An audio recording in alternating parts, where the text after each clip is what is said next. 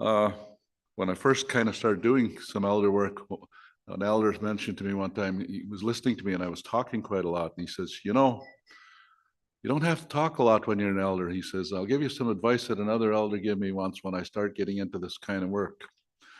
He said, just when you come into a room like this, he said, just sit, see, listen, and learn. And I hope many of you do that today. Lots of times, some of us speak a little bit more than others, and I know a lot of our facilitators are doing that. But I know many of you, after you leave here after today, you will leave here having learned a lot just by doing that. So sometimes I have to talk to myself and sit down and say, just don't say anything, just sit there and listen and learn. So I will play my honor song today. It's in prayer song. It's comes from the Red River, and you hear it many times. It's the Red River Jig. It's I will play a slower version of it and ask God, our Creator, to hear our prayers today.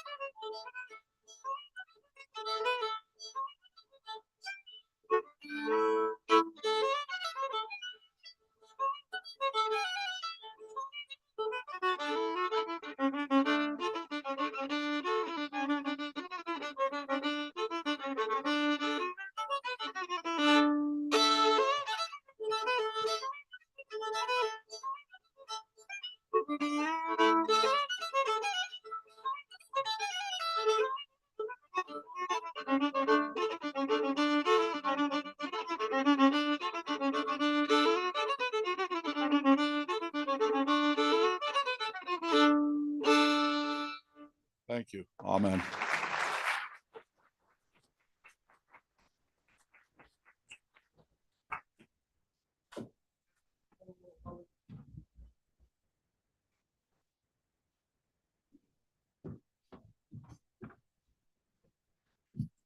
Thank you, Elder Boulette. It's always great to hear our music, our fiddle. If you notice, I was probably tapping a little bit. I felt like I should jump into like a jig, but a little shy still. We will now have Elder and National Advisory Committee member Monica Itujar-Juat. And Monica is an Inuk elder and a survivor of the residential schools in Chesterfield Inlet and in Manitoba. Monica holds a master's degree in education and has an extensive background in promoting Inuit language and culture. Monica will be lighting the kulik for us today. Please welcome Monica.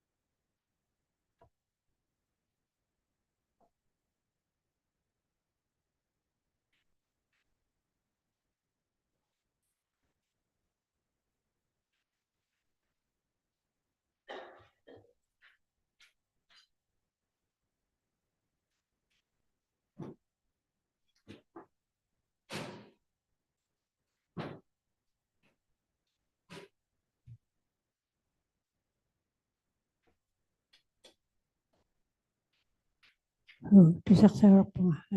Kaya naman. Kaya ako sa kanakta kulumik sana unik ka nakta nga. Igluring me to say yogama. I'm going to be talking a little bit about the Khulak. I'm originally from Iglulik, Nunavut, which is about 500 miles northwest of capital city of Iqaluit, Nunavut. We're from the Amitamil clan. And my khulak, which I made at the start of COVID, made of soapstone. And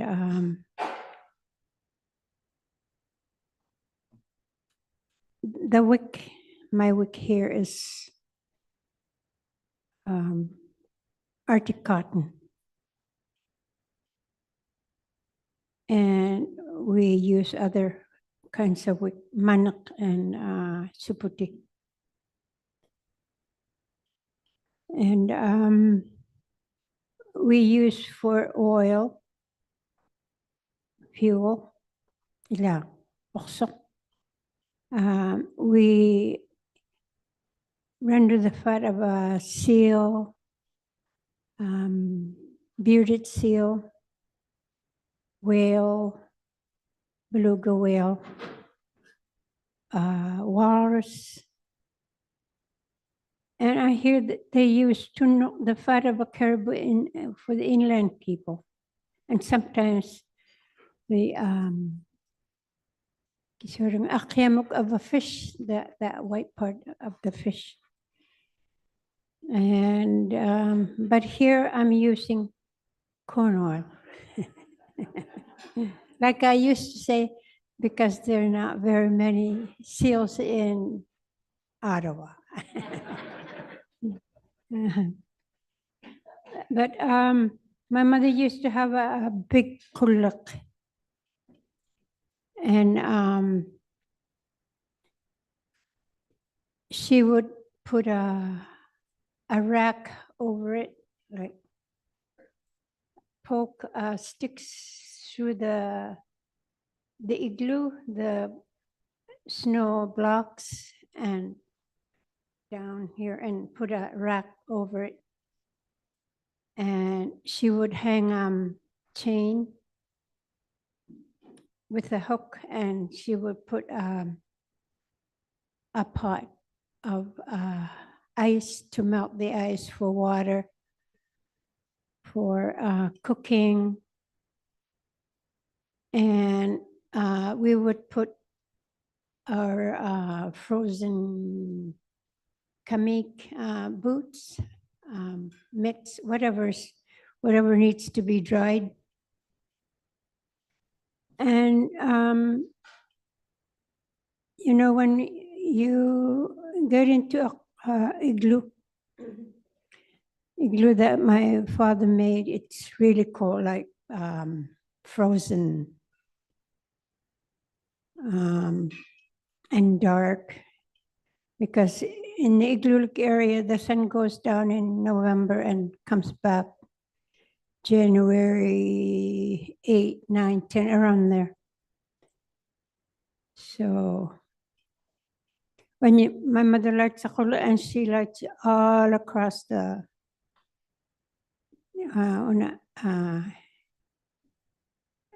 ikumagbetan.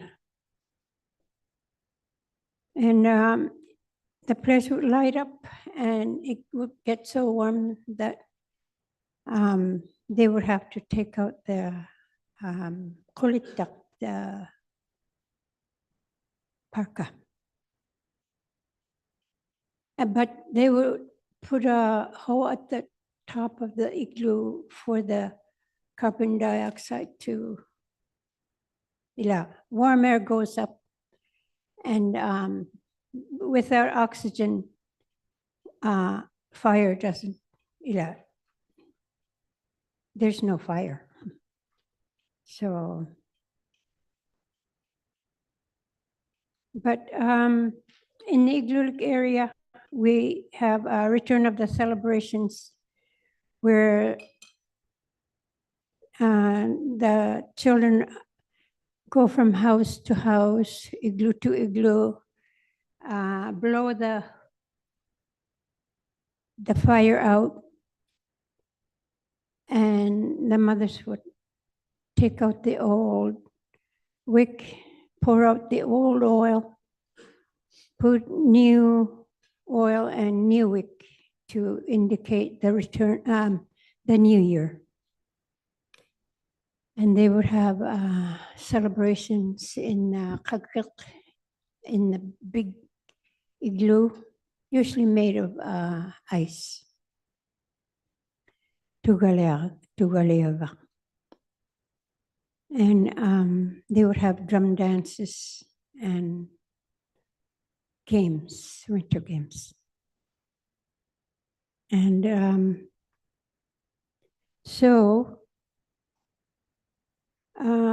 but nowadays we like the kulak to in events like this for an opening, because it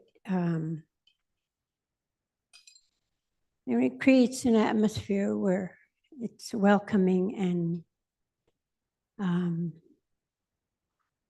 peaceful atmosphere. So I hope you feel welcome here today. And thank you very much.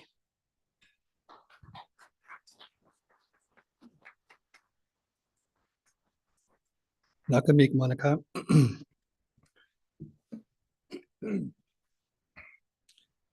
Now we'd like to invite members of the Circle of Survivors and the National Advisory Committee to share with us a ceremony to honor the children.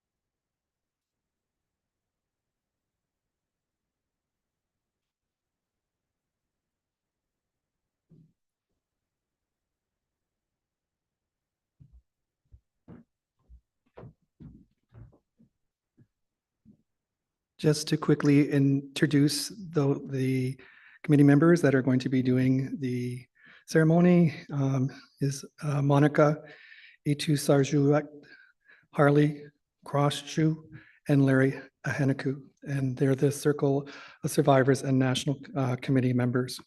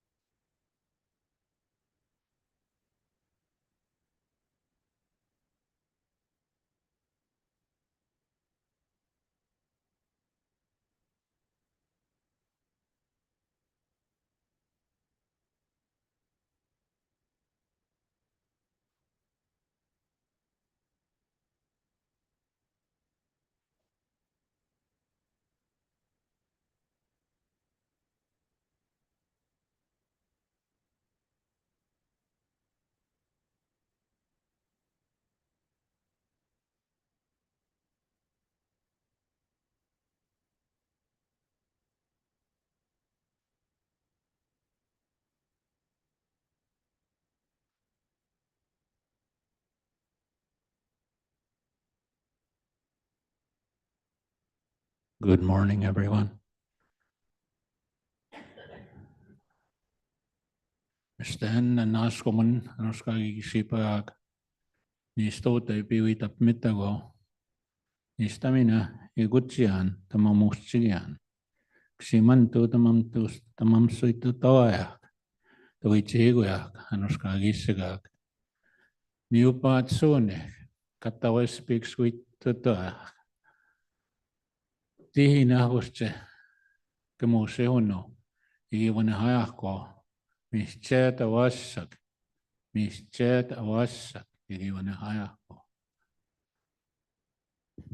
Morning, everyone. As I said in my language, we ask the Great Spirit to be with us today. We ask that we understand more and that we share with each other that which is important to us. Today, we have the chair in front of us with the moccasins to remember the children who are missing, to remember that there are unmarked burials out there, that they too, their souls may find some measure of peace so that they will go to the Creator when the time is right. Thank you very much. Yeah, thank you, Larry. And there's many gifts here that's part of this bundle from many people. And this bundle will journey with us during the future gatherings. It's been to a few gatherings since. And it's just so special because it gives us the opportunity to think about those young spirits, our children that never came home, and the work that needs to be done as we journey forward. And also to feel that in our heart that we're on the right path moving forward. With that, we're just going to say a short prayer and the ceremony will be completed, but we won't use the microphone to say the prayer.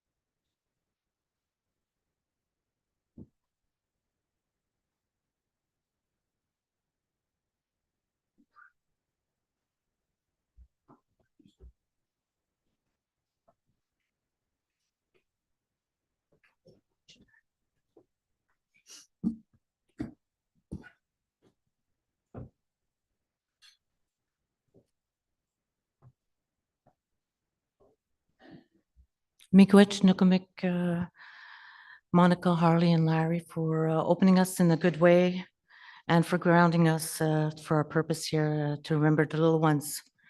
So we would like now to invite Stephanie Scott, Executive Director of the National Center for Truth and Reconciliation, to tell us about our host, the National Advisory Committee on Residential Schools, Missing Children, and Unmarked Burials.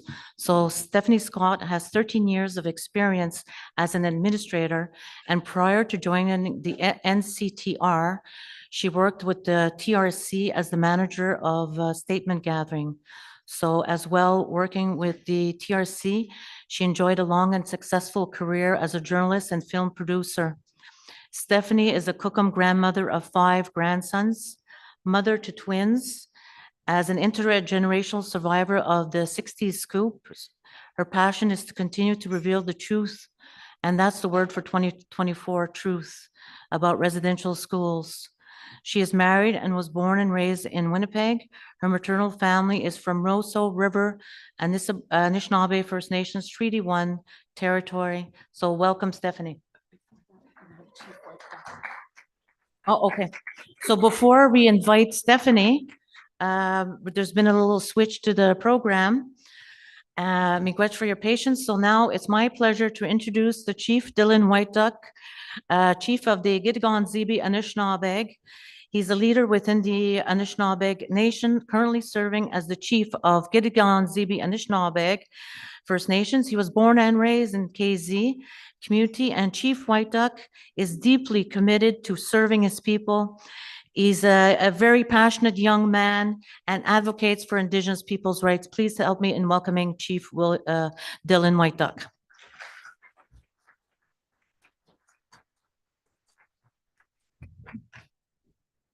Kwekukana, Minoshiba. First and foremost, I'd like to acknowledge the elders, all 3, and Peter DeConti. I think it's quite warming to hear a fiddle in the morning like that. Wakes us all up. And I want to echo the same words that the MC mentioned. Me too. I almost wanted to get up and dance here. So it's good to hear that. So miigwech to our elders, to the organization who put this on, all the staff, Stephanie Scott and all her team. Kichi miigwech for putting this on. I know it's challenging discussions that have to be held here today, and it's important. I see Kleenex boxes on every table, so I do know that there might be challenges ahead on the discussions here today. I also wanted to mention that personally myself, my stepdad was a residential school survivor, and it's always been a soft spot for my heart in regards to residential schools. And regrettably and unfortunately, he passed away in 2011 due to the effects of the residential school and the trauma that he endured during his life at a young age.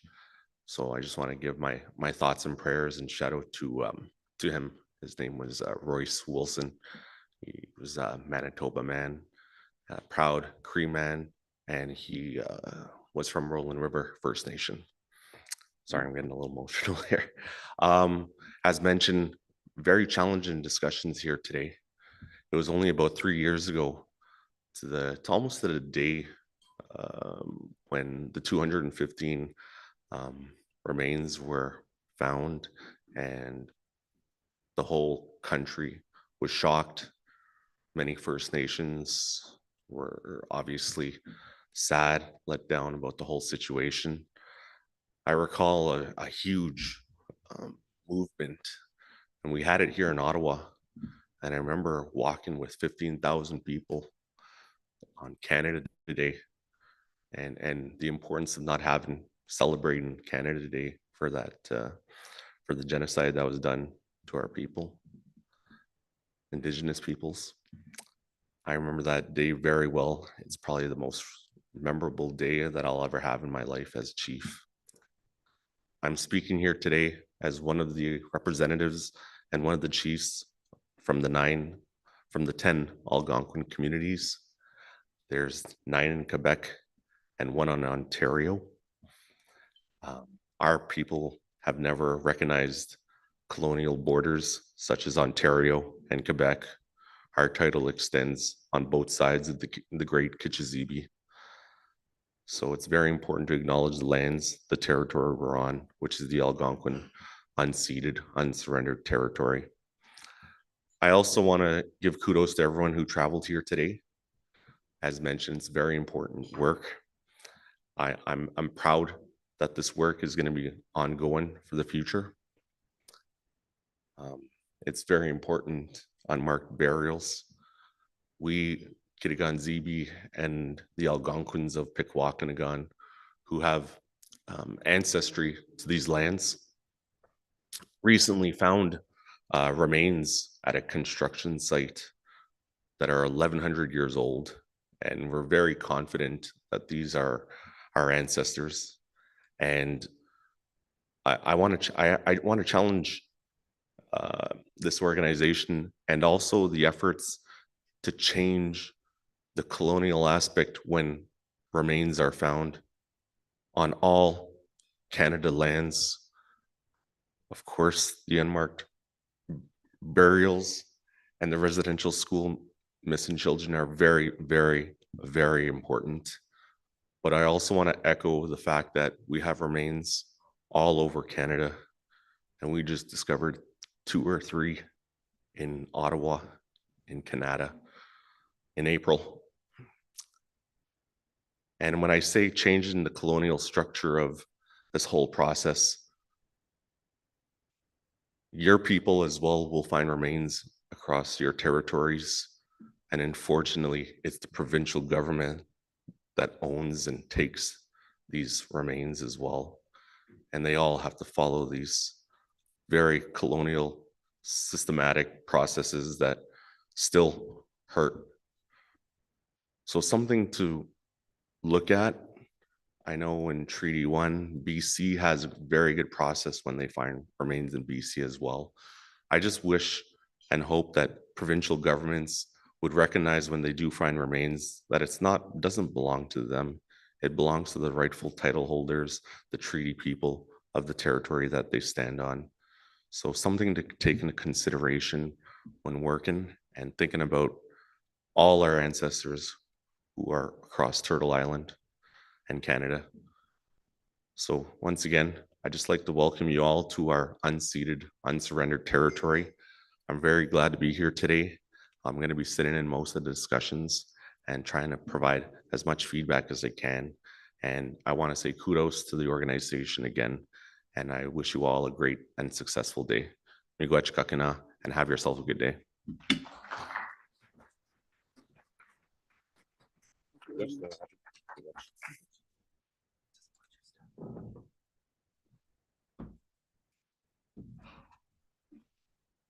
Thank you, Chief White Duck. It's now my pleasure to introduce Senator Brian Francis.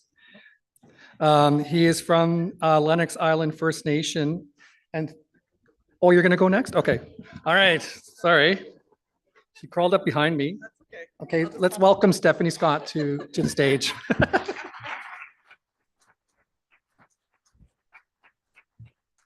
I might all need a little more coffee. Good morning, everyone.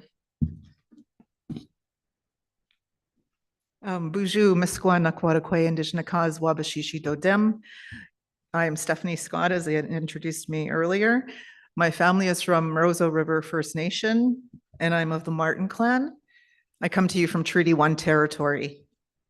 I am the daughter of a survivor, and I am a 60 scoop survivor, and I'm also a mother and a grandmother, and my family is why I continue to do this work.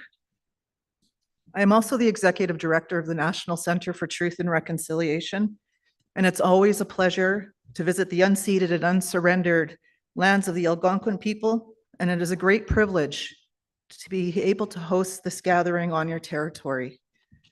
Elder Oliver Boulette, thank you for being with us and for the gift of your music this morning. And Elder Monica Atusarjuat, thank you for helping us begin in a good way with the lighting of the Kulik.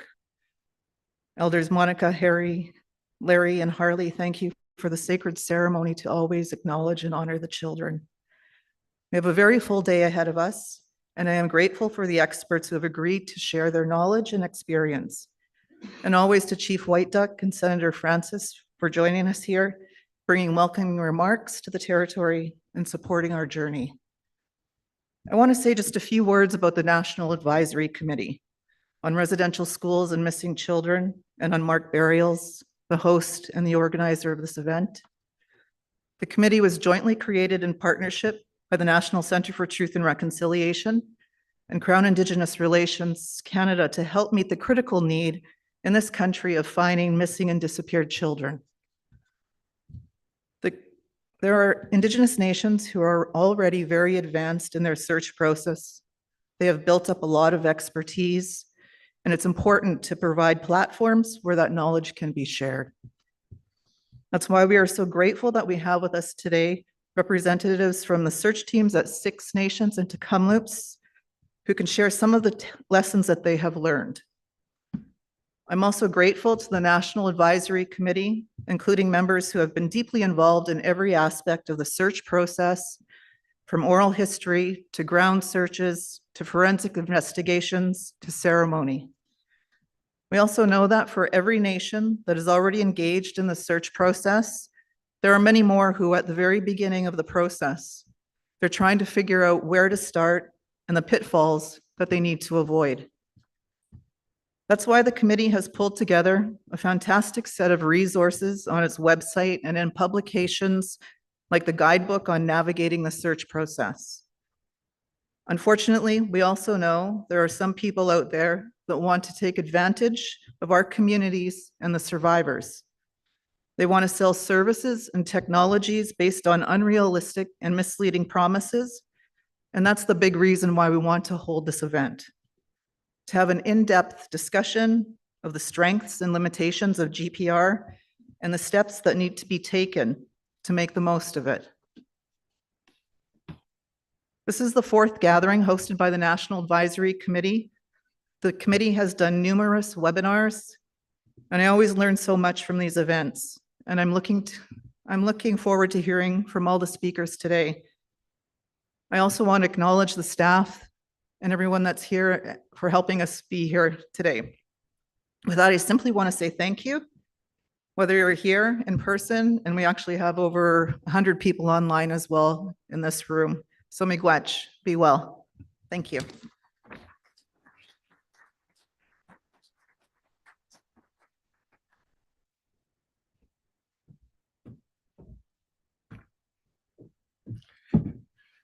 Thank you, Stephanie. Just making sure she didn't come behind me. Thank you to you and your team and the committee for bringing us together for this knowledge sharing event. So miigwech. It's now my pleasure to introduce Senator Brian Francis. He is from Lennox Island First Nations and served as chief of Abigat First Nations, where he was one of the formal signatories to the Canada Prince Edward Island Mi'kmaq Partnership Agreement and the Canada Prince Edward Island Mi'kmaq Consultation Agreement. Well, that's a mouthful. Hello. A strong advocate of Indigenous services, or strong advocate of Indigenous survivors, Senator Francis sponsored a bill in the Senate that led to the federal establishment of the National Day for Truth and Reconciliation on September 30th of each year. It is so wonderful to welcome you here today, Senator. Please welcome him to the stage.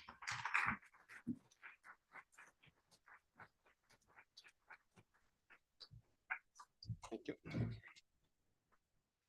Well, Yaksik Bog, good morning in Mi'kmaq, everyone. I'd like to begin by acknowledging that we are gathered on the traditional unceded territory of the Algonquin Anishinaabe people. I want to give a special thank you to the elders for starting this event in such a meaningful and positive way. And thank you to the National Advisory Committee on Residential Schools, Missing Children, and Unmarked Burials for hosting the National Knowledge Sharing event. As mentioned, I'm Brian Francis. I'm a Mi'kmaq and represent Abigat, or also known as PEI, in the Senate of Canada. As mentioned also, one of the most memorable moments in my career thus far has been sponsoring the federal legislation that officially established the National Day for Truth and Reconciliation about roughly 3 years ago. And as a survivor of the Indian Day School, I'm deeply honored to have played a small role in the implementation of this call to action. I'm also honored to be the chair of the Standing Senate Committee on Indigenous Peoples, which has the mandate to examine and report on matters related to First Nations, Inuit, and Métis peoples. I want to take a moment to tell you about some of our recent work in our Indigenous Peoples Committee. In July of 2023, our committee released a report related to the work of the National Center for Truth and Reconciliation and the Office of the Independent Special Interlocutor. Following a commitment made in that interim report since September of 2023, we have been holding public hearings to hear from federal and provincial governments, religious orders, and others who the National Center for Truth and Reconciliation identified as continuing to withhold records related to Indian residential schools and associated sites. We also heard from other witnesses like survivors from St. Anne's who testified about barriers that impede access to such records. In the coming weeks, the committee intends to issue another interim report with findings and recommendations. So if you're interested in reading this report, you can visit the website of the Senate of Canada to sign up for alerts and be notified when it is released. In closing, I want to say, Walalan, thank you for you all for being here and for your ongoing dedication to honoring the lives lost and forever impacted by the Indian residential schools and associated sites. This work is very difficult, but profoundly important to both Indigenous and non-Indigenous peoples. And we as Indigenous people have a right to know what happened at these institutions and to the children who never returned home.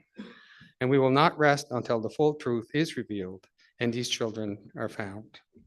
And Canada has a duty to remember what was done to our ancestors and relatives.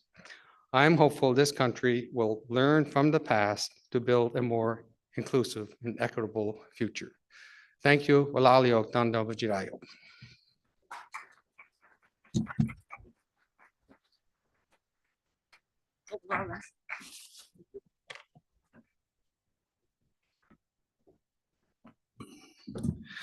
Bilal and Senator Francis. Today is about honoring our knowledge and expertise and sharing that knowledge with each other so we can find the children who never came home. We'd like to go over the path we are going to take today. First, just some housekeeping. For those of us in the room, the restrooms are located right outside the doors to the right, and the fire exits are located on both sides, both right and left as you exit the room. We know that this work can be heavy, and we have health supports in the room with us here throughout the day today, as well as a quiet room if needed. I'd just like to ask the health supports to identify themselves. If they could stand and present themselves.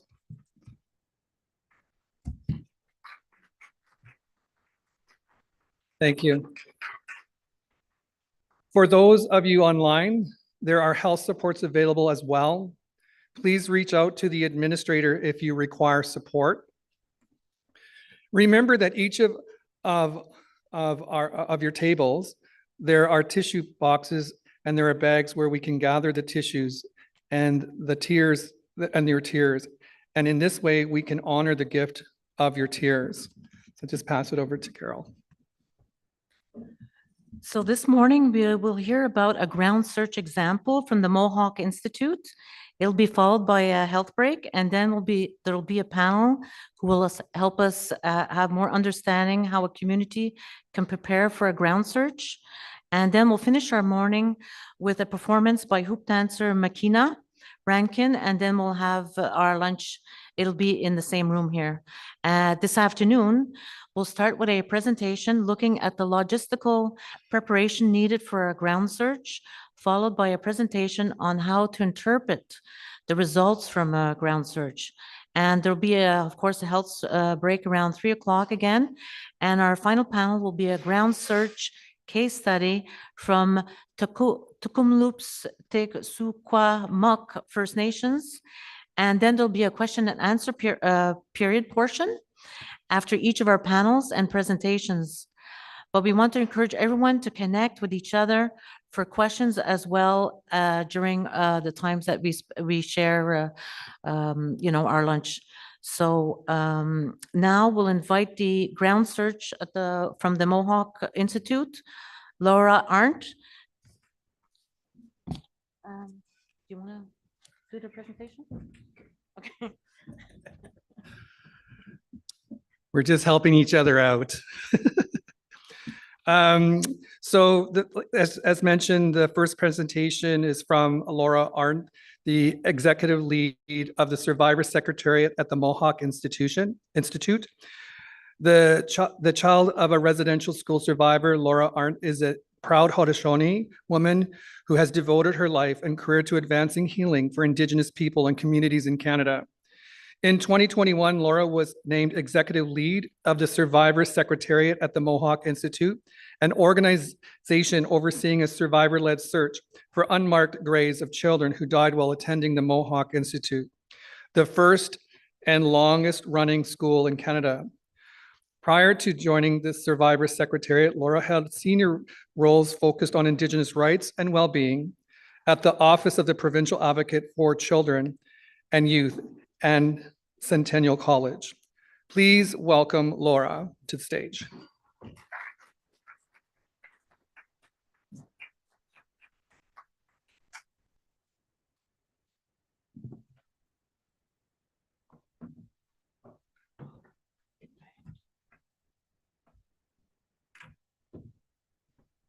Good morning, everyone. I was just going to step up and I remembered I'm wearing a skirt, so I have to pretend I'm ladylike. First off, I do want to thank Elder Peter, Elder Oliver, and Elder Monica for opening us in a good way today. And secondly, I want to start with a bit of humor. If you ever run into Brenda Reynolds on a country road, do not pick her up. Because the next thing you know, you're standing in front of a mic speaking at a gathering, and you can't say no because over the course of the last 10 years, she has been instrumental in my understanding of trauma-informed practice and care. And I start there because I think it's critically important as we're in National Indigenous Peoples History Month to celebrate the accomplishments of people in our communities, not just the trauma and the pain we carry.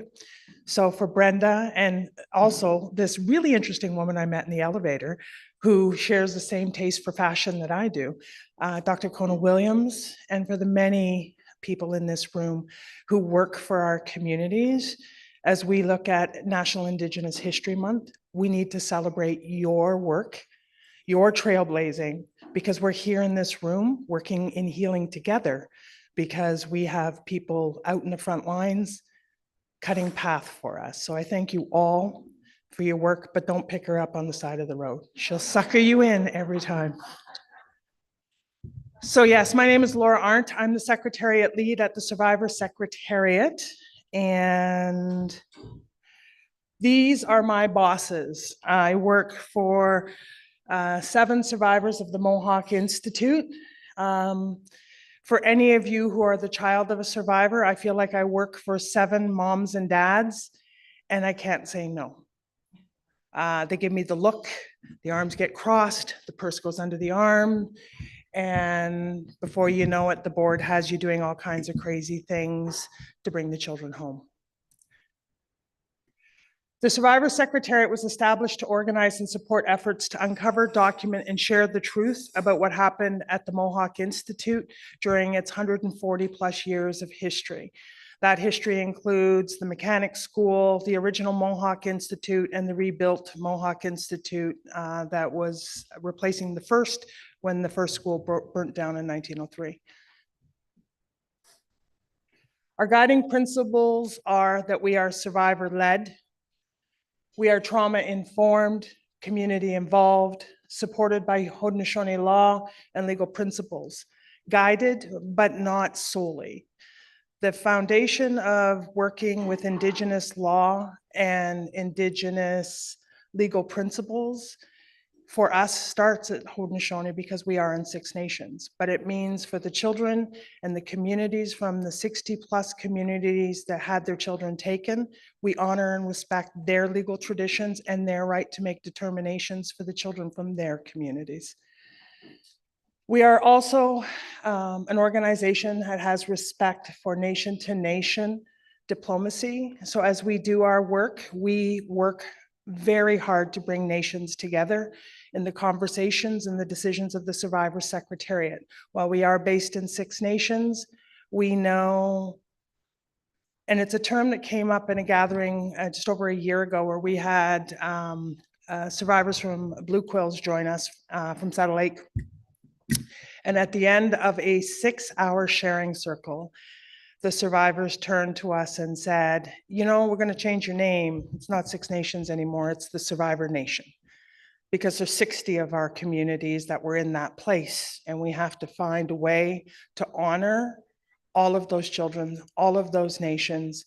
And so as we do our work, that frame and that context sticks in my head.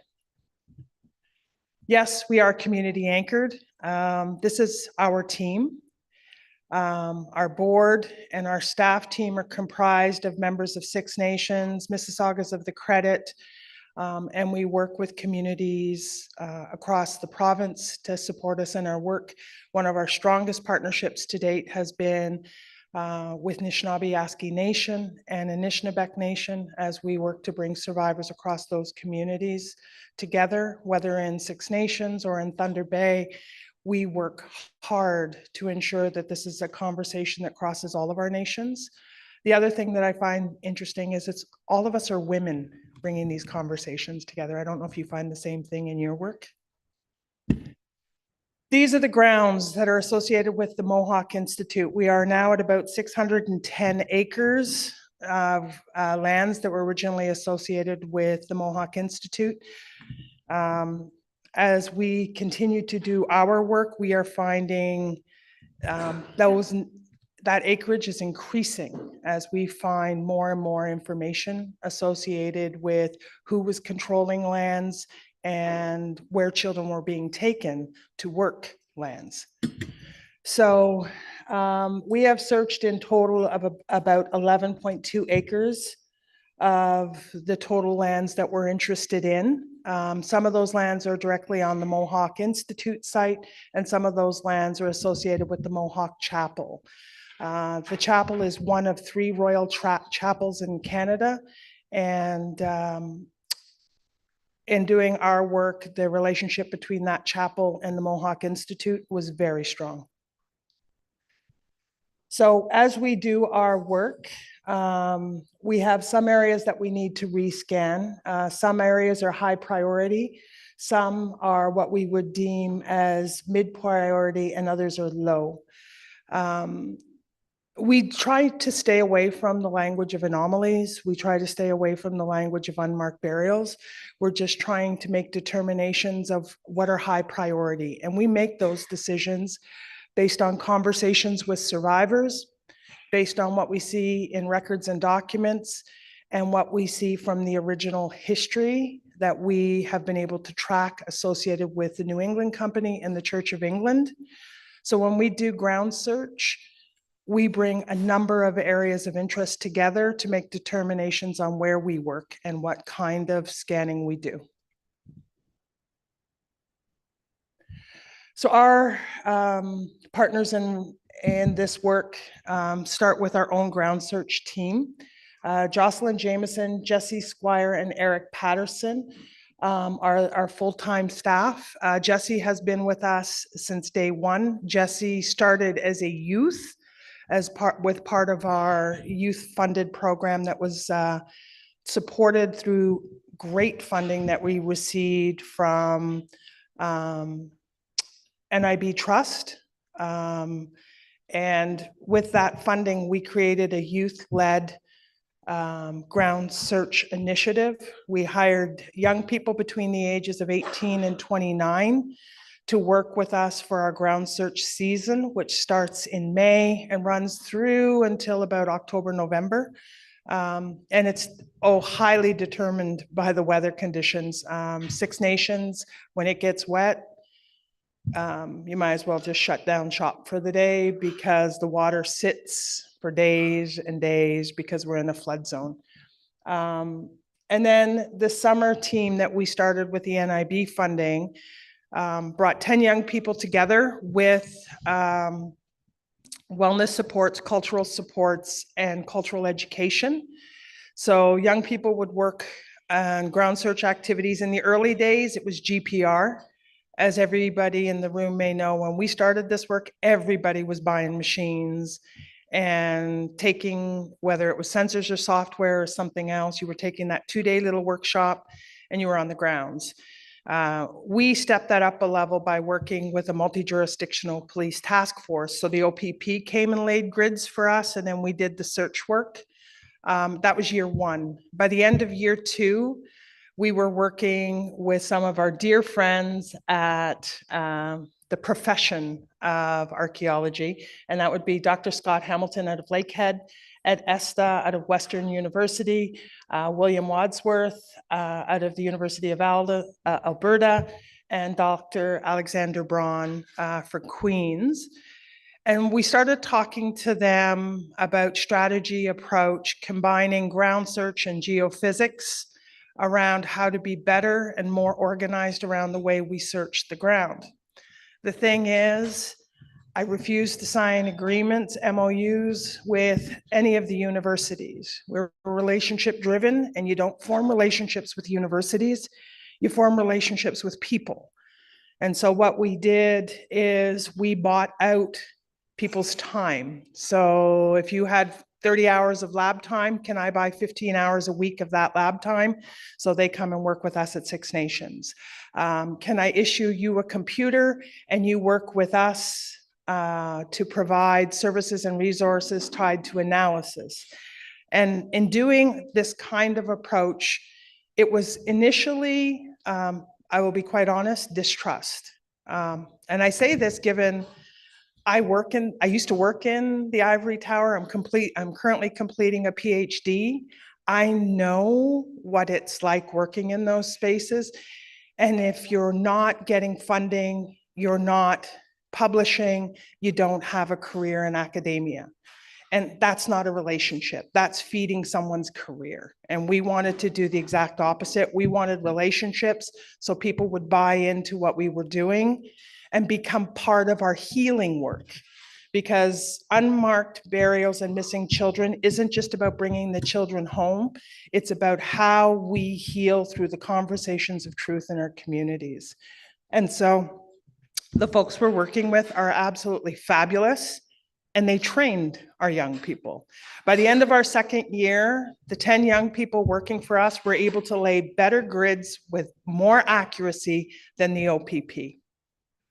So now we don't need policing to help us. Kids are doing the work, and they're doing it with pride. And these academics are saying they're doing it at a level that's equal to somebody who's at a master's level in anthropology or archaeology or studying in geophysics. Doesn't mean they're archaeologists, but what it does mean is they have the tools to help our community. And in doing that work, we now start setting the stage for our context on ground search. That context starts with, how does ground search sit with history? So for the last 3 years, while we've been conducting ground search activities, we've also been working with 2 entities helping us with our records and documents. Number 1 is Know History. Number 2 is Animikie Technology Resources. The reason I don't want to work with the ivory tower, as it's called, to do the data and hold the data is because this is our history. This is our family stories, and the children that we were not able to protect when they went into the Indian residential schools are the children whose memories are contained in records and documents. And if we're going to honor them and bring them home, we treat the records and documents with the same sense of sacredness as we do of the work of ground search. And who better to do that and partner with us than Know History? I would tell you, there are some things you wish you could do on your own. You can't do this kind of research on your own. Over the course of the last 3 years, Know History has worked with us to access 50 archives and repositories to track down records associated with the Mohawk Institute. They've traveled with my team and myself to England to go to the Lambeth Library, to go to the National Archives, and to look into the records and the history of the New England Company. Through the records and the documents, we've been able to gather information, everything from maps and descriptions of the original buildings, through to registration lists, through to health records, through to discharge records.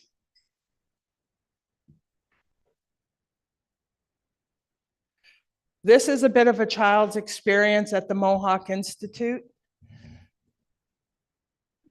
From the moment that child is brought, and this is all, I call sandbox data. There's no identifying information here. It's just a child and a roadmap.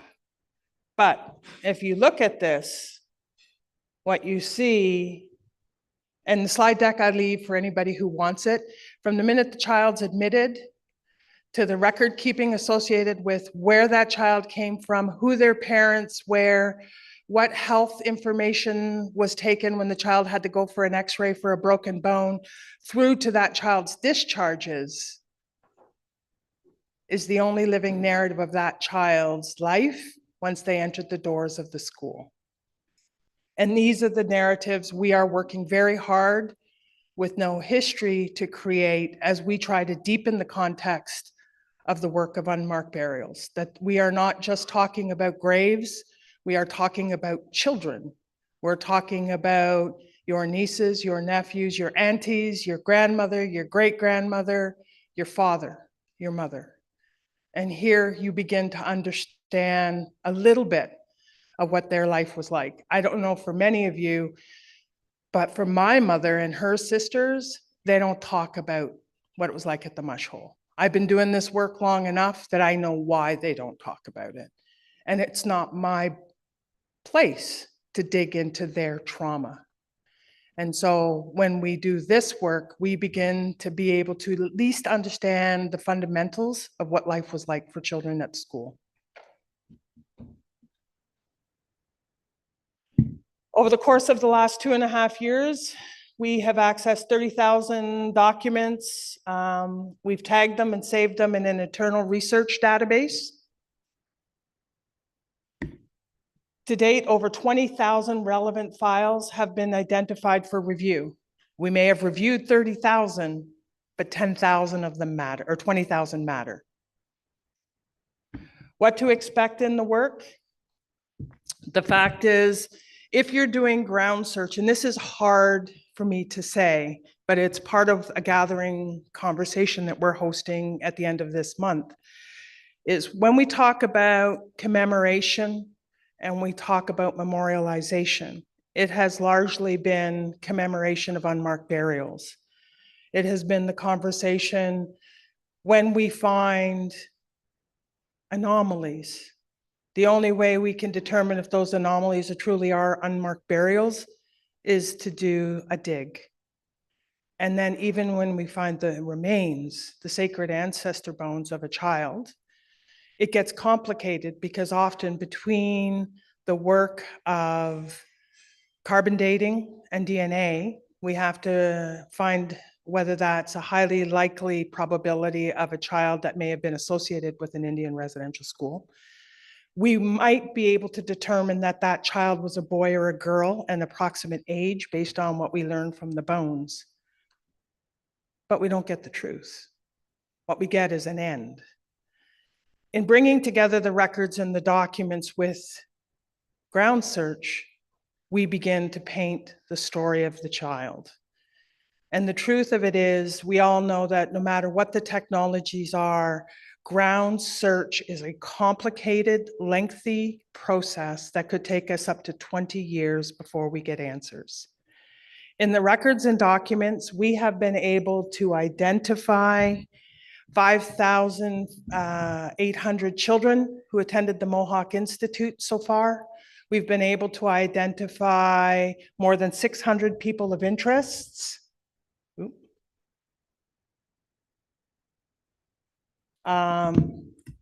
We have been able, in the course of our work, to timeline, like I did that young girl sample, children and the number of children during the history of the operation of the school.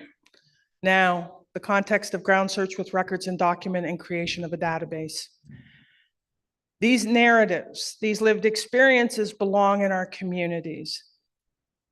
The history the records contain are the histories of our ancestors, our family members. And the truth is, before the TRC started its work, we were fighting for access to these records. We have records that are going to be destroyed in 2027 as part of the final agreement. We know records have been destroyed even during the operation of these schools. When we destroy the records, we destroy the only living memories of these family members. And this is the hard part. When we have our conversation about commemoration, the question is, do we bring the children home by doing the archaeological work that's needed to find all the remains? And when we find those remains, we may not be able to tell you where they need to go home. So do we do commemoration in place? Do we do the ground search so that we're able to at least be able to say, yes, there are burials here. We may never know the true number, but there are burials here. And we need to protect this space and make this space sacred and bring together, in our case, the 60 nations plus 2 geographic regions of James Bay and Hudson's Bay to these lands to do ceremony so they can bring the spirits of their children home and release them. And then yearly find ways for that commemoration to be repeated, and then bring that history home to our community so that we find ways to make sure it never happens again. In bringing the records home, what we're able to do is protect the children like we were not able to do when they were alive. Those records are a reflection of the difficult, horrific conditions in which they lived. And if that's all we have left of those children, then we need to put those memories in the hands of our communities. And we need to protect it from spectacle. We need to protect it from research that is more about advancing a conversation broadly defined as Indigenous residential schools versus being anchored in the lived reality of an Indian residential school child or survivor, so that if their family is honored and respected. In creating a database, our hope is to make it only available to communities and to Indigenous folks who are doing work to try and reclaim the truth of history. We aren't there yet, because the biggest part of all of this is when it comes to Indigenous data sovereignty and data governance, many communities don't have that locked yet. The same as when it comes to the protocol search associated with ground search. Everybody's on the ground doing ground search, often in the absence of protocols. Some of you may have attended the gathering a few months ago where we were all hopeful that NAGPRA was going to have all the answers for us on how we protect burial sites. And then we went to Edmonton and we found out that NAGPRA only applies to national park lands and not private lands. But what it meant is each province has to figure out for itself how it will navigate places around coroner investigations, cemetery and cremation and funeral service act requirements, and Indigenous ground search protocols. And you can't build one, because if we're going to work from that nation to nation context, it means what may work for 6 nations may not work in your community. But we should be talking to each other, because fundamentally, like our laws are, there are elements of what we're trying to protect that we all understand. There are ceremonies within our communities that speak to, what do you do with burials? Do you undo burials, or do you maintain and preserve sacred burial sites? And those conversations are needed. But I think the context of ground search without the context of records and documents is not going to give us the healing that we need. It will give us a sense of anger. And I think the soul wound that Murray Sinclair talked about, because we all knew it to be true, now we are confirmed that it's true, but where's the healing in it? When we bring that together with telling the truth through records and documents, there's the healing, because we're bringing the spirits home through the records. We're able to protect those records, and we're able to take those records to strengthen the history of our communities around survival. And so what I say to you, and National Indigenous History Month, if we're going to celebrate through this work, the celebration of healing has to begin with the context of where do records and documents and record analysis sit within the context of unmarked burials. Because even the data we collect on the ground through ground search is data. And often people are working with external partners, and those external partners are controlling data. We aggregate our data. So even if people are helping us, they don't know what section of what grid they're reviewing, but the data remains in our hands and it remains in our community, because it may be 20 years before the science catches up, but when it does, we'll be ready, because we have the records and documents and we have the data collected, and then we'll have the complete story. And in that, the second part of the healing work happens. So I think the context of ground search cannot be separated from the history of the documents. And it's easy for me to say because I'm in the South.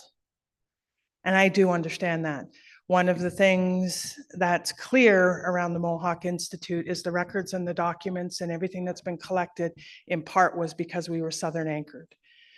It is going to be different for every community. But if you want to speak with us, if you would like to share with us, we're always open to conversations. You don't see us at a lot of gather and speaking, just because I'm keeping my nose to the grind. And so I'm finishing my presentation on one final note. Today is June the 12th. Funding from Canada and Ontario should have flowed to organizations as of April 1st. Not 1 cent has flowed to any community doing this work. And the sadness in all of this is we're sitting here today talking about the work we're doing in the future planned, but we have no funding.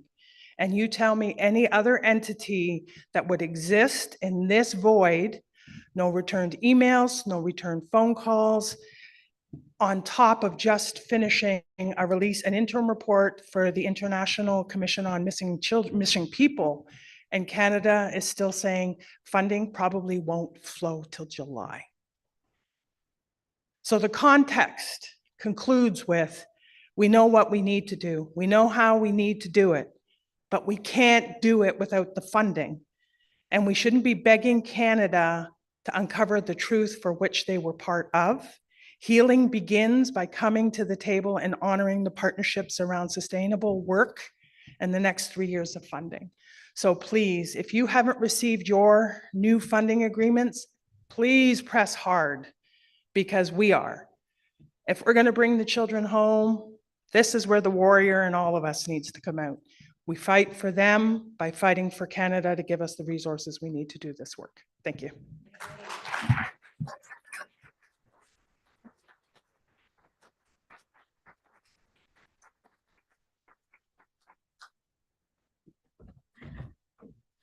So Niao and Laura Miigwech. So now we'll take a couple of questions. And so that everybody, that we can hear everybody, we will have the mic go to you. So if you have a question, we can take some right now.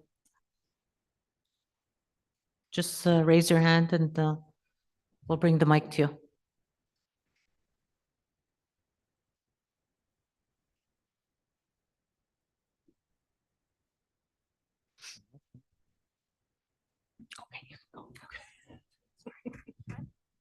It's on?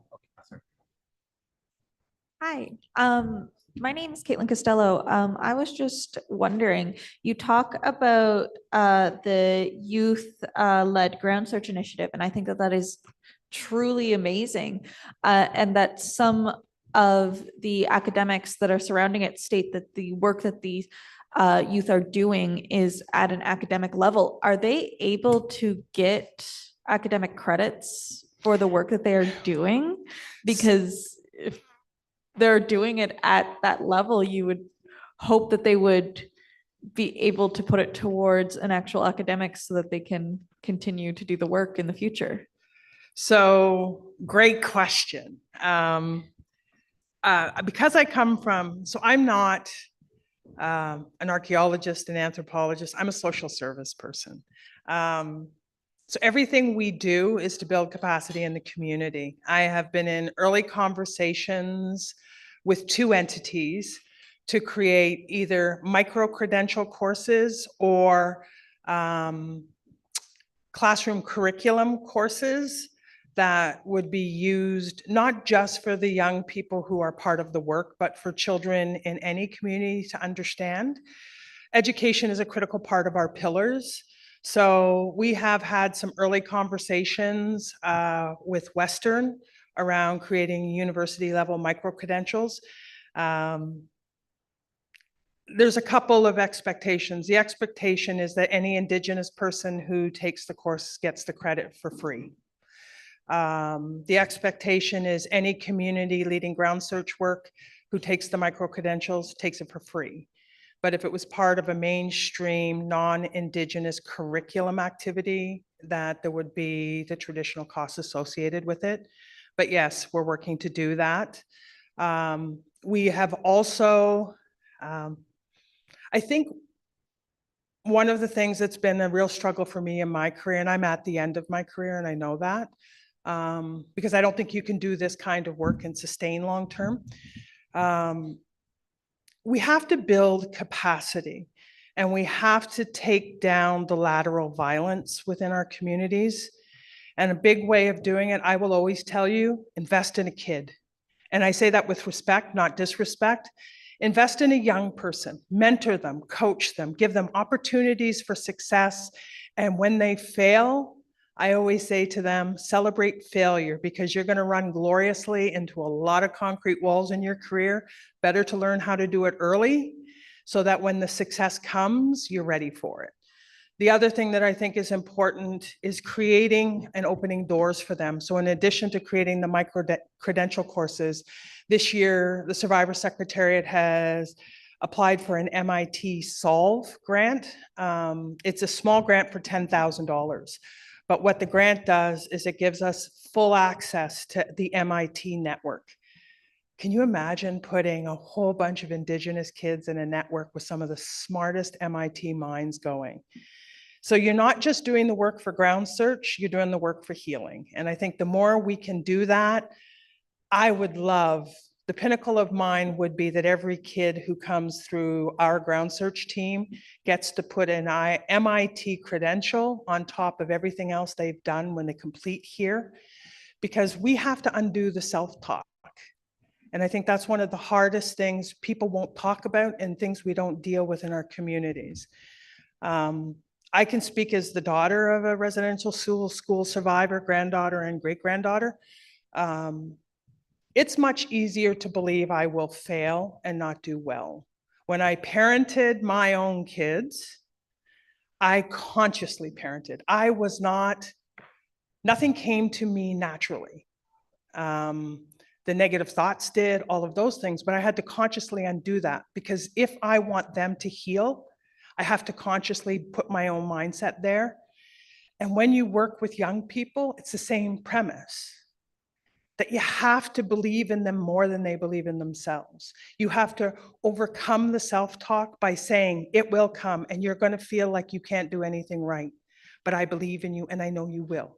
And when you fail, I'm going to be right there beside you. And then when they finish and they put MIT beside their name, and I see that smile, and that's the smile I see on a kid's face, that's healing. So yeah, education is critical, and it's a long, round, windy way, but I'm a storyteller.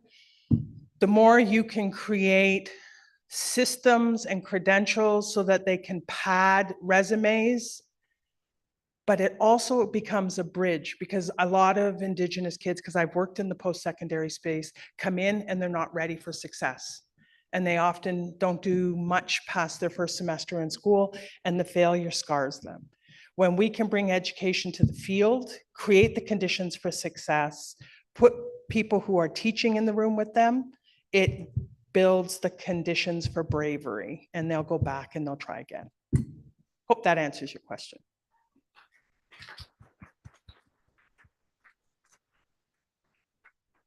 Good morning.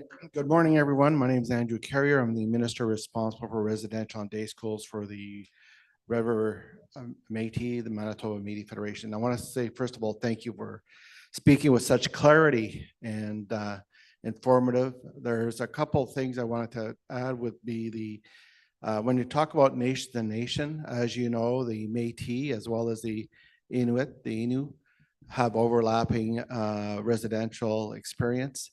So when we're talking about nation to nation, I'm sure you're thinking about all three Indigenous groups that you're referring to. And I think it's really important to share and learn so that there's no relearning what has already been learned. So thank you for sharing on that. The other thing I wanted to mention is about missing documents, destruction of documents. I've known firsthand where in Manitoba, they have declared documents to be destroyed, but in fact, they're in boxes somewhere. They don't want to investigate those boxes, open those boxes for the fear of information that's in there. So it's really important to press on for that information when they say it's missing, because unfortunately, the government doesn't always tell the truth, especially the provinces or the church and so on and so forth. So I want to say thank you very much for sharing, and you spoke with so much clarity. I myself am from the social services background, so I feel your pain. In your example of the 15-year-old being released at 15 years old, you know, being vulnerable and being exposed to the general population, it's a pretty tough call for young people to be put out to the door without any resources. So that's some of the legacy that we're also surviving. So on that note, thank you very much for sharing.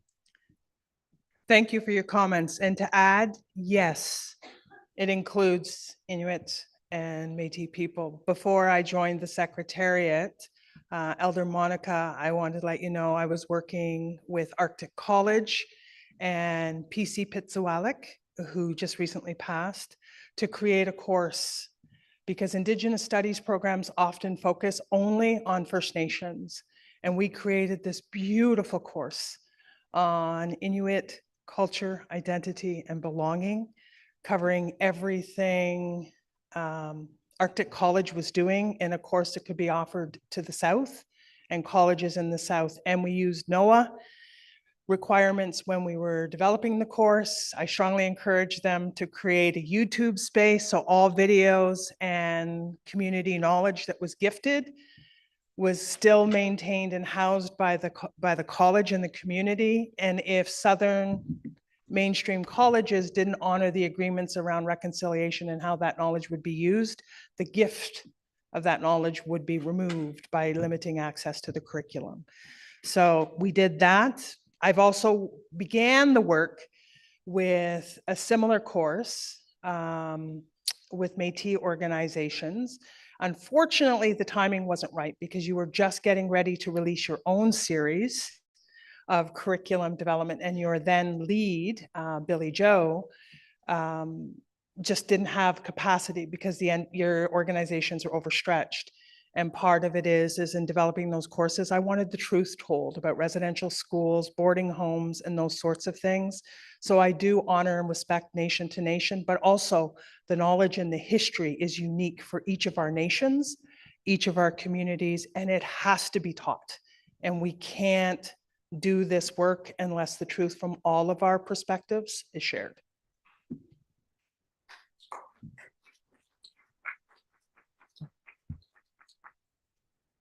So we have another question over there.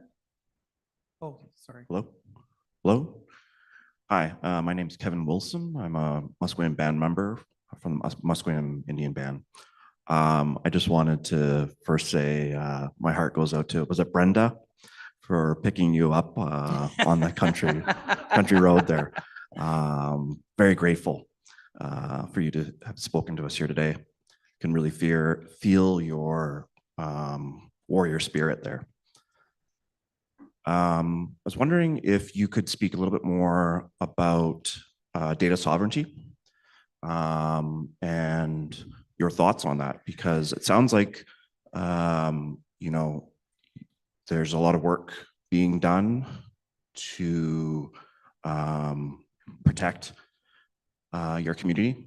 And I was just wondering if there are policies or procedures that have been developed. Just finished the OCAP course and really, valued that time, and was wondering if there are research, what's the word I'm looking for? Research procedures, maybe between universities that have been developed that you work with? So the beauty that I will tell you is you did the first step right. If you want to work with First Nations people, OCAP is the way to go, through the First Nation Information Government Center. I would tell you one of the best papers written on, and this is where I think Dr. Scott Hamilton says geek out. This is where I geek out a bit.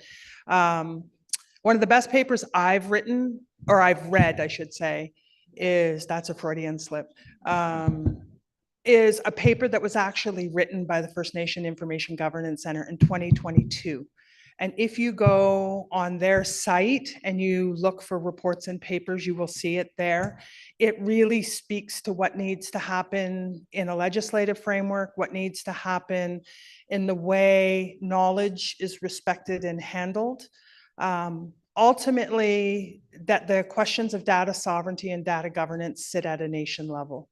It is my fondest topic of conversation because I spent a better part of 9 years working in Northern Ontario with First Nations kids, and we did a practical applied project where the kids exercised data sovereignty and data governance, because we hosted gatherings like this. Notes were taken, listening tables happened, kids shared their views. They wrote the reports, they decided how it would be rolled out, and they were self-determining. I think when you talk about data governance and data sovereignty, you have to anchor it in the ability to be self-determining. It's our history, it's our narratives. We need to determine how it's used. So I think for me, nobody speaks about my lived experience without my permission. And I get to decide what my permission looks like right until the day of publication.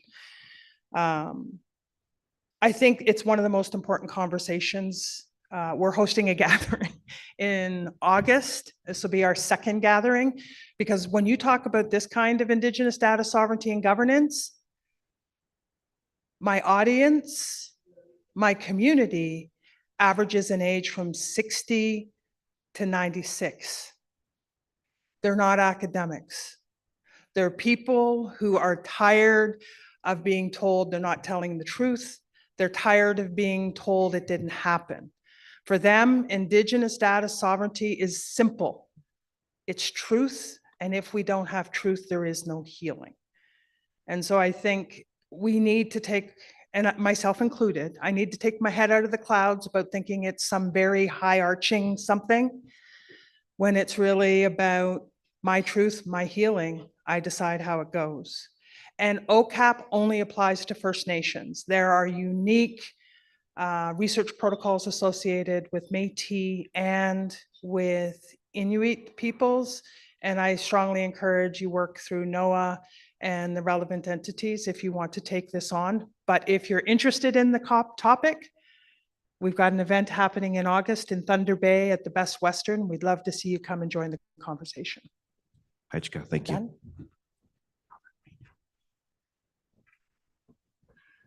All right. Thank you, everyone, for your questions, and Johan, Laura, for sharing your experience. We're now going to take a 15-minute health break, and we'll be back around 10:35. So thank you very much.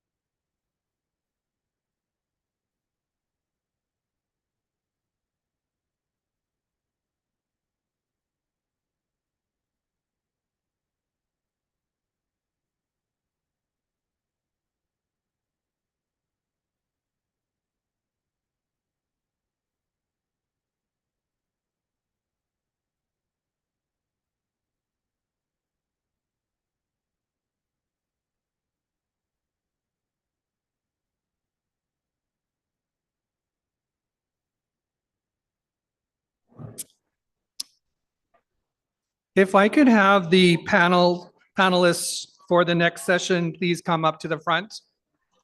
I'd appreciate it.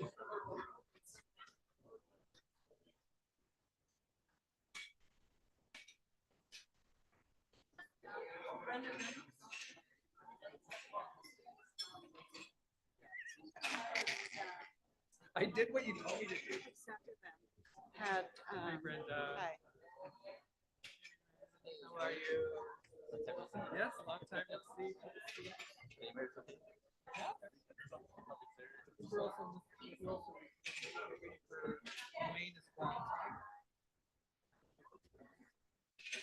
Okay, so I will tell you. I have Brenda Reynolds, followed by Crystal Fraser, number 2, Raymond Crawford, okay, 3rd, and then we'll have. You can sit wherever you want. That's the order I was given, unless you want me to switch it up. Okay, we'll be starting in about 2 more minutes. My glasses, I can't read the arrows.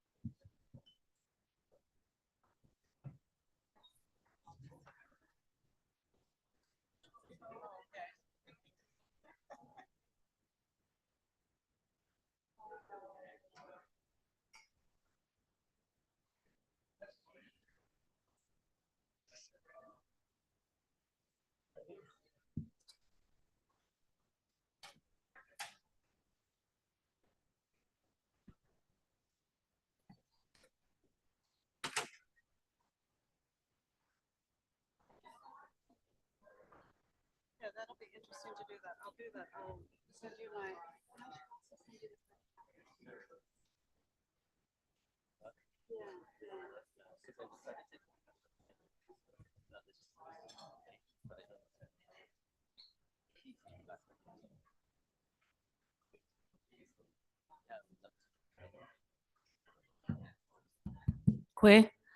Okay, we are now going to our first panel, going over the topics communities will need to cover as they prepare for a ground search.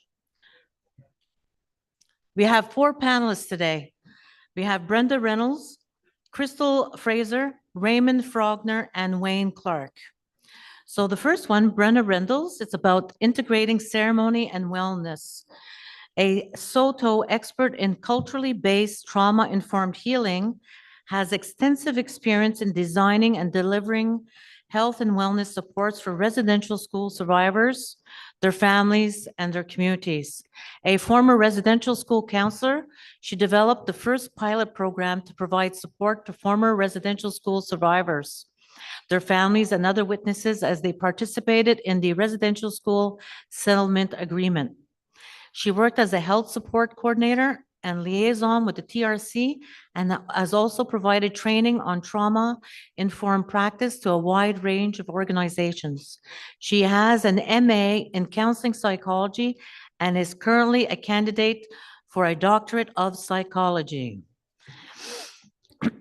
And I'll just go through all the Bibles so that you can, do your presentations one after the other. This way, it'll go smoothly. So the next one that we have in respect to vital sources of information is Crystal Gail Fraser, she, her, Gwich'in historian who has undertaken extensive and award-winning research on residential schools in the North.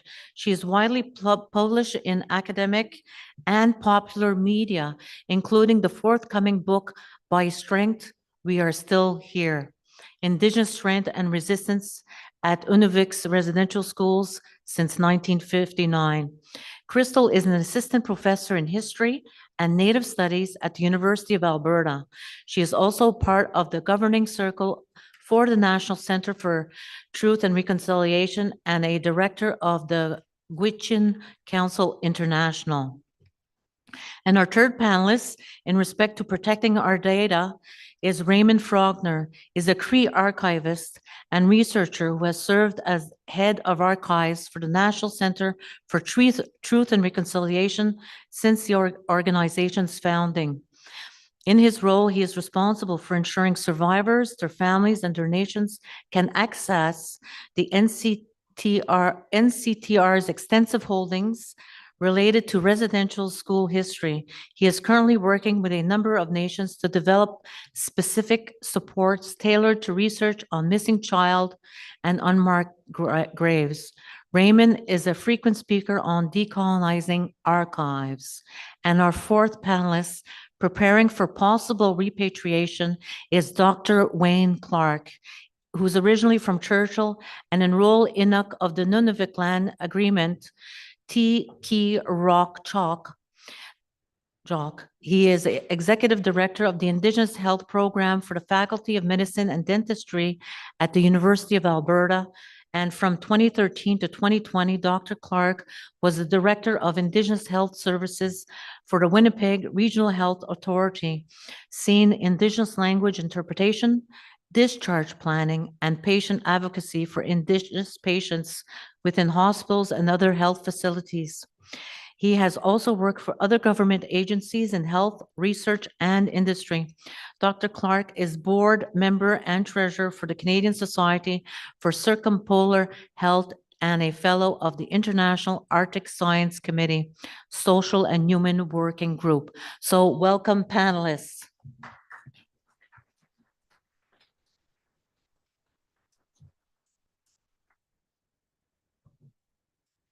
Good morning, everyone. I'm very happy to be here sharing the day with you today to be talking about this very important topic of missing children and unmarked graves. And I just want to thank all the people that opened the day for us in a really good way and asked for prayers so that we be open to our conversations and our discussions today. And thank you to Chief White Duck for welcoming us onto your territory. I appreciate that, Miigwech. And so I just also want to start off my time here by sharing with you that my work started back when I was working in Gordon's as a counselor with the kids there, and to teach them and to talk to them about what abuse is, what does that look like, and how do you get support. And I did that work based on a play therapy program I had developed for little kids in an elementary school in Saskatoon. But at the end of the school year in Gordon's, 2 weeks before the end of the school year on June 17th, 1988, I had a 13-year-old girl come up to me to disclose that she was being sexually abused by the head childcare worker. And throughout the night, there were 16 other girls that came forward and said that they shared similar experiences and wanted to talk about their experiences. And so by the end of the night, we had 17 girls disclose that they're being sexually abused by the same staff person. And at that school, we had eventually 3 staff that were allegations made. 2 of them went to court. The one that I had experienced with those 17 girls, there were a lot more others. And then there is another former staff member who had been moved when there is suspicions of him doing something with the kids that shouldn't be happening, and he was transferred, and Indian Affairs kept on transferring him from school to school to school. And when he was finally caught in Fredericton, is that he had a total of 426 charges of sexual abuse and that he had committed in Gordon's, but also at other schools when he was transferred across the country. So that's where my experience started. is in Gordon's. And then it continued. And when the settlement agreement happened in 2007, when I was asked by Health Canada to develop a health support program under the Indian Residential School Settlement Agreement. And then I did that. And so my talk today is going to come from that lens, is from working with trauma and from the health support side, and how do you provide emotional support, and how do you plan for your wellness as you're going through the work it is that you're doing with missing, looking for records and looking for gathering statements regarding missing children and unmarked burials. And I also frequently want to remind people is that we are here talking about these experiences of former students, and my experience was with students that were in Gordon's residential school, is because of the 16,000 students and former students that pursued litigation that eventually resulted in the Indian Residential School Settlement Agreement.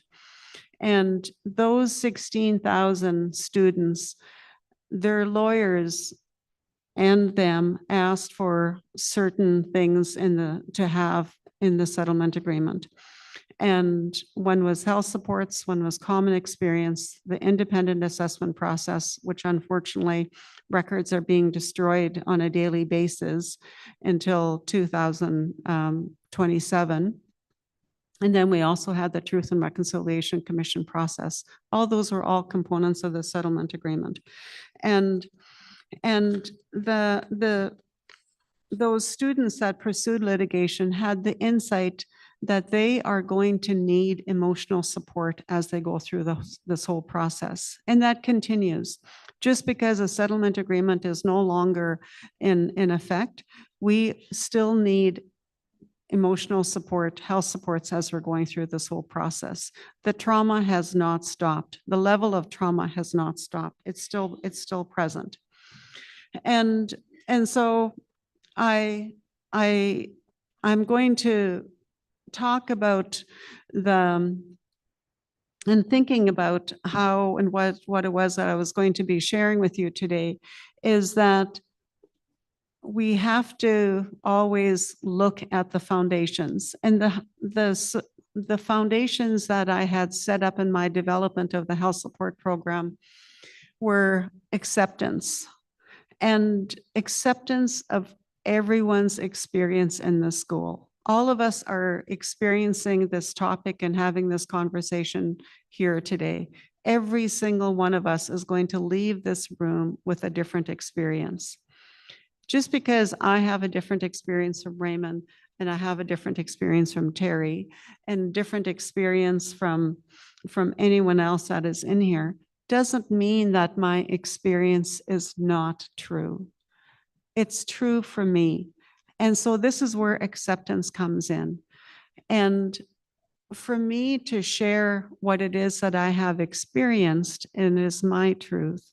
And it's very important for me to feel validated, is to be accepted.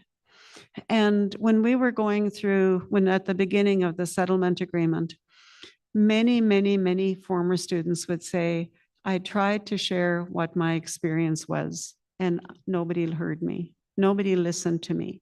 And I didn't feel validated, and they continue in their shame. And so what happens in that opportunity to try to share your truth, if no one is listening to you, you close down, and then you go back inside and you don't want to share again. So it's really, really important to be, when you're doing your work and integrating ceremony and wellness, is acceptance to be a part of that. And acceptance to be a part of that in terms of all the ceremonies. And I was just having a discussion with Raymond earlier about the community. The definition of community is really different for us in this process. The definition of community, and I'm going to use Laura's example, because we just all shared that, was that the Mohawk School has kids from 60 schools. That's the community. that community now is no longer in Mohawk Nation. It has expanded to 60 schools. That's a definition of community.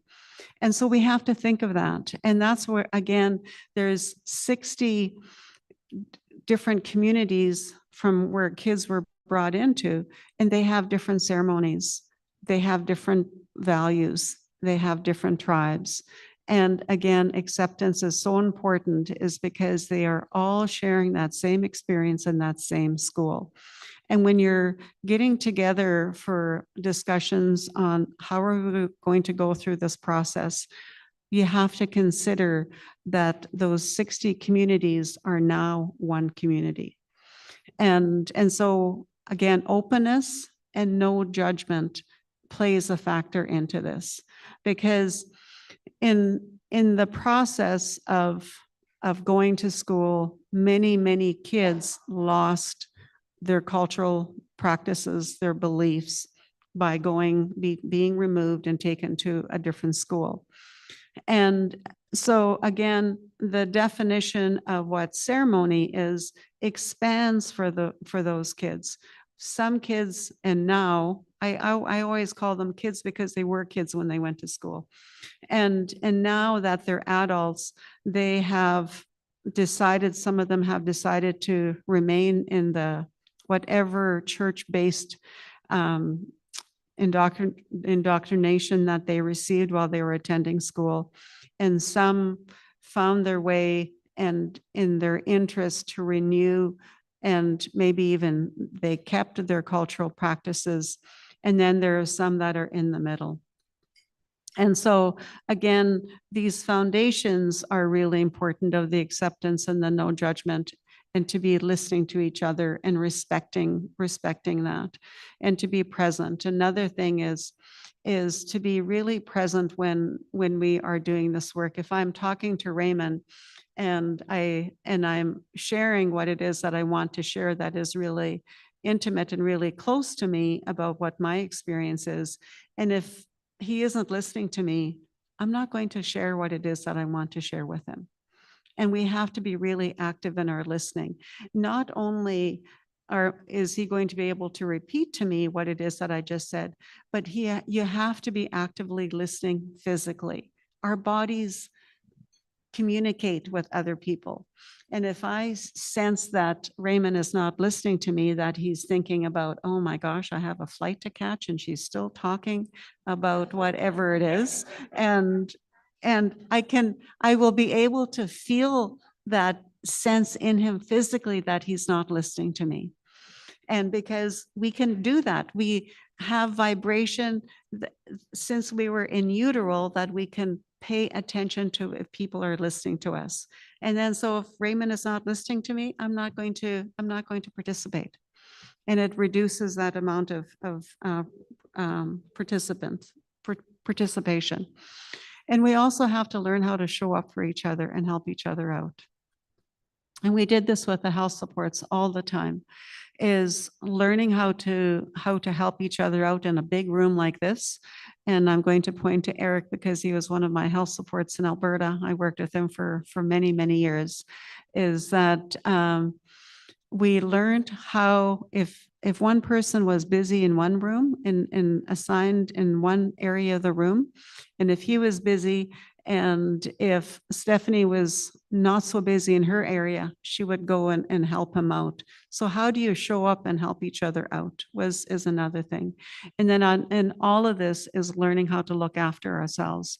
If we can't look after ourselves, we are not going to be able to do the work it is that we want to do. I have, I'm really firm on self-care practices, really good self-care practices. I would not have been able to do all this work if I didn't know how to look after myself. And it's so important for everybody to have really good self-care practices so that we could all go forward. And to have a trauma-informed lens is to be planning and providing for emotional safety. I know lots of times that emotional safety is not one of the things that is on the table or even on the agenda when you're doing your planning. And meanwhile, it has to be there. You're talking about trauma that was experienced as a child. You're talking about the awakening of memories when you're talking about missing children and unmarked burials. And then you're talking about all those other things that has happened in the meantime.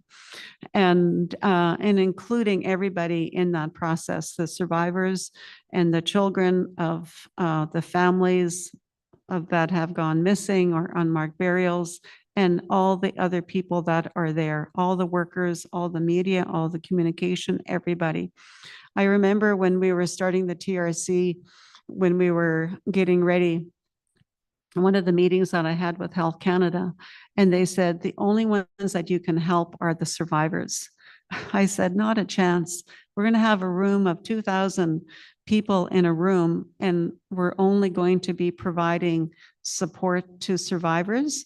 When meanwhile, if somebody in the media is falling apart, we're going to walk by them. You can't do that. And you have to consider how it is that you're going to be minimizing the vicarious trauma and adding additional trauma. You have to think of the emotional safety of everybody.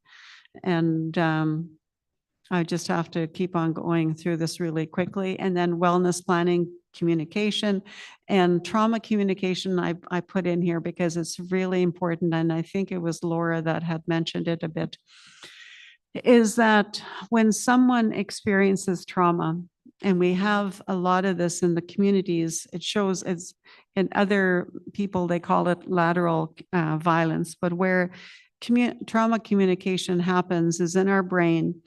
And if we have gotten used to responding and living from our trauma part of our brain, where we're either fighting, where we're running away, or disassociating, and when we're communicating from that part of the brain, we're going to be fighting, even if it's verbally by putting people down, by gossiping, by saying nasty things to each other.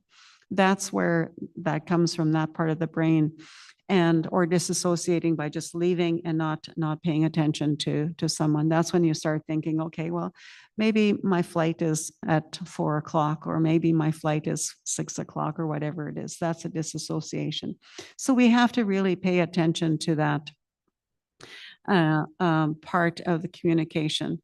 And I'm just going to conclude here by saying that at all of the events and all of your work, health supports have to be included. There's differences, and then the government has done this, is where they're paying, they're in their funding is funding for mental wellness, and health supports need to be included in the whole process. They have the experience of working with trauma right from the beginning of the settlement agreement. And some of those health supports that had worked then know how to work with trauma before, during, and after. And so there needs to be that working together, that collaboration of involving health supports to work with the trauma. And so I'm going to end with this, is where we have to do our best as the story unfolds. Our parents did our best when they were raising us, and they raised the ceiling as high it is that they can do it. And we have to, and as we grew, their ceiling became our floor. It's our turn to raise the ceiling on how we look after each other in this process. And that's where we have to raise the ceiling so we become stronger, wiser, and much kinder and better in this process. Miigwech.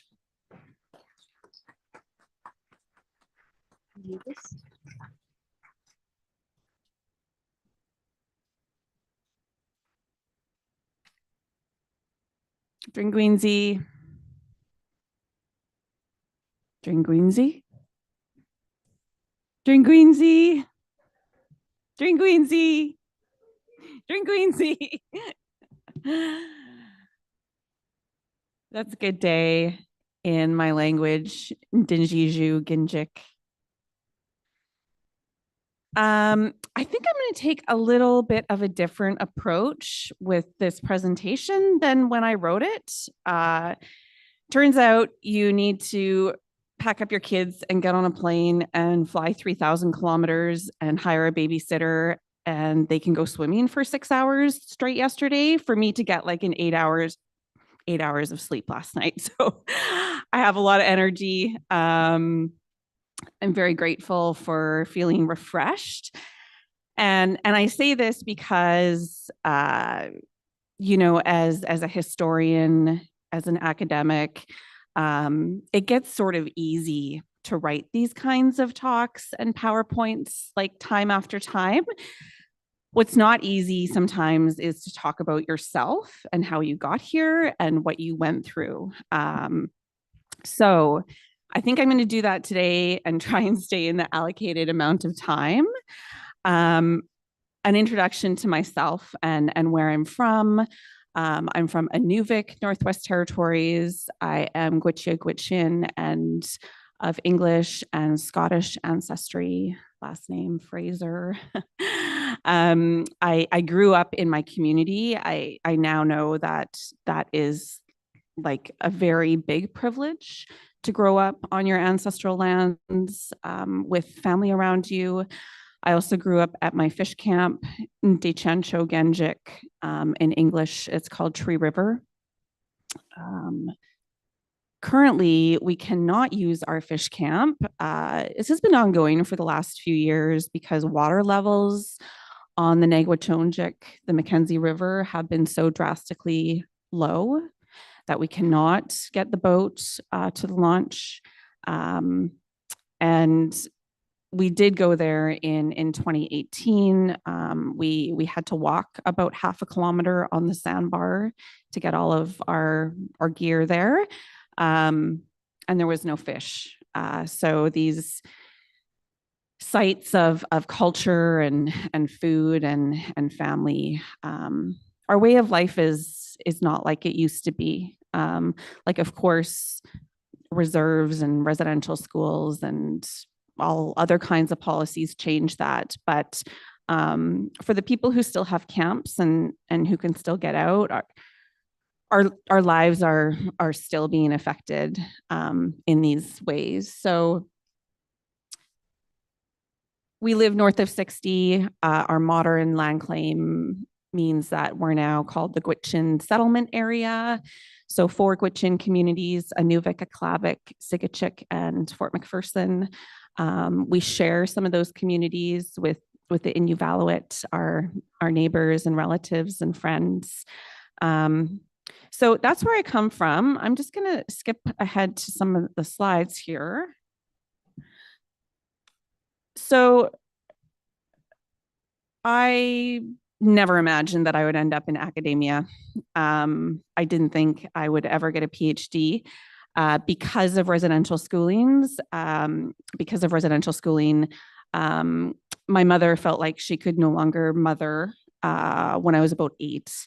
And so I didn't have her in my life for some of my formative years.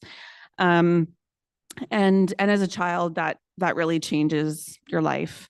My mother was institutionalized at Grolier Hall in Inuvik, which has been called one of the most notorious institutions in Canada. It was one of the last to close in 1996. Her mother was institutionalized at Immaculate Conception Indian Residential School in Aklavik. So, I mean, now that I have all of this information and I look back, it is not a surprise that a survivor would have a hard time parenting.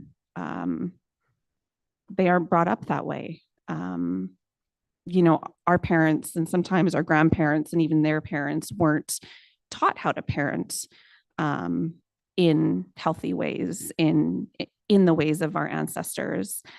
But as I did mention, privileged to still grow up with family. So on the top left is my Ndudu, my great-grandmother, Julian Thaddecha. Thaddecha means the one who carries a feather. She was born in 1889 known for driving her dog team from Alaska to the Mackenzie Delta. She would have seen most of her children institutionalized at residential school. She was also in the area during the signing of Treaty 11 in 1921. She was my first teacher. I had her until I was 4 years old. And as the eldest granddaughter, again, another immense privilege. She did not speak English, but she spoke our language. She spoke French. She spoke Inuvialuktun. She spoke Slavey, multilingual person. To her right is my grandmother, Marka Bullock. She was first married in 1944 in an arranged marriage, the custom of our people. And she lost her husband to an influenza epidemic 8 days later, 8 days after they got married.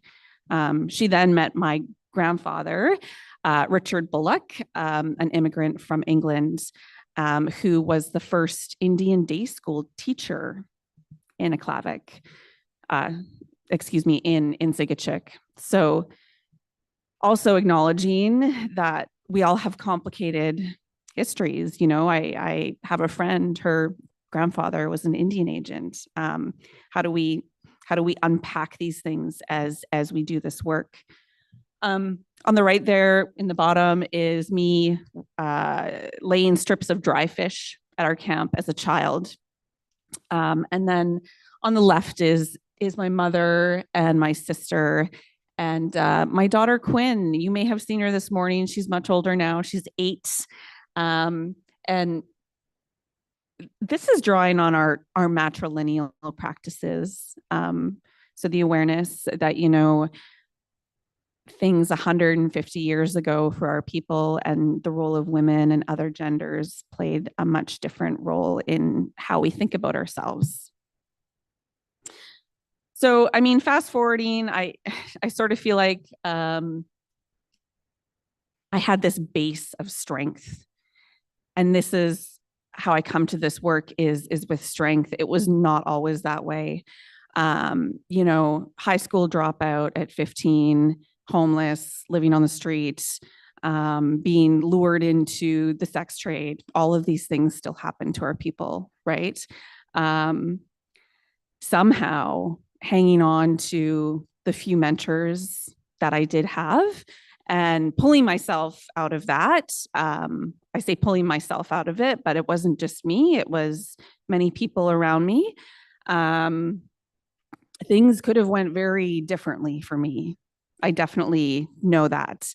But I found my way back to high school at 23, to university at 24, and actually found that university was something that I could do.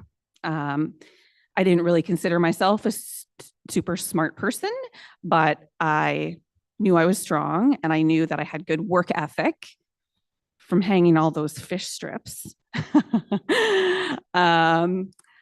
I knew that, you know, I'm paying for this now, literally, but I took the approach that like money doesn't matter. I will take out all of the student loans. I'm going to set myself up the best way I can to get a degree. And it worked. I worked hard and I was actually enjoying myself. And so I went on to do a master's degree in history at the University of Victoria. And then I went on to do a PhD. And during that time, you know, housing was stable. I was like food secure for one of the first times in my life. I was reconnecting with family. I was being mentored in a new way that, you know, I'm one of the only professionally, academically trained historians in my nation. So what histories are important? And this is where I was pointed towards residential schooling. I heard the word genocide this morning. Yes, we need to keep on using that word because we still have the deniers and the people out there who don't believe that it was genocide. That is what it was. But in my early days of this work, I was so focused on the hurt and the pain because I was trying to process all of these things myself. I had not heard of residential schools until my undergraduate degree at the University of Alberta. And this was from a white instructor. At that time, we didn't have the TRC yet.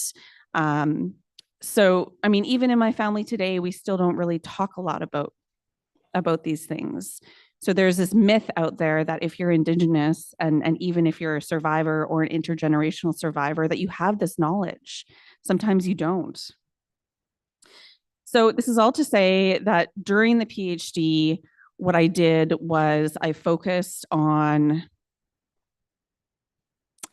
Gwich'in theory. Our people are very theoretical and they're very smart. Our elders have been thinking about these kinds of things for decades.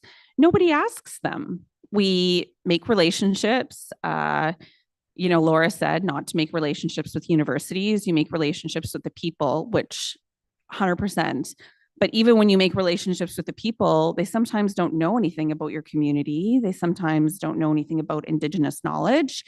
And so not a surprise that a multi-leveled graph like this can be formed by an elder by just asking one simple question. Sorry, I have my slides mixed up now. So when I talk about Indigenous forms of strength, for me, that is Gwich'in forms of strength. And I read the work of education scholar Eve Tuck. And she published an article which she called an open letter. And basically what Eve Tuck did was she called for a moratorium on damage-centered research. And so Eve Tuck says that if you're Indigenous and you're doing this work, I have no idea what I'm doing with these slides. I'm sorry. Eve Tuck says that if you're Indigenous and you're doing this work, that we can no longer think of ourselves as broken.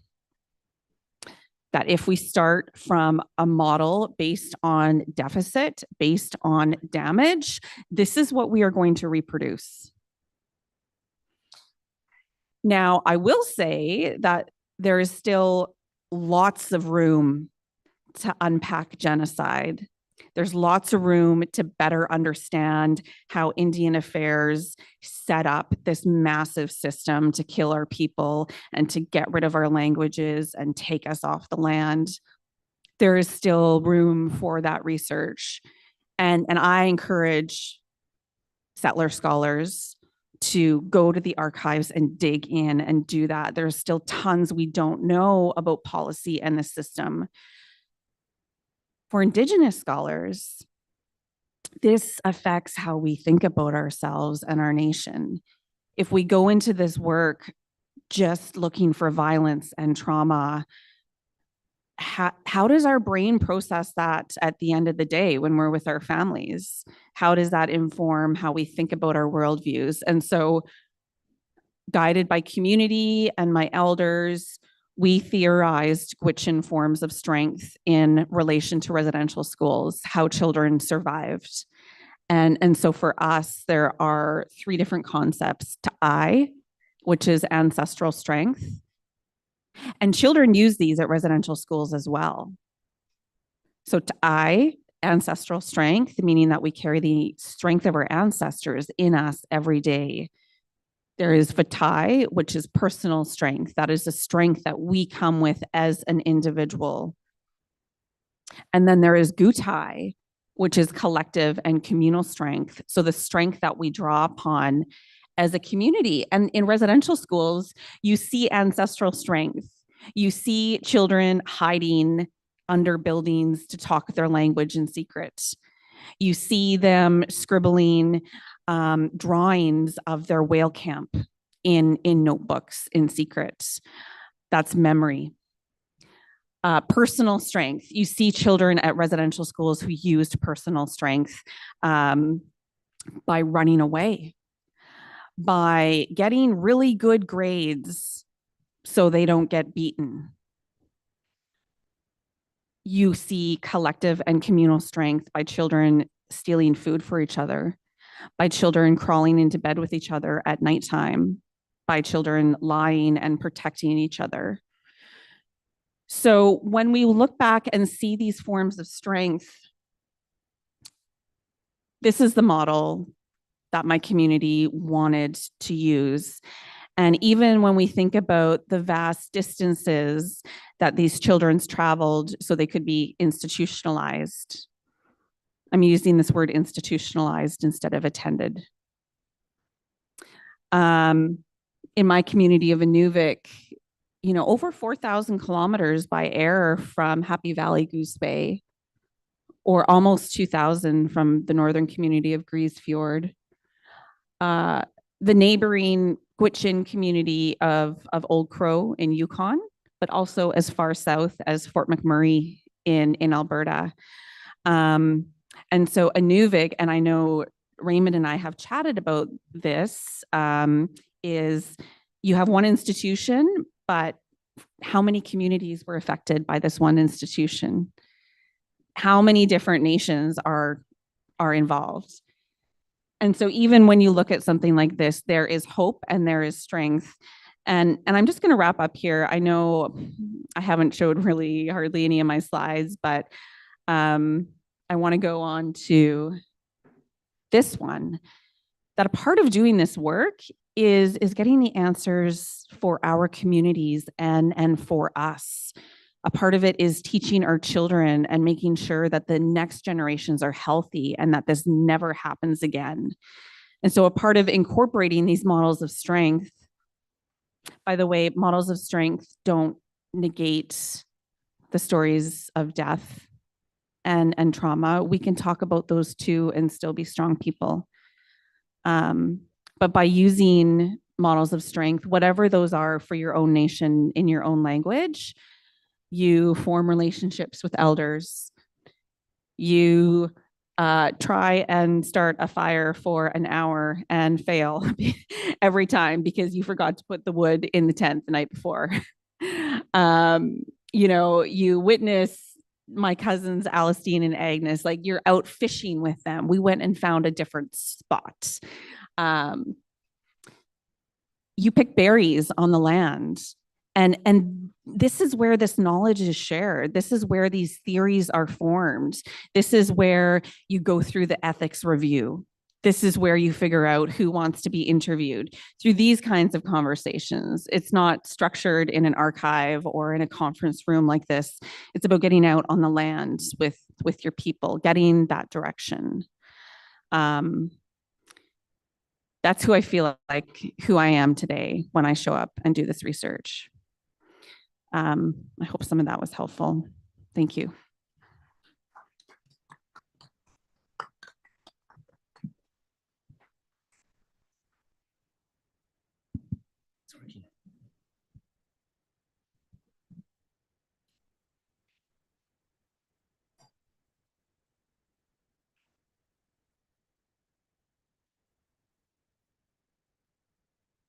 See it on there.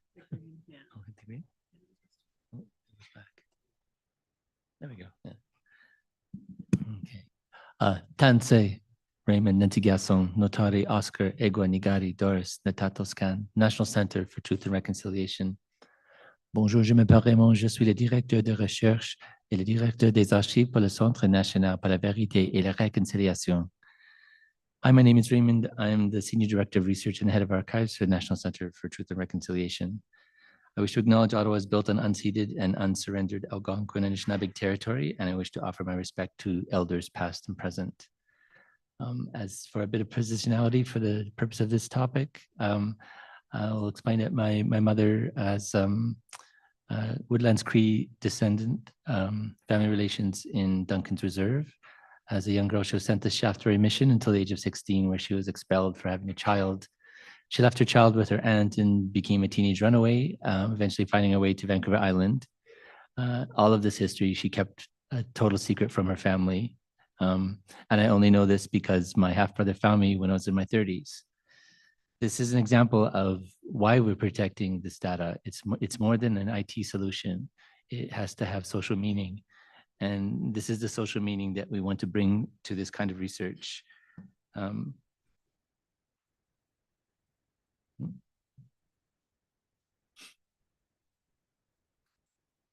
There we go. Ah, there we go. I wish to begin with a couple of comments on the necessary relationship between research and data storage and preservation. And I want to be clear, this relationship is particularly important in a decolonizing research project. A decolonizing research project is defined as a demand that research with Indigenous peoples and communities should both serve the needs of those communities and also be directed by those communities. So what is the digital storage and preservation question in this context? Digital preservation is a series of managed activities necessary to ensure continued access to digital materials for as long as necessary, so these stories can be preserved for future generations. Digital records are at risk from technology-related issues such as hardware and software obsolescence, file decomposition, access and security. But in addition, a set of records digitally preserved must be accessible and meaningful to the community they can serve. For example, Onoshko Binesi Kwe, Elder Florence Painter, the spiritual guide of the NCTR, has explained to me that in the Anishinaabe social protocol, there should be a 4-day ceremony with prayer if a family loses a child to ensure that the child is able to find its way to the spirit world. How we make this research available that we're currently doing so that we can use it for these kinds of meaningful applications or uses within the community and families is the main purpose behind the preservation that we're working on. So very briefly, I just wanted to go through a few of the technical questions to make sure that we understand that when planning and implementing your research project, you have to think about how you're going to make this preservation work. Digital records for storage and preservation can exist in any type of digital file. This can include textual documents, spreadsheets, emails, databases, websites, audio, video, and social media posts. This also includes LiDAR files and GIS files that are being used for unmarked burial site research. But to qualify as a digital record, a file should provide evidence of an event, a transaction, or a decision that is thought to be needed to be documented. And these are all part of your research project. And just to drill down to basically the fundamental characteristics, a record has a carrier, a content, actors, and an environment in which it was created and used. And these all must be somehow preserved for future use and reference. So to do that, if you're planning a research project, at the very beginning of your research project, you should think of something to the effect of a digital asset register that lists off how you're going to use the records, how you're going to create them. So what is the subject of the collection? Where does it come from? What is its function? Where is it stored and what kind of media is used? Why is it being retained? Who is responsible for it? Who are the users? Who are the subjects of the data? How is it accessed and how is the data likely to change and grow into the future? These are all things that should be thought of at the start of the project as you beginning your research and then to ensure that the data is protected. Now, it's also important to make a distinction between storing your data as you're doing your research and preserving it long-term for future generations. There's a difference between this, and it's essential to be able to explain these differences to your IT department or storage service provider and to specify these requirements when procuring a system or a service. Standard storage systems are designed for digital objects that are in active use. While backup procedures are usually included, they generally do not meet the more stringent requirements to ensure long-term preservation of digital materials. Backup and digital preservation are not the same thing, and many IT departments or experts do not always appreciate this. So it's important to realize that digital preservation systems require a higher level of geographic redundancy, stronger disaster recovery, longer-term planning, and most importantly, active monitoring of the data integrity in order to detect unwanted changes. And just to give you a case study of the NCTR, when we decided we needed to preserve the testimonies of survivors, the statements of survivors that the TRC collected, over 7,000, we recognized that there was a need to transfer the formats that the AV files were in into a format that was designed for long-term preservation because they weren't in the formats that were required for long-term preservation. So to do this, we ended up getting a $2 million grant from the Canada Foundation for Innovation and working with the National Film Board to convert thousands of statements into a format that could be preserved for future generations to use. Because, and this is just a lesson learned, when the TRC was doing the record, when doing the recordings, the formats that were being created, and there were 5 to 10 different kinds of formats, were not necessarily preservation formats. And that's the cost that you pay if you don't make that decision at the start of your project. So just to give you some examples, it's been shown that preserving this material is more successful and easier to do if best practices are followed. So these are just some of the simple best practices. And in the interest of time, I'll just run through them quickly. This isn't a lesson in working with a digital file independently, but just to name the most crucial elements: file naming and formats, creating file preservation friendly formats, backup and storage, making sure the files are preserved in the appropriate manner, including access, relational database use, rather than spreadsheets, preserving the authoritative record, understanding which files will be required for preservation use as records. Metadata, there's certain kinds of metadata, such as two standards in particular called METS and PREMIS, which are used for preserving and storing the descriptions and IT details of the records that you're storing. Budget, and this is important, approximately 25% of the budget of any digital project should go towards the long-term preservation of the digital records that you're creating and using. Keep in mind, if you don't make that decision at the start of your project, 5 years down the road, you could be losing the records that you'd spent so much time and effort trying to collect in the first place. And finally, for all of this, I should say, we are at the NCTR just about to finalize our creation of a series of digital workshops. These will be online workshops available to any community doing this kind of research, and it will cover all of the issues that I just mentioned in detail in a form of a digital workshop online. It'll be free to access for any community. So again, as I said, these are just some of the details. I don't want to put everyone to sleep with all of them, but just be aware that there are standards for these things, for naming, even dating. And one other thing I would point out, there's also standards in the interest of consistency, which is vitally important if you're going to put this into a database. There are standards for quoting and citing sources. We at the NCTR use as a national standard, and it's important to try and be aware of them in order to exchange files as well as to use them consistently within a database. Similarly, file formats. As I'd mentioned before, there are preservation file formats that you should be aware of, and there are good sources for these. The National Heritage Digitization Strategy which is out of Ottawa. It's a good idea to maybe follow them, since they will be also offering some additional funding for you to use. But all three of these that I've cited here, Digital Preservation Coalition, who generously gave us an award for our work with the NFB on preserving statements, the Smithsonian Institution, all three of those have format registers that you can use to best preserve in a standardized way the records that you're creating. As well, you should give some thought towards the distinction between open source and proprietary. Recognize that if you go with a proprietary source or some kind of a product, you will pay licensing fees, you'll be caught in an upgrade cycle, and you'll lose out on some of the open source potential of sharing records, because we're moving towards the concept of linked data, linking records across different record sets in different institutions and different communities. And that potential could lead to really successful and integrated research potentials. So finally, and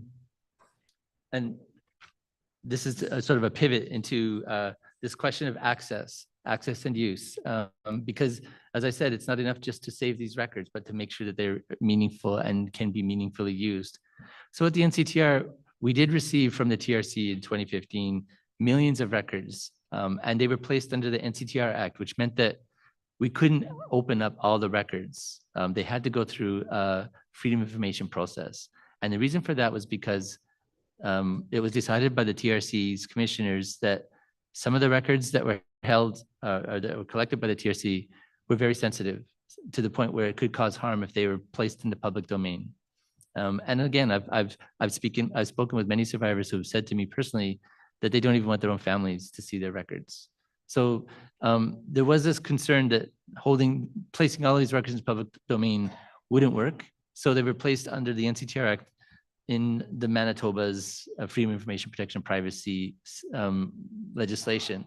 So to get around it, to give full access to these records, what we decided to do was to strike these memorandums of agreement. Now, it has been said that we're not making the records available, But if you get this agreement, you have 100% unrestricted, unfettered access to absolutely everything. There's not another archive in Canada, a public archive, that gives you that level of total access. Now, this is access to get to the information. You can take notes on it, you can go through it all, you can read it all. What we aren't allowed to do under this agreement, under the Manitoba FIPA, is to make a copy of the record and distribute it out to the communities. And one of the reasons for that is because we're over 90% digital copies ourselves. We don't hold the rights to those records. So we can't send out copies of the records that we hold. So we're trying to offer as much as we can in openness, total access to the records, to read through them, to take notes, to learn from them, to gain the knowledge of them. But we cannot give out copies of documents we don't have the rights over. We can work with communities and direct them and discuss with the originating archive that holds the original and help those communities get copies of the originals from that original archive. But we ourselves don't hold the originals. So, I mean, until 2015, there was no central repository in existence. So we're now working with the reality that we're storing a very large number of digital copies outside of the statements that we acquired. And that's why we spent so much time trying to preserve those. But in addition to all of that, and what this is a screenshot of, is a storage program that we are offering to any research group that is using the records at the NCTR. You can have free of access a storage space for as long as you're doing your research. And this will be cared for and monitored by the IT staff at the NCTR so that you don't have to worry about systems upgrades. You don't have to pay for the cost of the server. It'll always be secure. You simply identify to us who you wish to use the platform or the storage program, and they will have full and complete control of the records, and no one else will have access to the records. So this is a free of charge service that we can offer for any community who wishes to take advantage of it and, you know, deal with a very high resource cost of preserving these digital records over time. So this takes me to the question of Indigenous data sovereignty. So what exactly do we mean when we say this? Indigenous data sovereignty refers to the right of Indigenous peoples to govern the collection, ownership, and use of data about Indigenous communities, peoples, lands, and resources, that is, the records about themselves. And as has been said many times, nothing about us without us. And as this First Nations Information Governance Center has said, trying to understand this, when considering the knowledge and skills required to support strong First Nations information governance, we start with the question, what is your relationship to this information? So it's important to realize that this whole concept is rather new, and we're still trying to understand it. As Crystal pointed out earlier, we've had several conversations about this, where communities will come to me and say, I want all the records of a particular school, Dunbow, for just off the top of my head. And my response is always, well, you know, this residential school took in children from 40 or 50 different communities. So it's difficult to give all the records of that residential school to one of those communities. And then what happens when another community is concerned about how that first group is using their records of their children? And there are times when sometimes the school had records of a community that's completely unrelated to another, different language, different culture, different social protocols. So, I mean, we're dealing with over 600 band councils across the country. And I honestly think sometimes the federal government position is divide and conquer. Let each individual community go off and do their own work, rather than trying to bring together some kind of a collective organization. And I think part of the problem is this idea of private property that was brought into the children and the communities through these residential schools, this European concept of private ownership, when often community knowledge is collective, it's shared across groups. It's not private, it's not restricted and given to only certain people. So I think, and as I said to many archivists, librarians, and scholars, we need to stop thinking like displaced Europeans and start thinking like we're on the lands here and working with communities and using community knowledge models that are collective and recognize the value of those records for those communities. And that's why we're making these records, that's why we're preserving them the way we are. Hello. So in response to all of that, this is why OCAP came about. This was the purpose behind OCAP, to try and define this kind of ownership, control, access, and possession. But the issue is how to put it into place. By all means, we're totally in support of the principle of OCAP, but it's the process that we're still struggling with. And as I've just said, I recommend it has to be some kind of organic, collective community position. This would allow us to do things such as better manage rights, copyright. Where is it now? Oh, maybe I've already skipped it. Copyright, Indigenous rights, social rights of all kinds. It's these collectivities, I think, that we need to start thinking about in terms of storing the records and sharing them across communities. So with that, I realize my time's up, so I better stop. Thank you. Kinasko Matina Wow.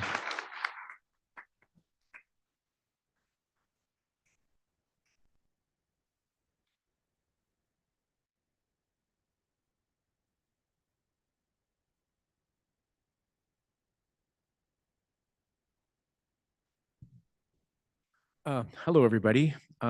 It's really an honor for me to be here today.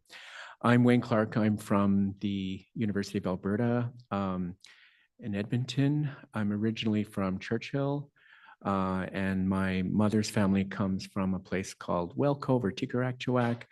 I'm part of the Voicey family that originates from Georges River in New Natsuvut.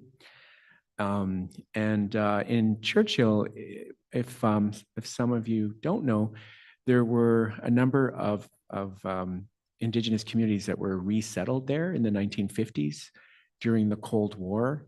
Inuit were most significantly resettled around that period of time. And there were other communities that were displaced because of the hydroelectric dams that were put into northern Manitoba, as well as the Dene community who were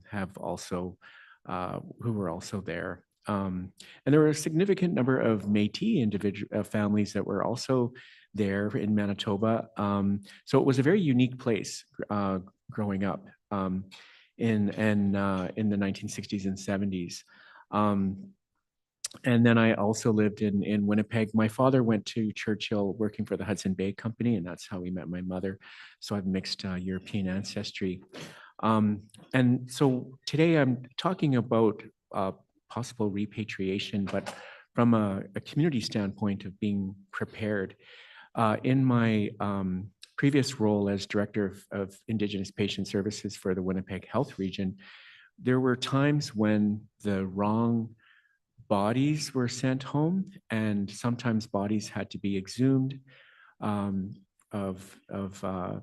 not just adults but children, and you can imagine how challenging that would be for an organization to deal with, but more importantly for how the communities and families specifically would need to be prepared for that kind of conversation, that kind of process.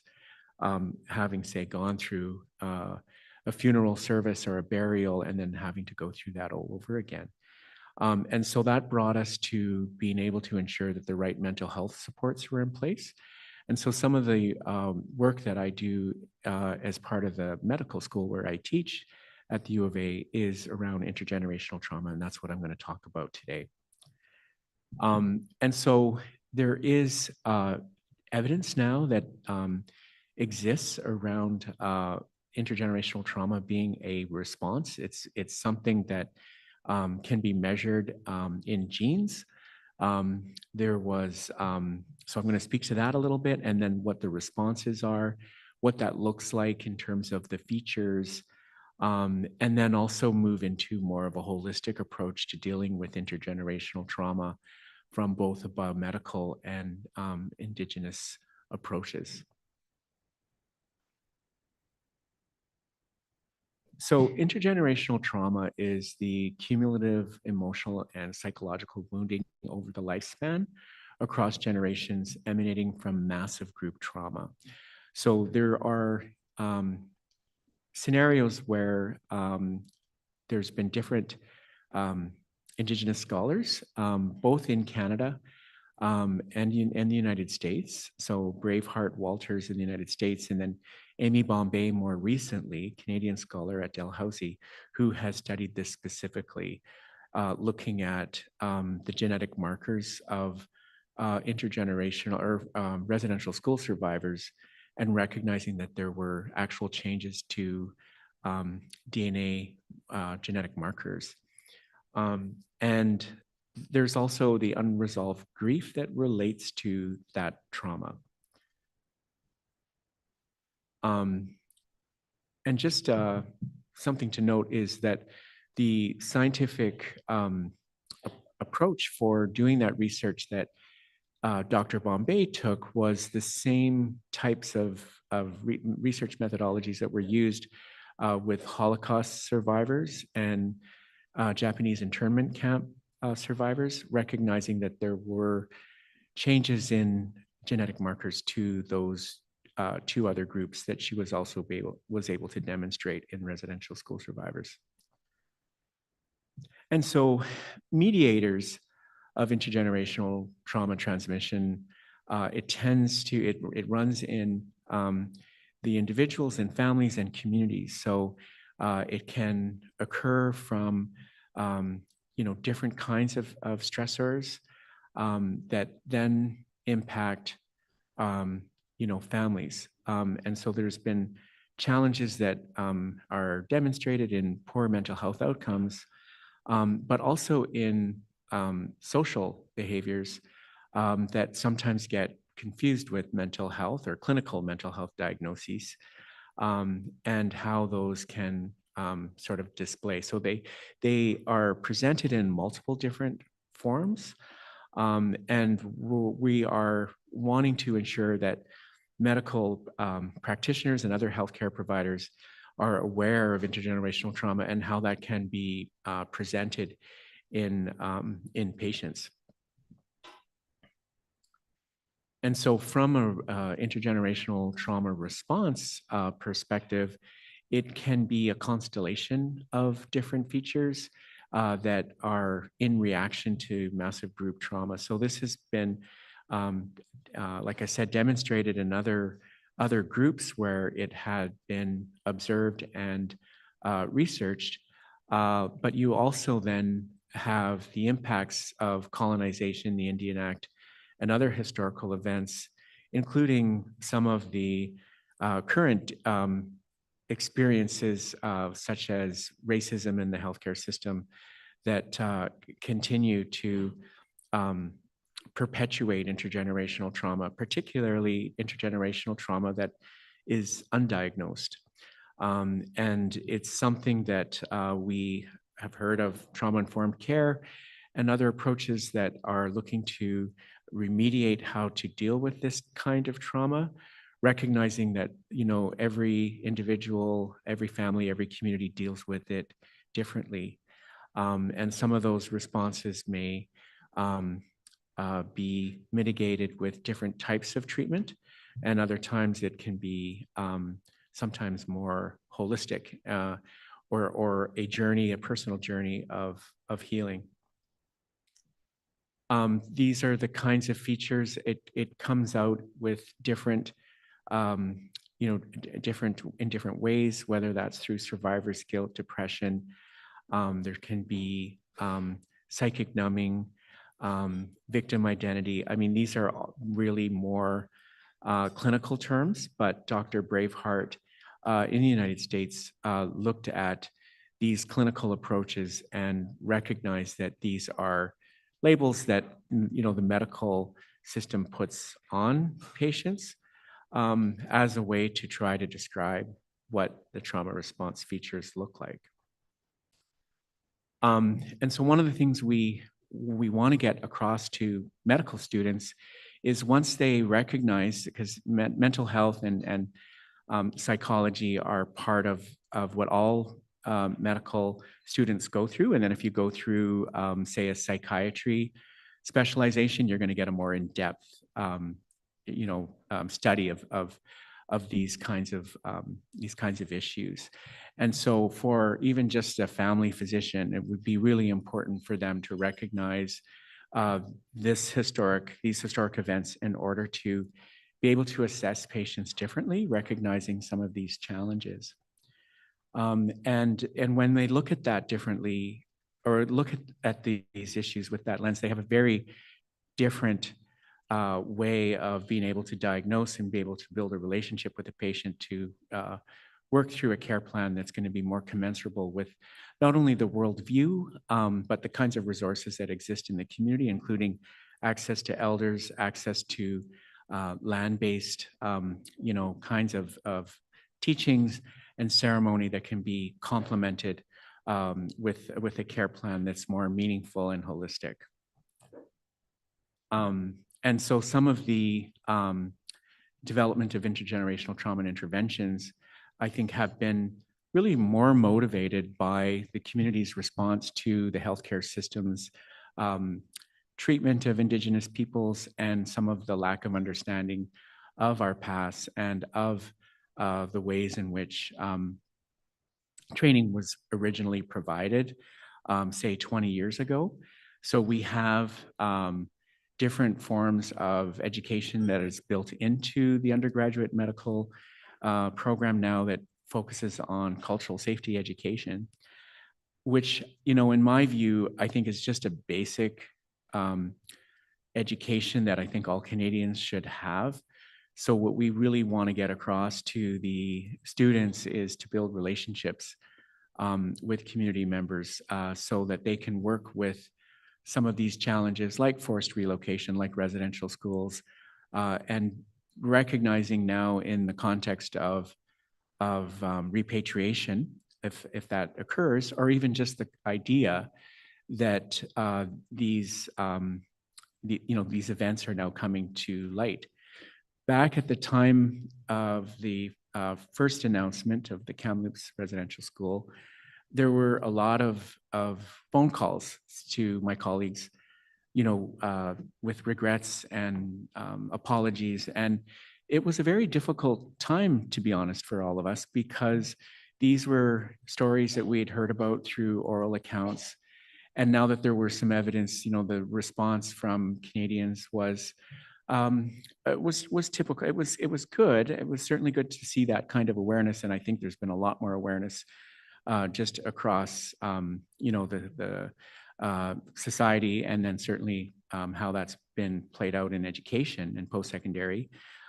But it still was a very painful time when the elders at the university had to live through some of those experiences, and they felt very strongly that these stories needed to be told. They needed to be retold, and they continued to do that during that very intense period of time, so much so that we were concerned for their health, because they were being asked to do this from other non-Indigenous peoples that wanted to learn about it, but we needed to ensure that the sustainability of these stories continue without it being sort of an event, which then would have impacting their physical and mental health for a concentrated period of time. And so that's been something that we've had to really take a look at in terms of recognizing that if this is something that's also happening in communities, and if these events continue to be discussed or brought up at certain periods of time, that we have to be prepared to provide support from the system so that the communities can also work together with us in order to provide support to community members, whether that's individuals or families or others that are working in this space who also need that support.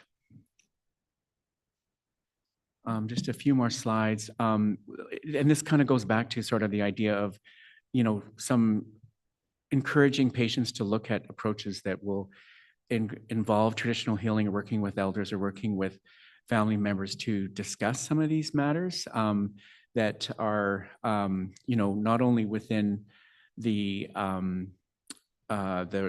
some of these records that are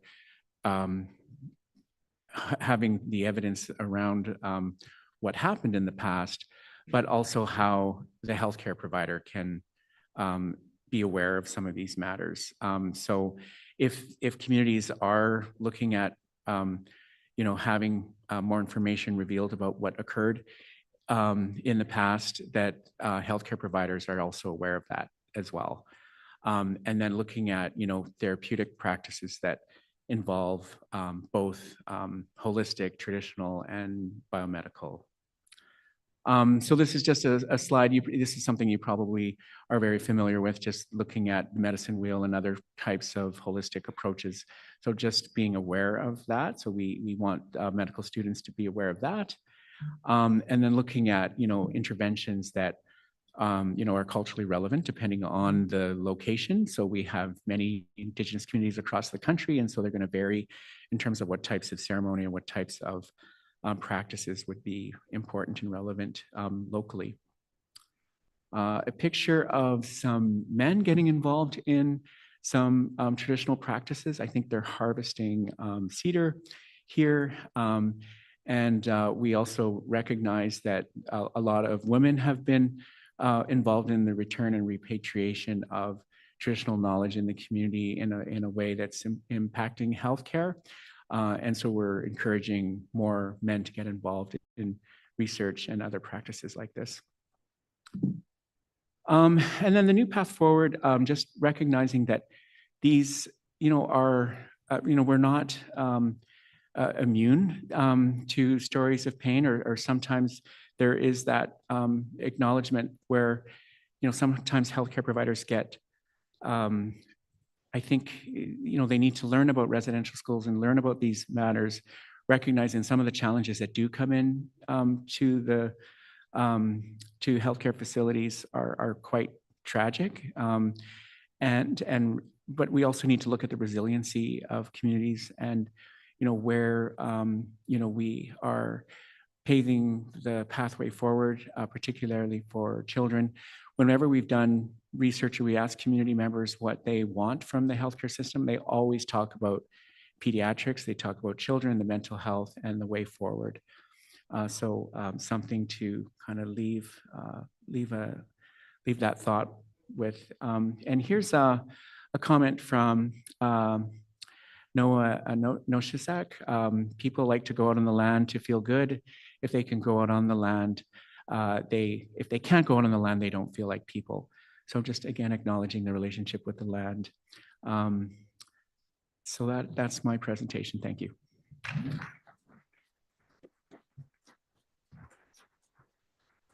Thank you, Brenda, Crystal, Raymond, and Wayne. We're going to be foregoing the question and answer period. However, we invite people to approach the amazing panels if they have any questions. And so we're going to be moving on to our next portion of the program. Thank you very much.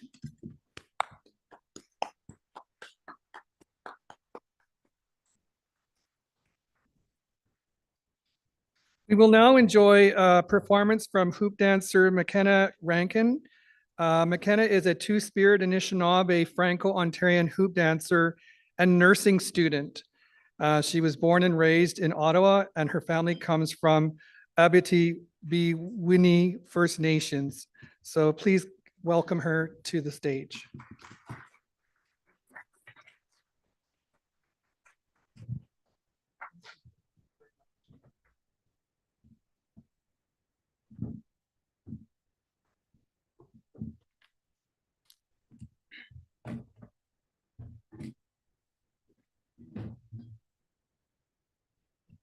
Kwekwe, hello everybody. Bonjour tout le monde.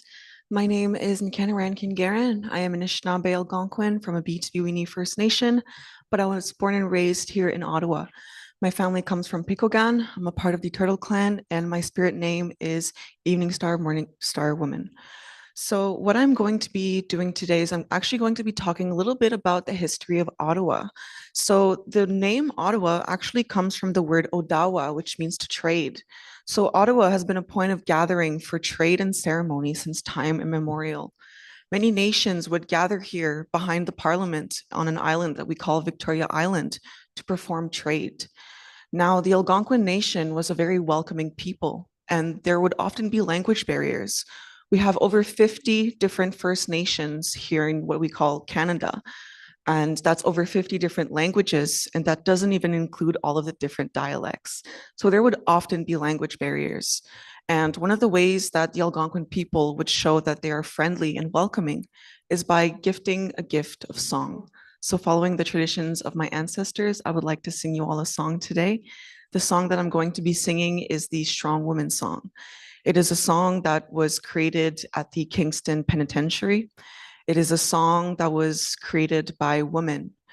Every single woman in the jails would have a lead to sing. And whenever the woman was not able to sing her lead, it was a way for her to let all of her sisters know that she was not doing so good. So this song became a way for women to check up on one another. And considering the heaviness of today's event, I thought it was appropriate to sing this song to check up on all of you. If any of you know the song, please feel free to join me.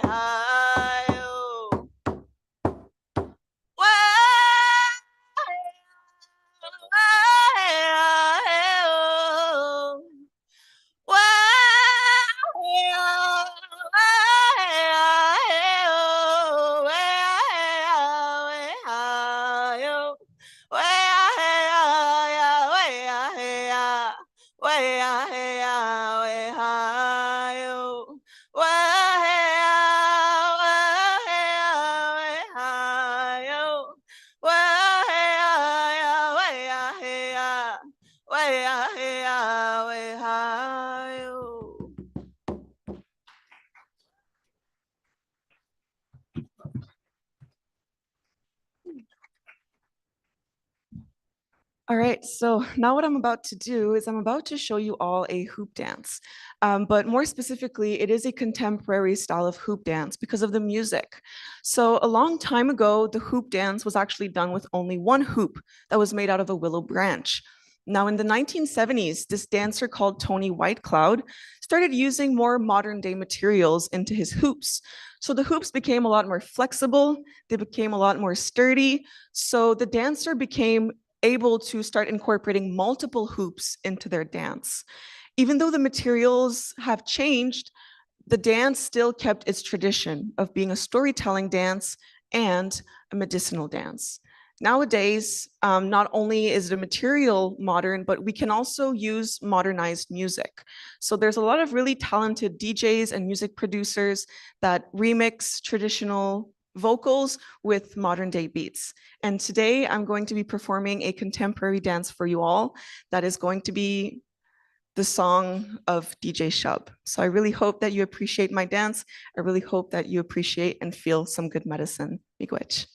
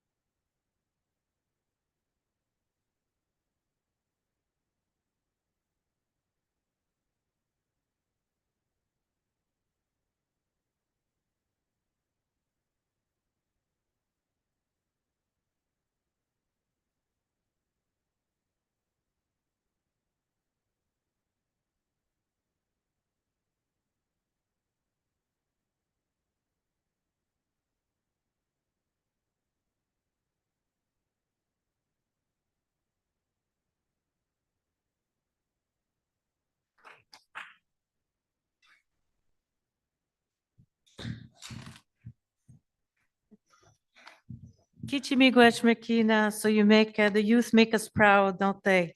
So, miigwech, beautiful song.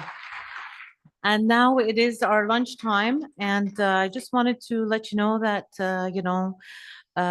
we will be having the Minister Gary Nandesek Sangha Real be joining us from the Crown Indigenous Relations after the lunch. So for those that inform the organizers about your dietary restrictions, please advise the hotel staff. And now we invite the elders now to have some lunch, and those that are serving them, and as well as the survivors to partake here in the lunch. And we will resume at 12:45.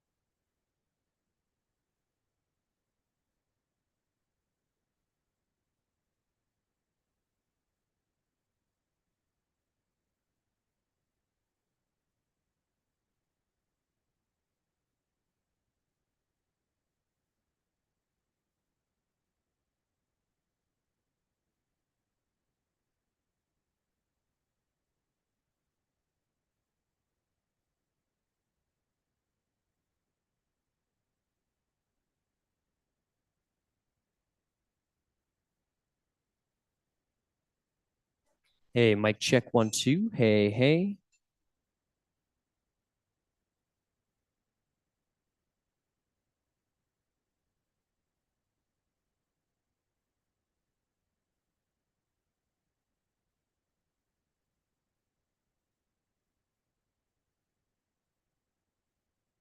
Yes, we can. Thank you.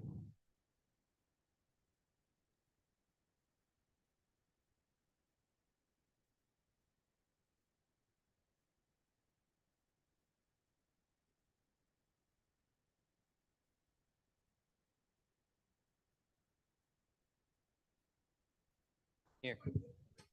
English is good.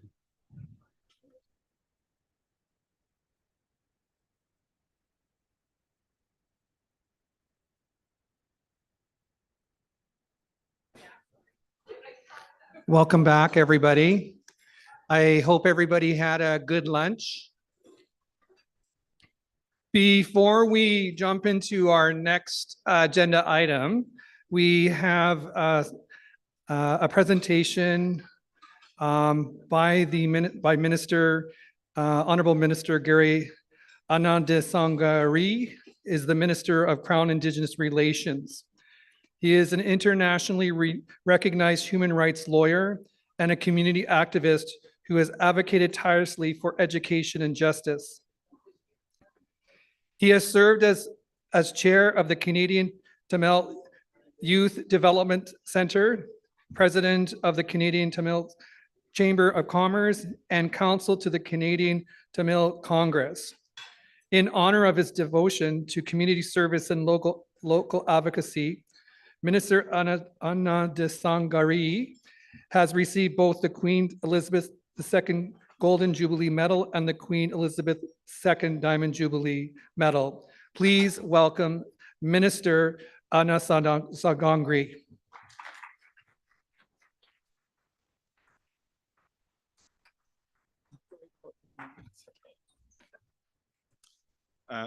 Thank you, Albert, for that kind introduction. Good afternoon, everyone. Let me just begin by acknowledging that we're gathered here on the traditional unceded territory of the Anishinaabe Algonquin people. I want to just talk about the work that all of you have been involved with the last several years and the work of the National Advisory Committee for the last several years. This is awfully difficult work. And the work is quite emotional, quite difficult on a day-to-day basis. And I want to just acknowledge that all of you in this room and many of the people you work with have been doing incredible work to find the truth. And I want to make sure that all of you take care of yourselves in this process. I've had a couple of experiences, and the one that I always talk about is Williams Lake. I was there, I think in September of last year, and I was able to walk the land where children are believed to be. And it was about midday, around 2:30, 3 o'clock, and I had a full day of meetings afterwards. And after spending about 45 minutes there, I just couldn't work any longer. I just had to shut down. And I went to my hotel and I slept until about 9 or 10 o'clock. And the enormity of what I felt, I carry with me everywhere I go. And this is at a very surface level, and all of you are working in a very deep sense in supporting families, supporting communities, financiers. So I really do want to thank you for what you have been doing. And I want to thank you, Stephanie, and your team for your leadership. The last couple of years have been a moment of, I think, deep reflection for Canada. One that I think for many Canadians was not something they were expecting, even though many survivors and many of your community members and many of you have been saying it over and over and over again. And we heard it with the Truth and Reconciliation Commission during their work, but we also heard it before and after about the children that never came home. And unfortunately, I don't think Canada actually understood how deep this issue was until we saw Kamloops, one of the first findings. And since then, I think it's really invigorated the conversation. But I think for me personally, it's motivated me and I think the government to continue to do the right thing. Because it is no longer an abstract conversation. It's no longer about someone sharing their experience alone. It is about the science also that's behind it. And it's been difficult for the government because we're not often able to adopt that quickly as things emerge, but I think we have. And the work that we've been doing since then continues on this journey towards reconciliation. And I think the journey we're here, we talk about calls to action 74 to 76, is about making sure that we find the right way for each community and each people to commemorate and to have some semblance of remembrance of those who never came back. And the work that you do is in the technical level is to support that journey of communities and of people. We're committed to the calls to actions that were highlighted, and we've supported about 150 searches so far, which is critical. But we know that the search is actually the starting point or a new starting point, one that will lead to more questions probably than answers right away. And that will require us to continue that work. And that's why I'm just looking forward to the special interlocutors, Kimberly Murray's report that we're hoping will conclude later this year. But her initial findings have been very, very useful and very helpful for the government. I do want to talk about a very difficult topic though, and that is about residential school denialism. And increasingly, and as painful as it is for many of you here, increasingly we're hearing more and more people question what is in fact a fact for those of you who do this work and those of us who support the work you do. And that is difficult because it's about, in many ways, denying the stories, the experiences, the lived experiences, the pain, the suffering, the enormous, enormous challenges that communities have faced, but ultimately the intergenerational trauma that persists in communities. This year in this budget, we are responding to this. We're calling out denialism. We're challenging it, and we will have more to say in the near future. But the budget does allow us to have a robust conversation on how we tackle it. And for me, I know the best people to address this. It's not governments, it's you, because you have the real lived experience to be able to combat this. When you look at a survivor and say something didn't happen, the best way to combat it is with that survivor standing there, because we know it happened. So I look forward to the conversations about how we shape this program and work with you towards ensuring that that we combat this. I may get into a little bit of trouble for saying this, but I've been thinking that this should become a criminal offense at some point. I know it's not in my purview, but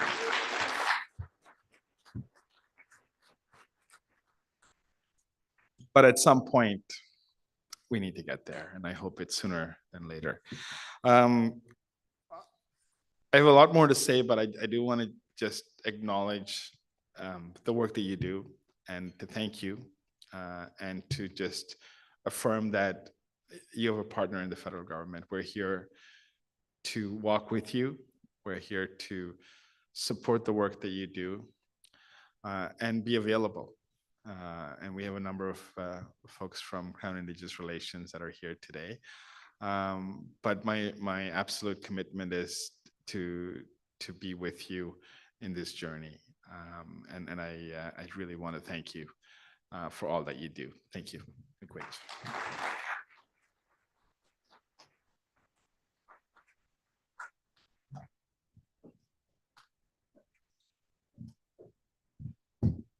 Thank you, Minister, for your thoughts and your words. We appreciate that. So we're welcoming everybody back. And first of all, I want to thank the Weston staff for a great meal. So let's give them a hand for our food. We're continuing this afternoon with presentations of the technical and logistical preparation needed for ground searches. We will hear from Keisha Supernant and Sarah Bellew. Keisha Supernant, a Métis archaeologist with roots in Alberta and Red River, has been working with Indigenous communities to plan and carry out searches for potential unmarked graves using a wide range of technologies, including georadar and drone imaging. She is the director of the Institute of Prairie and Indigenous Archaeology and a professor of anthropology at the University of Alberta in Edmonton. She is the founding chair of the Canadian Archaeological Association Unmarked Graves Working Group formed in 2021, and Keisha is also a member of the Alberta Knowledge Network for Unmarked Graves. She has done extensive media interviews explaining these issues. Dr. Sarah Boulier is an assistant professor in the School of Culture, Media, and Society at the University of the Fraser Valley.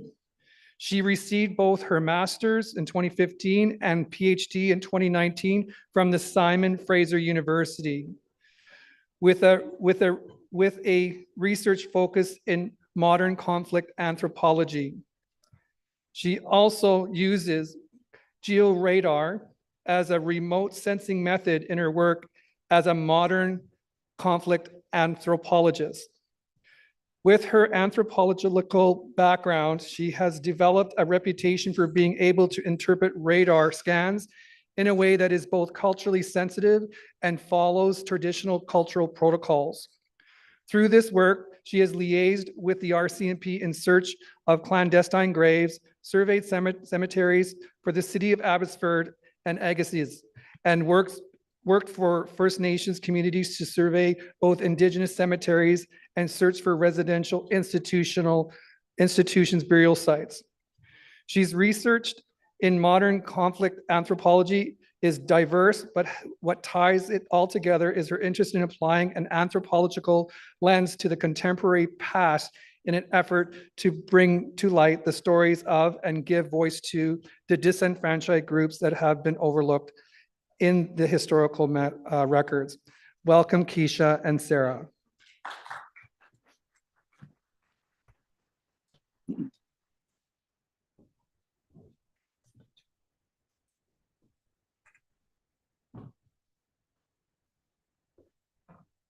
Tanse. Awasa kabigwita nitsikatsan, nameskutu iskaigan no chinia, timisiwaknia. Good afternoon, everyone. It is good to be here with you. As introduced, I'm Keisha Supernaut, Dr. Keisha, known in community, trying to do what I can to help support communities on this very difficult and sacred work from a technical perspective. I'm also very honored to sit on the National Advisory Committee and be guided by the Circle of Survivors. I'm a citizen of the Métis Nation of Alberta. My family connections go back very deep into communities in Alberta as well as back to Red River. And I'm also an intergenerational survivor. Through this work, I have learned that my great-grandmother, who was Métis, was taken to Girard and attended residential school there. And I am the daughter of a 60 Scoop survivor. So I'm here today to share with you some of what I know as an archaeologist, as an academic, as someone who's worked with the community, but I also recognize, of course, this is all of our story as well. So what I'm hoping to share with you a little bit today is the various parts of thinking about a ground search, how to bring together information that is relevant for choosing locations, how to figure out which technologies might work where. I'll briefly cover a few of the technologies, although my colleague, Dr. Sarah, will talk in more detail about some of them, and things to consider as you narrow down areas to search, what needs to be done ahead of time and what needs to be put into place, including how to select or build a team, how to consider things like data sovereignty and ownership. One of the things I wanted to point out is that there's a lot of work happening right now with survivors and testimonies, which is really, really important for all of the work. Sometimes survivors are just wanting to share their experience of being in residential school, and they should be given, of course, all the space to do that. But one of the things that becomes important for planning a ground search, particularly for looking for potential unmarked graves of children, is if they have any information about where to look. And so looking at information about, are there places where children are known to have been buried?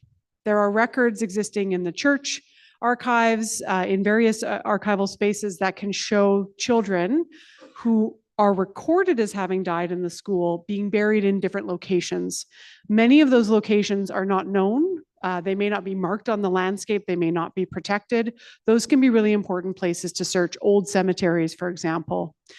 There can be records of children being transferred to other places. I'm from Edmonton. Charles Camsell Hospital, we know, was a place that many children were taken and they never went home. So knowing that they went there can say maybe they're buried in one of the Camsell-related cemeteries, places like that. Other information that can be really useful as we're moving toward a ground search is types of burial. Do we know if there are records of, were they Christian style burials? Are there concerns about what we consider more quote unquote clandestine, things meant to be hidden? Those are going to need different kind of searches than something that's in an organized burial ground. And we know that not all children who died were buried. We've heard stories across communities about other places where children were disposed of in often really horrible ways. But knowing that allows us to then say, here's ways to maybe search those places. And ground penetrating radar might not be the right tool. And of course, where do survivors want to look? Where are the places on the landscape where they've seen things, experienced things, heard things that need investigation? And this is always the starting place. A lot of this information is in survivor testimony. Community knowledge is also really helpful beyond survivors in terms of maybe a utility line was being put in and someone found bones. Knowing where those locations are is also really helpful and can help to narrow down what might be going on in those places. And then there is information in the archives that can be very helpful for narrowing down locations around a residential school landscape. We heard from the Mohawk Institute, for example, 610 acres. That's a huge area. So trying to narrow down priority areas, as they demonstrated, I think is a really useful way to start to approach what is such a vast challenge. So once you have a sense of where on the landscape might need to be searched based on this information, then there's a number of questions that I recommend that you think about. The first thing is the history of the land. And I'm going to go through each of these in detail. So I'm just going to put this up here and then go through each one. Who owns the land? So what kind of permissions need to be in place to access it? What is the soil like? Because this is going to determine what technologies are useful. What methods work best in your region? Because that can vary. Some places are really good for ground penetrating radar. Other places are really not good for it. Who's going to do the work? And this is such an important question we've heard already a bit about today. And then how are you going to store, organize, and protect the data that's being generated through the ground search? So I'm just going to run quickly through these and then we can move on from there. One of the most important things, if I'm asked to come into a community and help design a search, is I need to know what the land was like when the school was in operation and what has happened to it since. This matters for a few reasons. There's one school location where I've been asked to come in. It's in the middle of a city. That really limits places that are good for searching because it's all been developed over. So needing to know where the lands are of concern and then knowing what's happened to them since is really important. Knowing the locations of buildings that were associated with the school is really helpful. It's helpful, of course, for survivors because sometimes showing them those photos helps them be specific about areas they might want searched. But it also helps those of us who might be conducting the search because we would approach a building foundation differently than an area where there might be unmarked graves. We would apply different techniques and technologies based on where those buildings were. And it also might help us make sense of what we're seeing if we're using techniques. Why does this part look like this? Well, maybe there was a building there, or even something like a shed, or there was one school, there's a chicken coop, and we could see the chicken coop in the radar data. So knowing that is really useful. One of the best sources for that are historic aerial photos. So most areas of Canada have photos dating from at least the 1940s, and you can go back further in other areas, depending on where you are. Layering those together was really helpful to understand that land history, and then layering them onto what the land looks like now. Some school plans and documents are available in the archives that show where the buildings were, where utilities lines were put in, where old cemeteries were that are no longer visible on the landscape. These can be really useful.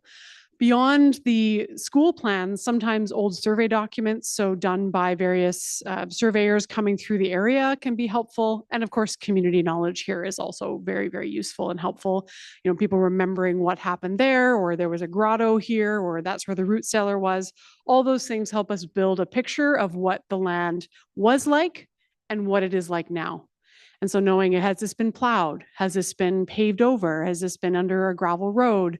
Was this used as farmland? All those things are really helpful for those of us conducting the survey. Another big question, of course, and we know this is of concern across the country, is ownership and access. So some school lands are currently on reserve, which makes access a lot simpler because it's the nation, it's still in the hands of the nation. But there are certainly circumstances where it's not the case. And knowing kind of what parts of the land that needs to be searched are in different hands will help set up who needs to be talked to before a search is undertaken. Now, in an ideal world, you shouldn't have to talk to anyone to do the search because that should be up to the nation. But unfortunately, with the current laws in Canada, you have to. And there has been cases where private landowners are refusing to allow searches to happen. And we do need better mechanisms to force them to do that. But for right now, this is the situation that many nations are finding themselves in. So reserve lands, I said, are relatively simple. Other federal lands and provincial lands are usually easier to figure out access. There's church lands that need to be searched that are still in the hands of those churches sometimes. And then, of course, private lands. So knowing that before a search is being undertaken is really important so that you don't get a shotgun pointed at you by a farmer, because that can and has happened.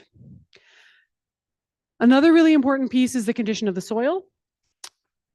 As you'll hear from Dr. Sarah, there are different techniques that work differently in different kinds of soils. So this may seem, it really varies even locally. You can have a site, and I've worked in a site where the ground penetrating radar worked pretty good in one area, and then we went over to the cemetery to get some comparison information, couldn't see a grave in the GPR at all, even though we literally knew that we could see them on the surface and we could see the headstone. And this has to do probably with the conditions of the soil itself. So areas with more clay make ground penetrating radar harder, for example. But there are other options. So if you know about the soil conditions ahead of time, then you can say, okay, this is more likely to work, this may be less likely to work, or testing out different things to see what works best. This also is helpful. Have things been added, right? Fill is a concern in some areas where if development has happened, there's often, a meter of fill that's been brought in. So any sign of any burials might be underneath the fill, and that can be a real barrier. So knowing that's really important. And then getting a sense of what that local kind of geology looks like. There are different maps. I'm using Alberta examples because that's where I'm based, but these are what are called superficial geology maps. They show the soil near the surface and can be a starting place. And these are available through the government of Canada. I think I downloaded these. They can help you figure that out. So this is a really important piece as well. So once you know the land history, you know the soil conditions, you know the access, then it's thinking about what's going to work. So what methods to use for what purpose? Now, if you're looking for a grave, so something that is a dug, sort of more formal burial of some kind, certain techniques will work better for that. If you're looking for something that's designed to be hidden, different techniques will work for that. Also, the environment around, right? So thinking about those soil conditions is also things like, is there a big forested area that needs to be searched? Ground penetrating radar doesn't work well in a forested environment for the most part if it's dense. So you need to think about what methods will work in what parts of the area as well. In general, there's a number of different ways in which things can be searched. You're going to hear more about ground-based techniques from Dr. Sarah, but there are also aerial techniques, so things from the air. These include various types of photography that can take pictures of the land around. This can be a really important step in understanding what else might work. So taking pictures, detailed pictures of the area from the air, whether it be a drone or a plane, or even really good quality satellite images can be really helpful. We've also heard quite a bit about LiDAR. So LiDAR is a technique which sends basically beams of light from a sensor down toward the surface of the Earth from either a plane or a drone. And what this does is it sends enough of those beams of light down that you can get a picture of the Earth's surface, even if there's bushiness or trees or other things. So it doesn't look below the ground. This is really important to know with LiDAR. But what it can do is it can actually map the surface. So if there's a place where there's concern that's in the bush, right, that says we think there's an old cemetery over in the bush, and there's still evidence on the surface, maybe a little depressions or mounds, LiDAR might be able to pick those up, especially if you're doing it specifically for this purpose. The thing about error-based methods, though, is that none of them really look into the ground. They're looking at indications of what's happening underneath from the surface itself. If someone tells you that drone-based LiDAR works to find graves, they're currently incorrect. We don't know if that's the case. So you will hear companies saying that. Don't trust that. We don't have the good science for that yet. There's the ground-based, and then we also know that there's concern about searching in the water. This is another area where there's not really well-established methods, but there are some things emerging. And there's some options, but this is a much more challenging place to look for remains in particular. Not impossible, but more challenging. One thing I just want to note is that I always recommend, wherever possible, to do what we call a site assessment. So to take out the equipment and test it first, if possible. And this is especially the case if you're, say, bringing in an outside company to do, a month of searching.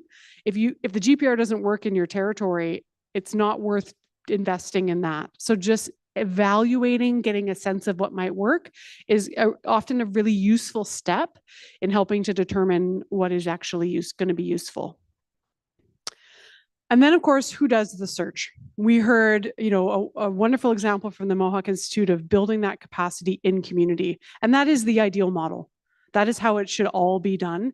It is not always possible. And I know that from communities with whom I work, there's no way they can put together a team like that right now with the resources and the personnel that they have. That is the long-term goal, but getting to that is harder for some communities than others. One thing to know is that it is important for those doing the search to have that specialized training, and it can be taught. It doesn't have to be through a university degree, right? We heard that again, great example this morning, that folks in the community can be trained to do this, but there has to be that investment in that training. And wherever possible, that's how we, work to build that capacity.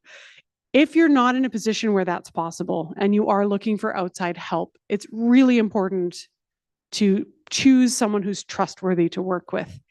And, a lot of private sector folks have not proven themselves to be trustworthy. Lots of academic folks also not very trustworthy because they, will have expectations about what should be done with the data. And this is why in any kind of relationship that's built, whether it be with the private sector, whether it be with academics, whether it be even within your own community, that there's a respect of the data sovereignty, that shouldn't be shared in ways that the community does not wish, that it should not be proprietary, like companies should not own it, universities should not own it, this belongs to nations. And this is actually in some ways easier to enforce when you're doing the ground search than it is in, say, the archives, because you have the right to the data that's being collected, right? It's not a question of getting an archive to send you the permission to get a copy. This is your data. So making sure that that's recognized, that people have training in OCAP or in relevant types of systems if you're in another context, that's really important. And then ensuring that the right technologies are being used so you don't spend a lot of time doing GPR survey and it's not helpful. I wanted to provide just a few quick notes about selecting someone to work with. And this can be someone from any context. This can be private sector, this can be academics. People who are making these claims are things you need to be wary of.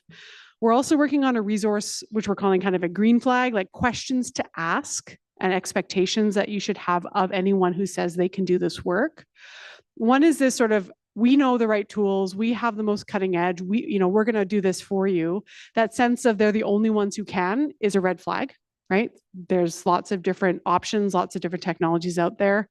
If anyone tells you that GPR will 100% find graves, they are also lying to you. It's one of the limitations of the method. We can get close in good conditions, but we cannot guarantee that everything in GPR is a grave. We're looking for those targets of interest, reflections of interest. Sometimes we're more confident they're graves, sometimes we're less, but I would never tell a community, I for sure have found a grave with GPR alone, especially. Experience. So there have been a number of companies that use GPR for utilities or for oil and gas exploration. It's not easily transferable to unmarked graves. They're much more difficult targets to find and need specific experience. Data ownership is a huge issue. If you sign a contract with a consultant, please make sure that it's very clear in that contract that you own the data. We have heard stories from many communities who are not getting the data. So they get a report, but not the actual data itself. And it's really important that you have both. We can search everywhere really quickly and provide everything back to you, right? This is a huge red flag as well. And also this sense of like, if something changes, we're just going to keep doing the work. We've heard other examples of a community is given a quote, this is how much area we can cover, this is how much it's going to cost, and it doubles or triples. So having something built in to know that, what that cost is and how that's been understood. And also you should ask if people have familiarity with best practices. So there are those of us who work in that kind of more scientific side of things who are trying to advance the technology without making residential schools experiments, because we do not want to do that. So using other places in order to get at that. And we've established best practices. So they should be following those guidelines because they are right now the best that we know, and they will change as we learn as well. And the last thing I just wanted to very briefly talk about before I hand it over is storing and organizing search data and protecting it, of course, as well. A really useful tool here is a geographic information system, or GIS. Many nations in your lands or consultation department, you'll have people who've worked with GIS data before. And most of the search data that you're working with is spatial. So it goes on the planet somewhere. And a GIS is really well equipped to be able to layer all that information together and make sense of what's happening. But it needs to be secure. It belongs to community, ideally should be in community, but again, not everyone has that capacity. If it can't be in community, having a trusted partner who respects OCAP is really important. Data also needs to be really accurate and really precise. So if you're bringing in someone to do a survey, they should be using really good spatial information so that you can find say that GPR grid within 2 centimeters on the Earth's surface. We can't have bigger errors than that because you might miss the locations that you need to go back to. So this is an area where nations do have often capacity. So working with lands or consultation departments can sometimes allow this to be really in community, but it is a really useful way to bring everything together and store it. So that's what I really wanted to share with you today. I am happy to, during the Q&A period, answer any specific questions about the technologies I briefly mentioned, to provide any additional information and answer questions about your particular context. And just as a reminder, a lot of this information can be found in these 3 places. So the NAC is the easiest place to go because it kind of brings everything together. And then I work with the Canadian Archaeological Association and the Institute of Prairie and Indigenous Archaeology to continue to provide information and best practices as best we can. Hi, Kenneth. Thank you for listening.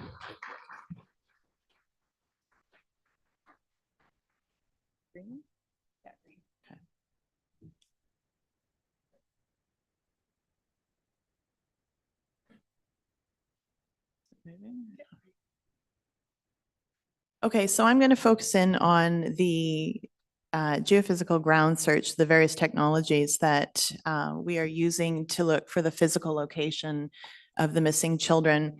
GPR is the most widely used, as we know. It has a really successful track record within a cemetery context. Of course, outside of the cemetery, when we're in more clandestine locations, it can become a little bit more problematic. Some conditions, obviously, the GPR, as Dr. Keisha mentioned, does not work because of varying soil conditions and whatnot. And so the good thing is there are other techniques that also have been quite successful, both inside and outside of a cemetery context that we're able to use. Really, the best results are achieved when these multiple techniques are used together. And that's because when we're using these various methods, they're all bringing together their own distinct data sets. And this provides us with different insights on the features of interest. It gives us different results. In an ideal situation, we want to take the GPR results where we think we have these known burials, and we want to complement it with these other techniques and keep overlaying our data so that each of them are saying this is the location of these potential burials. In a non-ideal situation where GPR doesn't work, we're able to use these other techniques to come at the burials in a different way. So as we know, GPR, operates in the same manner as navigational radar. It emits an electromagnetic pulse into the ground. As you can see, the ground here is nice and level. The ideal location is a golf course where we have short grass, no barriers and whatnot, but that's not what always happens when we're working in the residential school context. So soils become highly problematic at times. Anything with a clay content or anything that holds moisture is going to be, it's going to hinder the GPR results. Dry sands and gravel are the most ideal for surveying with GPR. Anything that contains clay or the high moisture is really highly conductive. And what it's going to do is it's going to scatter those GPR waves before they're able to return back to the antenna. So damp and wet soils, anything with high salinity, any high salt content is also problematic. For example, if you have a high salt content in the soils, you're not going to be able to see below a depth of about 25 centimeters. With clay, often you can't see below a meter. We do have contexts where we are seeing burials that are, above a meter, but often you're looking for the burials at a depth of 1 to 2 meters. So this becomes problematic if we're working in clay soils.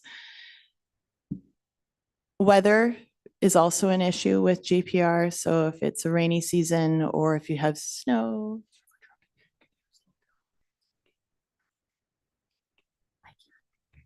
I have to slow down. Snow can hinder results because the GPR needs to couple with the ground at all times. Okay, so clearance and obstacles can be an issue as well. It requires really flat areas when we're doing a survey. rough terrain where the GPR is not coupling, as I mentioned, is a problem. Anything where you've got boulders and forested areas. It's not just that you can't conduct a GPR grid in forests. We've had communities that have removed the trees. It's the tree root systems, the large root systems that disturb the soil as well. And that muddies the waters for us to be able to see anything in the GPR results.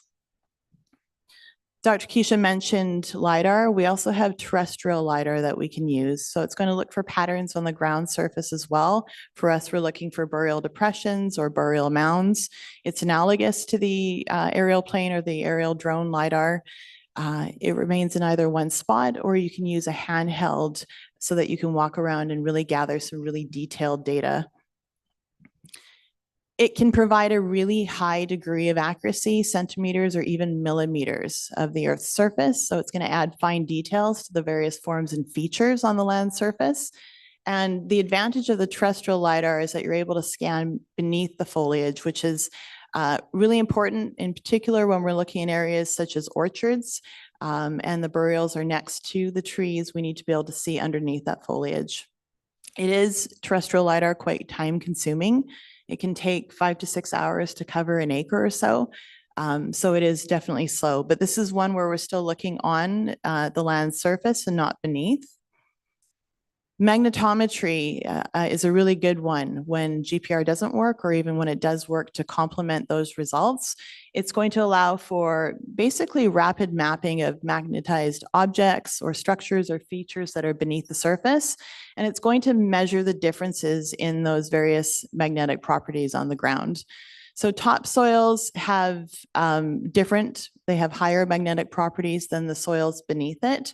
When you're digging a grave, and then you're redepositing that mixed soil on top of the burial, those magnetic properties are then going to be different. And what we're looking for is the differences between the magnetic properties on that burial site versus the location that's next to it. The advantage of using magnetometers or magnetometry is that it will cover large areas quite quickly. So you can cover an area of approximately the size of a football field in about a day or just under a day.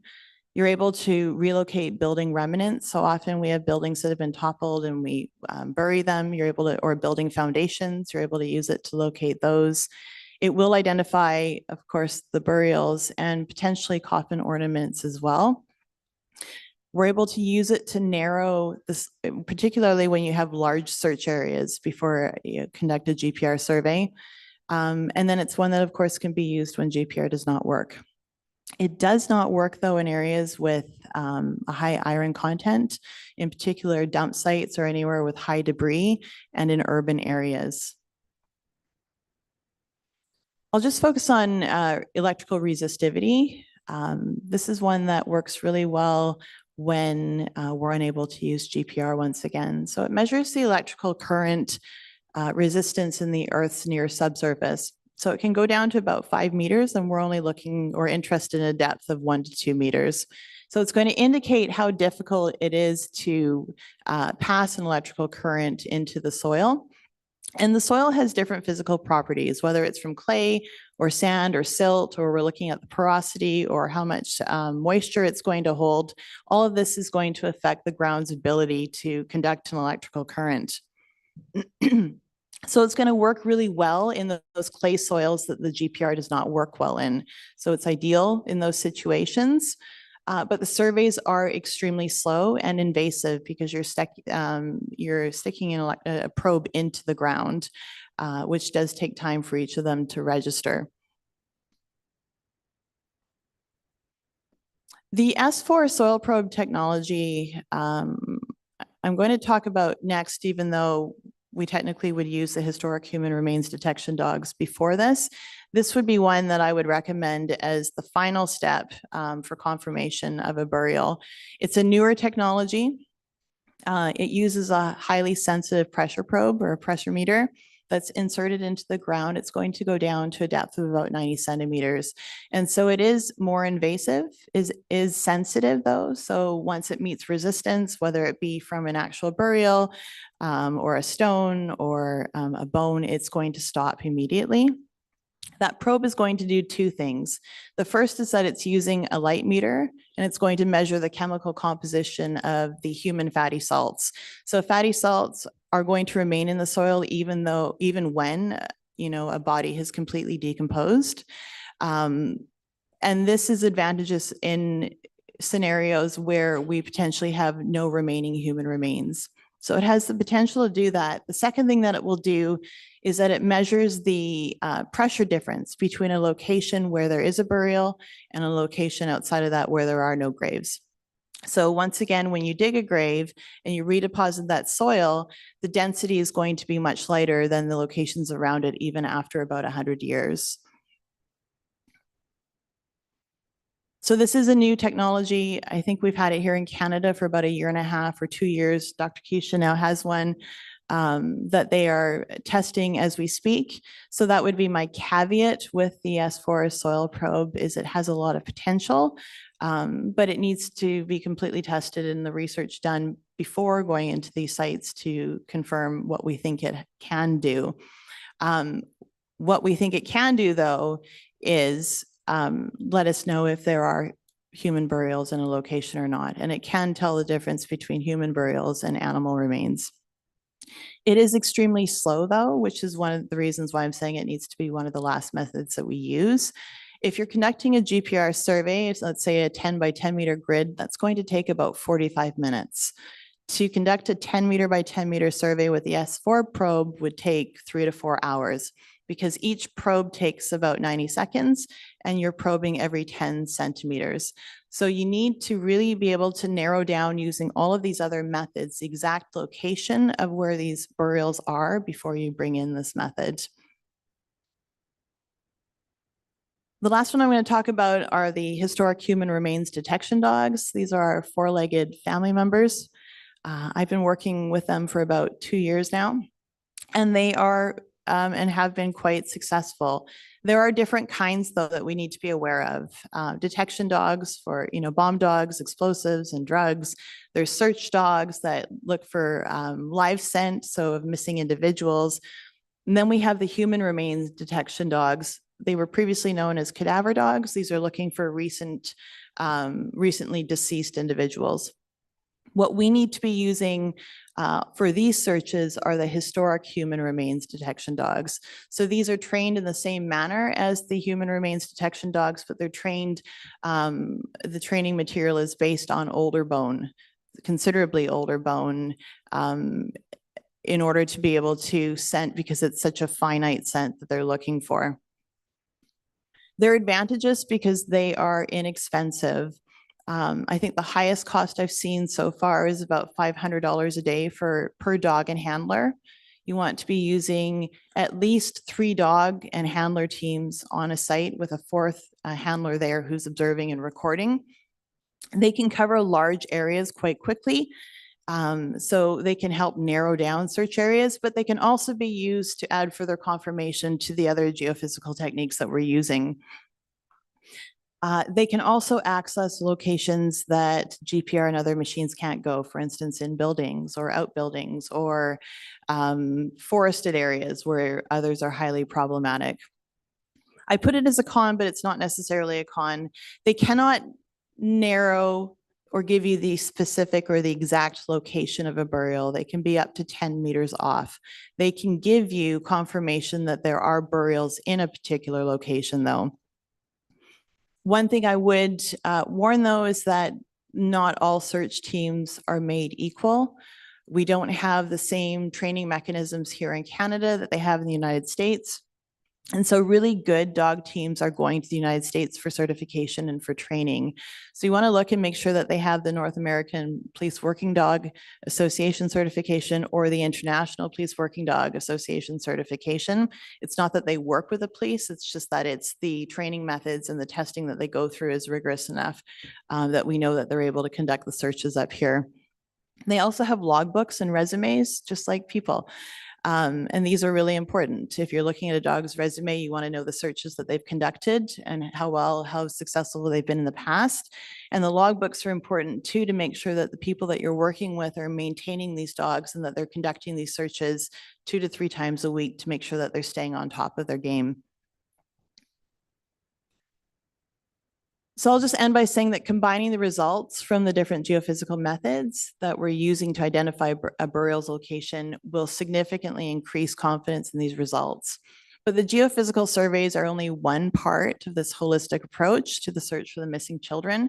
It's going to add spatial specificity or a locational value to this truth, but this is a truth that we already know. Thank you.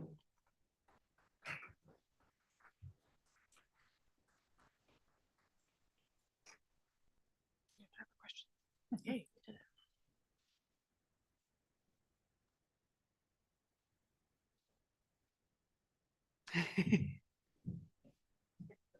Yes, of course.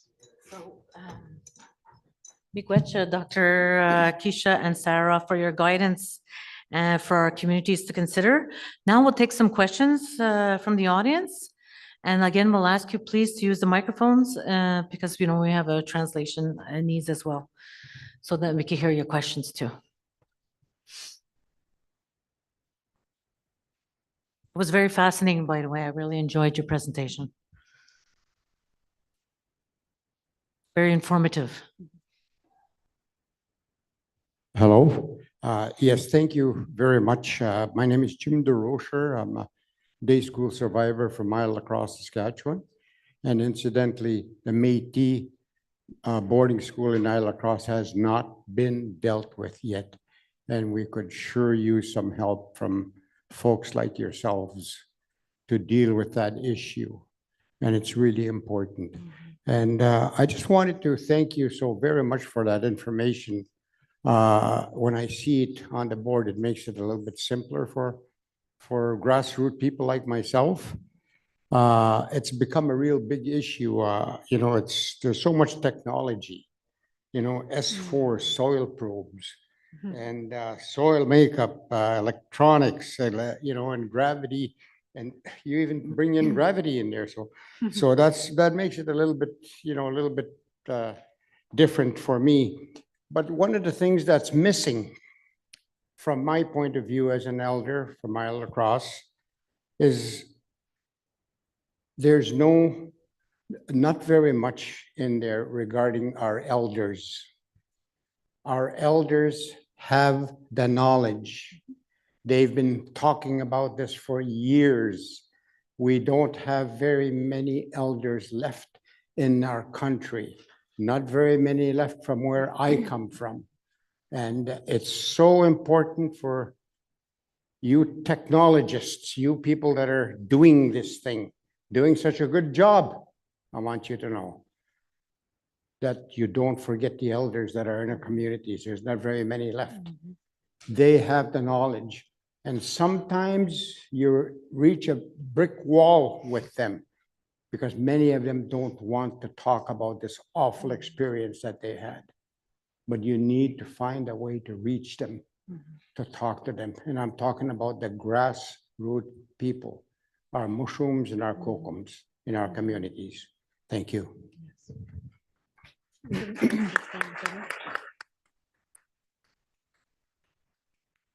Topway. Yes, this is a very important point.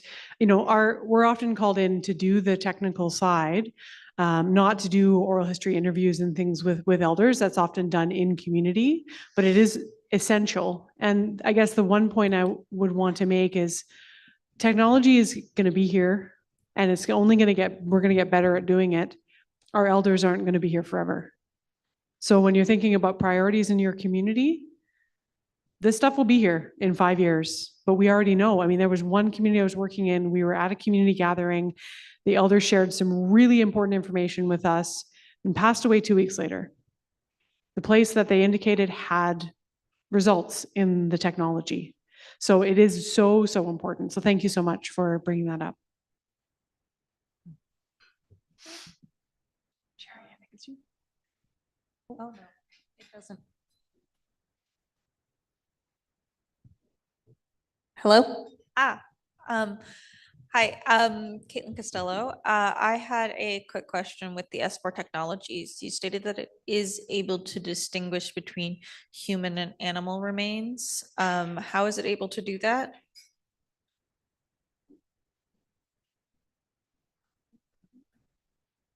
Are they switching that now?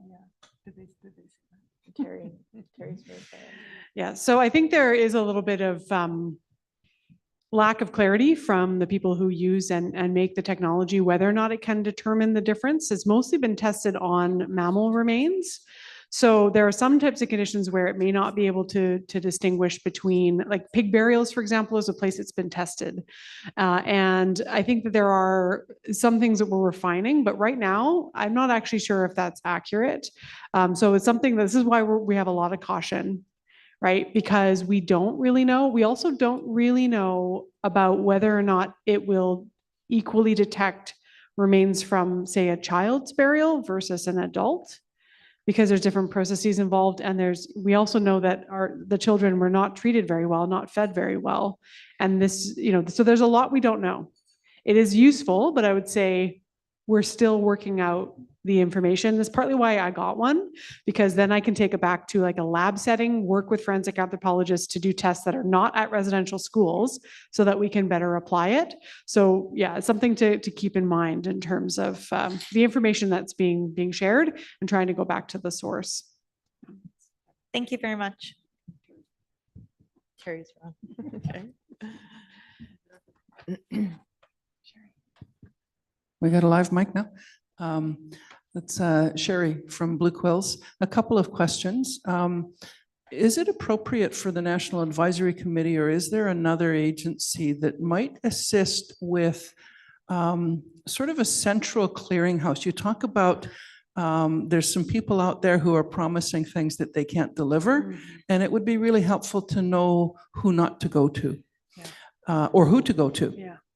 And so I don't know what agency might be able to tackle that. And then also on the historic human remains detection dogs, are there agencies that you could refer us to? We've been hearing about these dogs for a few years now, but I don't know if there's a list of providers that we can turn to.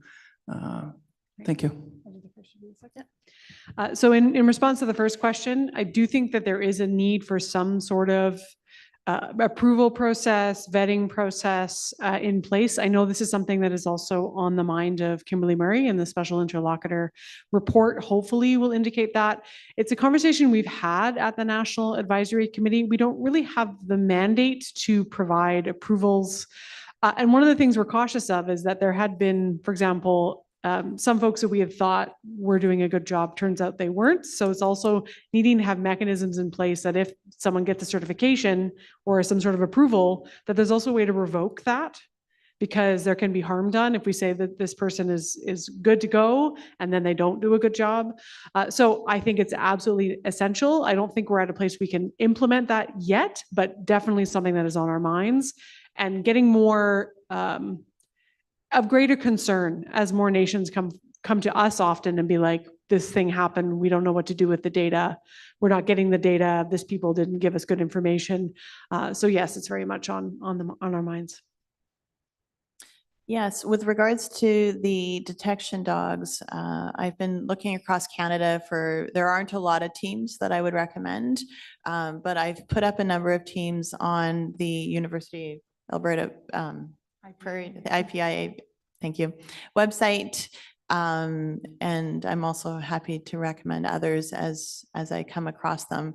There aren't a lot. I would say there's about 5 or 6 teams right now that do have the experience. They're trained in the same way as the cadaver dogs, but they need to be able to access the older training material in order to develop that nose. So not made equal. Hi, thank you. My name is Emily Holland. I'm a forensic anthropologist from Brandon University, Manitoba. So of course, I'm going to have questions about the historic human remains detection dogs. And you mentioned they work with older remains. Do you know how old the remains are that these dogs are trained on? Material that I was watching dogs use last weekend were 1,500 years old. Okay. And you mentioned that the dogs can only identify an area within 10 meters, but that they've also indicated high accuracy. How do you put those two together? How do you know that they've actually found what you're looking for? So, I mean, there are claims when the dogs pass the the testing in the United States, they need to be able to be within 1 to 2 meters of the actual location. And those are like lab-like settings that they're tested in. But we're not working in lab-like settings when we're out in the field. These are locations that are known, that they're being worked on. Obviously at residential school sites, there haven't been confirmations with dogs yet, but in other locations and other different scenarios, they have been confirmed. Okay, thank you. Hi. I just had a quick question again on the detector dogs. Is there a difference between the different races of dogs, or is specifically one race of dogs trained for this? Is there a specific race of dogs that we should that would be preferable to look at for these types of searches? Any dog can be used. Long-nosed dogs can be used. The ones that tend to work really well in the field are labs, Belgian Malinois, the German Shepherds, because you also want a robust dog that's able to go through, you know, really thick brush and forested areas in different locations, whereas a small dog is not going to be able to do it. They have to be eager to please and want to be able to, you know, be rewarded for the work. So they need to have that going for them, but it really doesn't need to be a specific, they're not breed specific. It's how keen are they to search and be rewarded and do the job. Thank you very much. Very interesting. Thank you.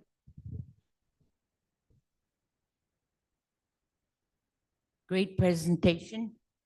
My name is Jackie Bouvier, survivor, and I sit on a circle of survivors. I just experienced 2 weeks ago in the Beauval Cemetery in the Mission, Beauval School, where the S4 probe was used, where they think my 2 baby sisters are buried.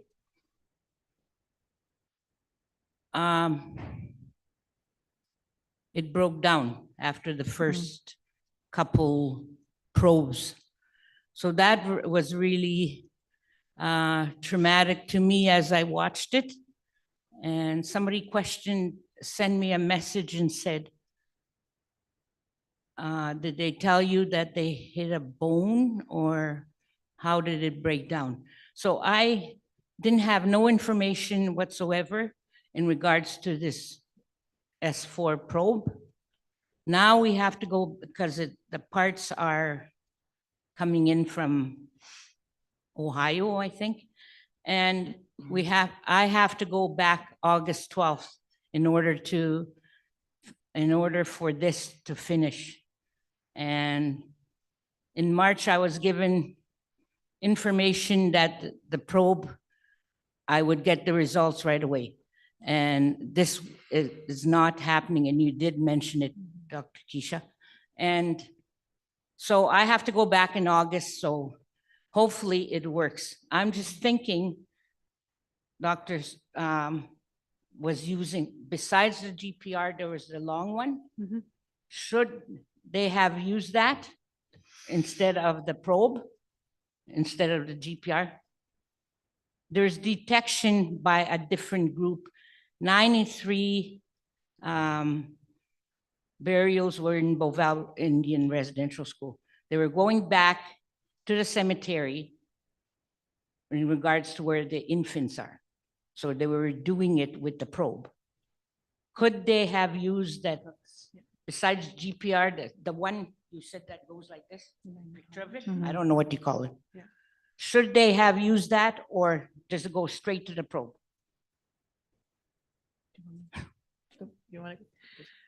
So in general, as I think Dr. Sarah mentioned, I can speak a little bit to the probe, and then maybe if you want to talk a little bit about multiple things. This is the danger of the fact that this is new.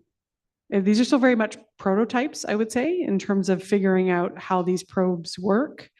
It's not the first time that it's broken. I think it has mostly to do with the soil. It wouldn't break hitting a bone.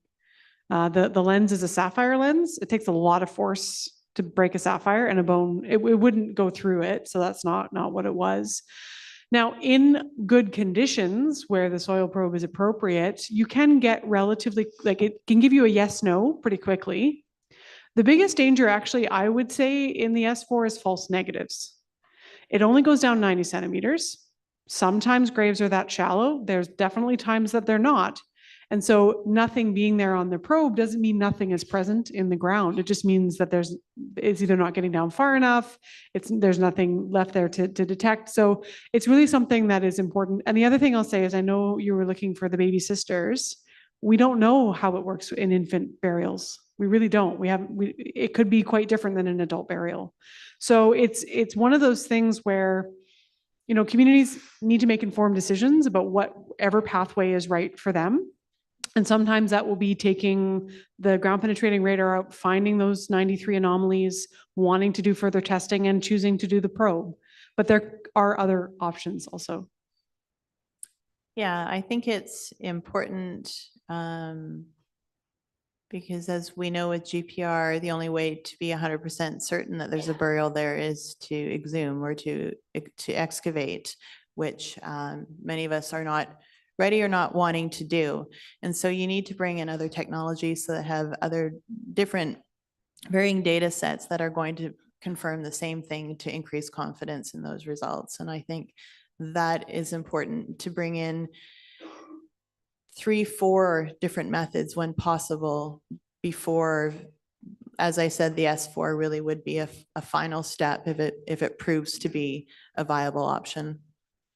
Yeah, my general thing would be do things from the air first. Yeah.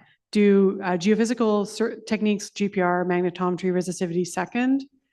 Sometimes there's a reason to do the dogs second if it's a large area.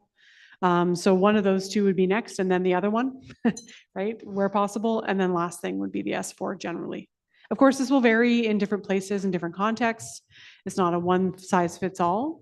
And this is why also having folks who can help you figure that out, or training people in the community to help figure that out, is also really valuable. My turn? Okay. Hi, I'm Leslie Ann. I'm from the Battleford Agency Tribal Chiefs in North Battleford. We collaborate with our First Nations on 2 residential schools right now.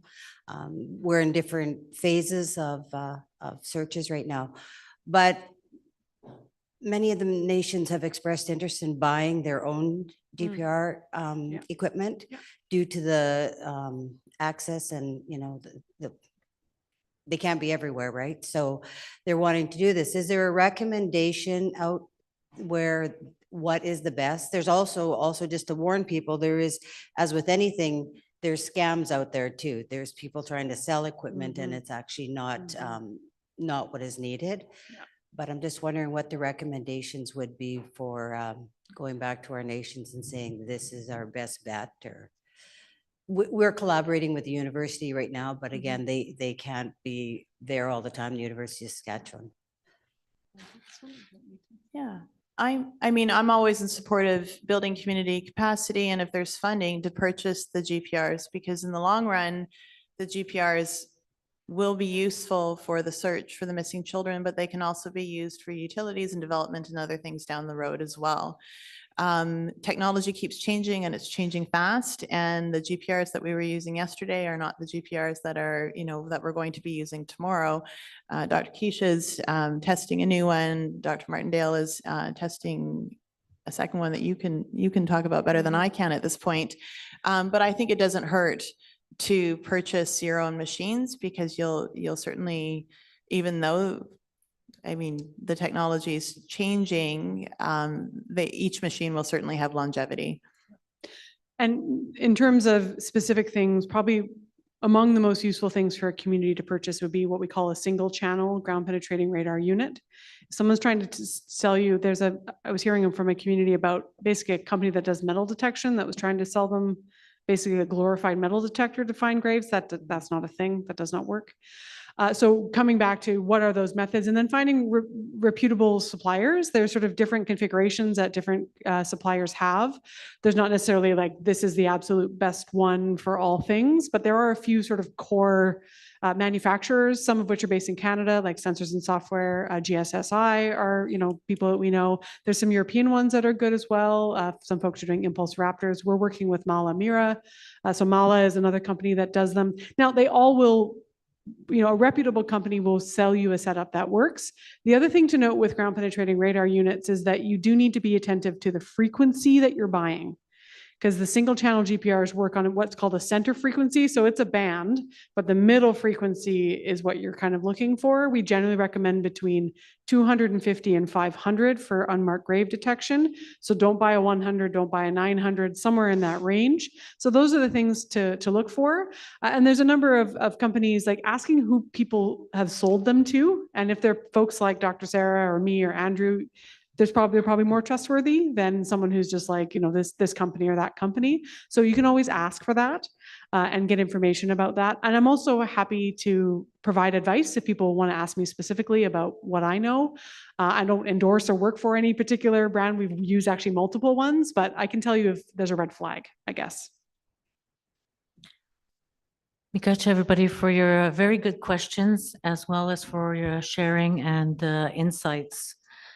So thanks again, Doctors Keisha and Sarah, and we're really grateful to have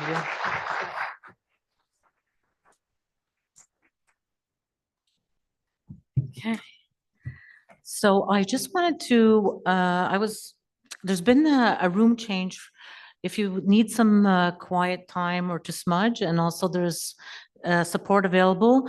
So the room change has been from PEI room to the Nunavut room. So just to give you a gentle reminder that are still supports available here today in person, as well as for those online, there is a telephone number. So now we will go to our next panel on interpreting the results from ground searches. We will be hearing from the experiences of Andrew Martindale and Kevin Roy Wilson. So Andrew Martindale is a member of the National Advisory Committee and has extensive experience with the use and limitations of ground search technologies, including GPR. He is a professor in the Department of Anthropology at the University of BC. Andrew has worked in partnership with the Musqueam First Nation and the Pinelatkoot First Nation to make ground search technologies more accessible to communities engaged in searches of unmarked graves and other burial sites. His academic research, conducted primarily in Tsitsiyon territory, has focused on the importance of oral history. He is a member of the Canadian Archaeological Association Working Group on Unmarked Graves. And as well, we have Kevin Roy Wilson, who is a Geographic Information Systems Analyst with the Musqueam Indian Band. Kevin is a band member with family roots in the Kwakwakak and Irish peoples.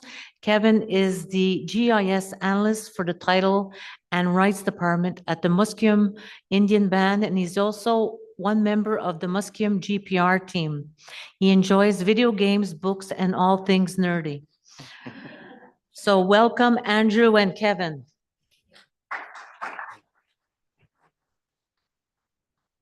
I was reminded we're supposed to talk slowly. Yes. Because of the interpreters. Yes, okay. But I had a lot of dessert after lunch, so.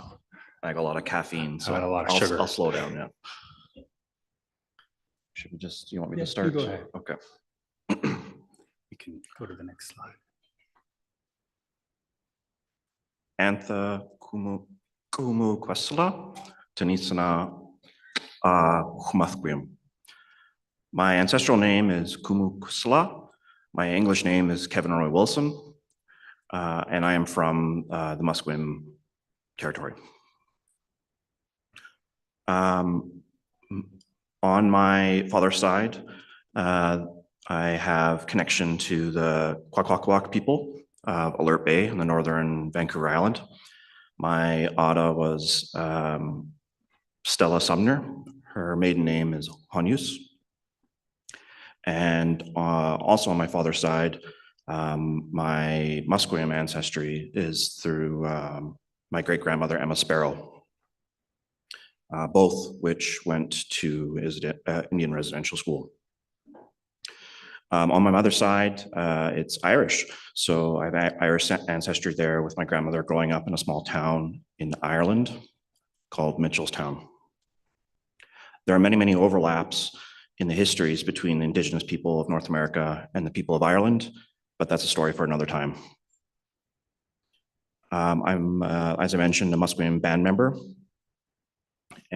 through Emma Sparrow. My Musqueam admin credentials, as was mentioned earlier, I'm a GIS analyst for the Title and Rights Department at Musqueam, which means I work with maps, I work with spatial data, which some of you may be familiar with. And I'd also wanted just to end my introductions by saying Haitsiyepka. Thank you all to the Algonquin people for welcoming me as a guest on their unceded and unsurrendered land. I don't have any slides to share today, so I'll leave one of Andrew's great slides up showing the various parts of the pathway that he's developed, and I will reference later. I'd like to do a call back to Elder Oliver's bit of wisdom,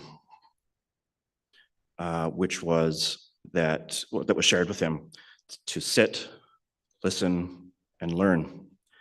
If I could be so bold, Oliver, and add one more word to that, if that's okay, I'd like to add the word reflect. To sit, listen, learn, and reflect on some of the words that have been shared today. Often the wisdom that is shared with us in places like this and in our communities, we will be pulled aside by someone and given advice, or it'll be told to us. And I think it's really important to also reflect and think about what those words mean.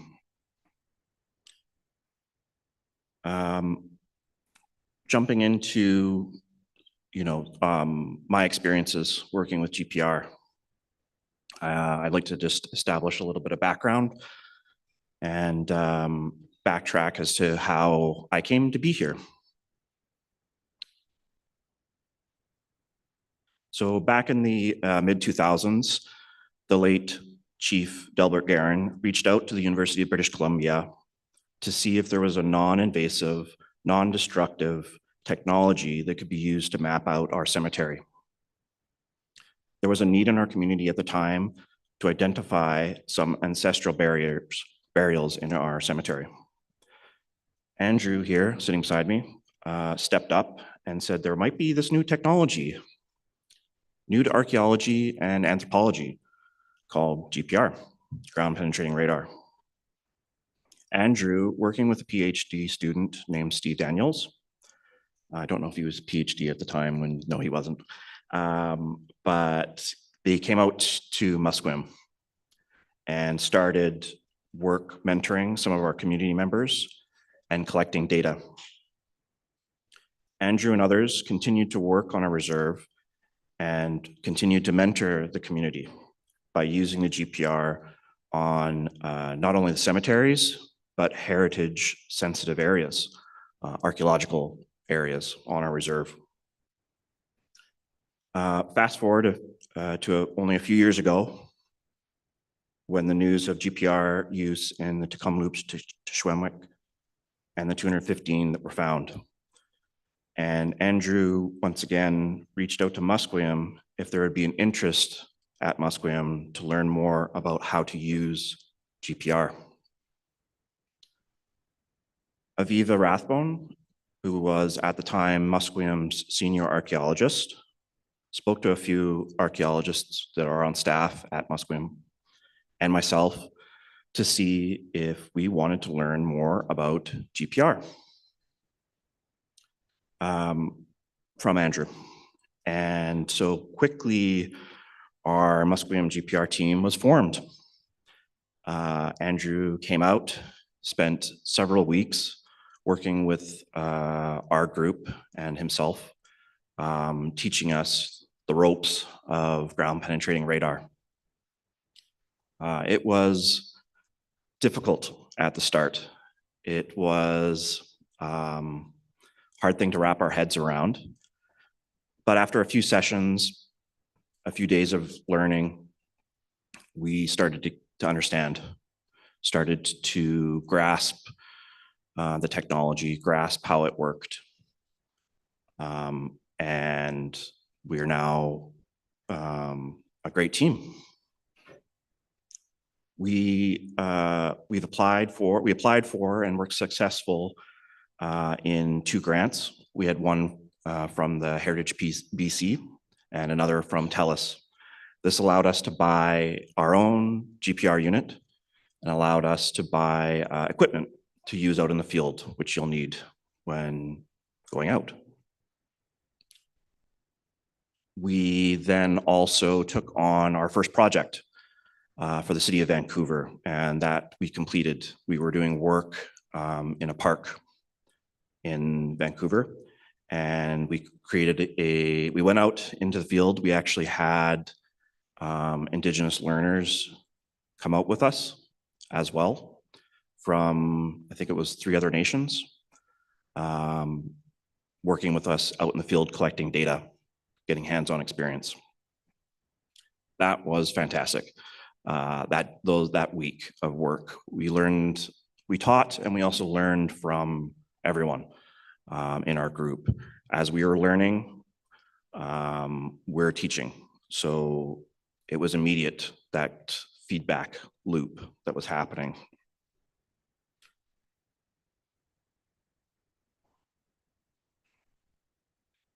We also hosted 2 learning sessions at Musqueam that were facilitated by Andrew and Steve Daniels. We also had a community member from our archaeology team, Richard Campbell, and myself, that all supported Andrew speaking with various Indigenous learners from across BC. I think it was something like over a dozen First Nations were in attendance. And now we're currently working on a GPR project for another First Nations in an Indian residential school context. While I'm here speaking to you all today, I want to make it very clear that I'm only one person on our team.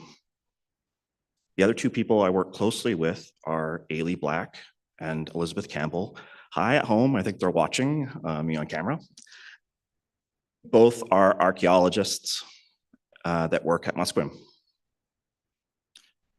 The words that I'm sharing today are some of the words from my team. Our team has a flat hierarchy. By that, I mean our team works to make decisions within our group. If we encounter challenges in our work, we bring it to our group and we talk about it and try to determine solutions within the group. We each bring our own skill sets to the group. I work in GIS, so I work a lot, like I mentioned, with maps, mapping data, but I also have a passion for technology. I love drones.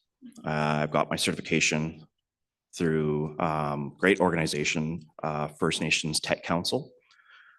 They provide training for all kinds of things, but they have a drone component. And so I brought that to the group. Liz and Ailey are archaeologists, as I mentioned, by trade and by training. And they brought all of their experience and their knowledge to the group. We meet regularly, once a week on Wednesdays, 1 o'clock, like clockwork, every week. And it's a great time for us to talk about GPR, to talk about archaeology, to talk about our work. So we take some time at the beginning of these meetings always to socialize a little bit, talk about our days, talk about our work, our workload, because I should make it really clear that while I'm doing GPR work, it is off the side of my desk. And I think a lot of people that are working in small government or working for their Indigenous government will know that we wear many hats, many work hats. We do different things. We might write policy, and that might be what we're hired to do, but we also have to help, organize community events and these kinds of things. So it's very much something to think about when taking on GPR work if you're also doing that at your organization, that you should check in with each other about their workloads because it needs to be all balanced. Otherwise, you get burnt out and no one wants that.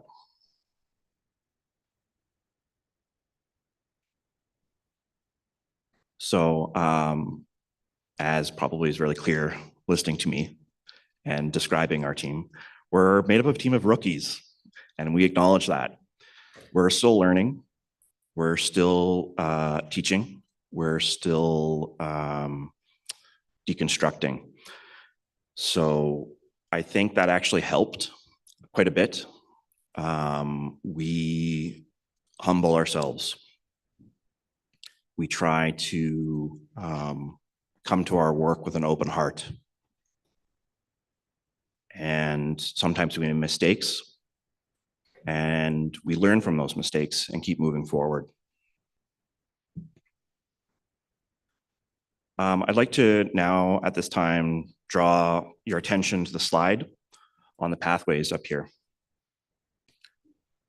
When doing this work in a Indian residential school GPR, it is the GPR is just one aspect, one part of the pathway. It's one potential piece of evidence, and has already been mentioned by a few of the speakers before me. There are other bits of evidence, other steps, other things to be exploring. I think we've heard today about records, written records, but also I would like to mention, obviously, oral records. LiDAR is another one, drone aerial images, and as has been mentioned, even in some cases, ground truthing or excavation. So why go on this path? I think the ultimate goal is to heal and find closure. But the steps and the vision of the end of the pathway may be very different for you and your community. But it is worthy of discussing and determining before starting any work. The last two things that I'd like to talk about today is a bit of wisdom and some healing. This is a teaching from home and is often said at Musqueam when doing cultural or important work. Don't rush. Don't rush. This work will take time, and we need to take the time it takes to do that work and to do that work well. Mistakes will be made, but it's important to learn from the mistake and keep moving forward. The last thing I wanted to share is about giving time and space to healing. It's been mentioned a few times throughout the conference here, but I wanted to highlight it. That'll be different for each person, but this work is heavy. Take time to heal. Go to the river or the body of water and cleanse yourself. Go to your cultural ceremonies. Pick up the phone and call some of the numbers that have been shown here, or call a relative. And I'd like to share a personal part of my healing as I do this work. I meet with a counselor every 3 weeks, and it's a great time for me to offload and to heal. And I'm not ashamed of that because, as I mentioned, this work can be quite difficult. Please take the time to heal. Haitsiepka, thank you all.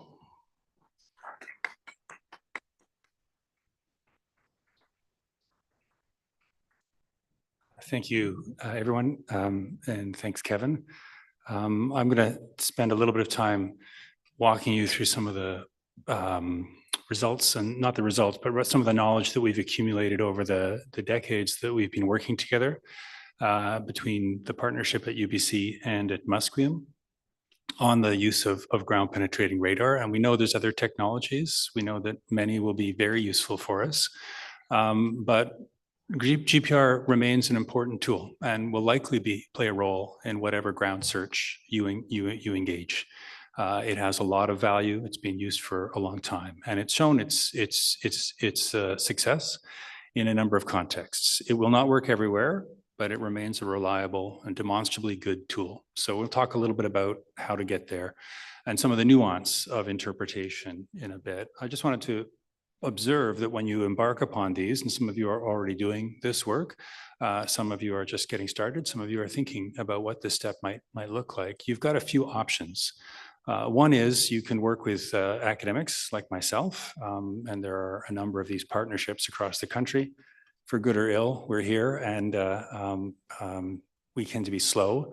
We tend to work well in the development of best practices. So that's been our focus at Musqueam and with our partners at Penelakut Tribe as well.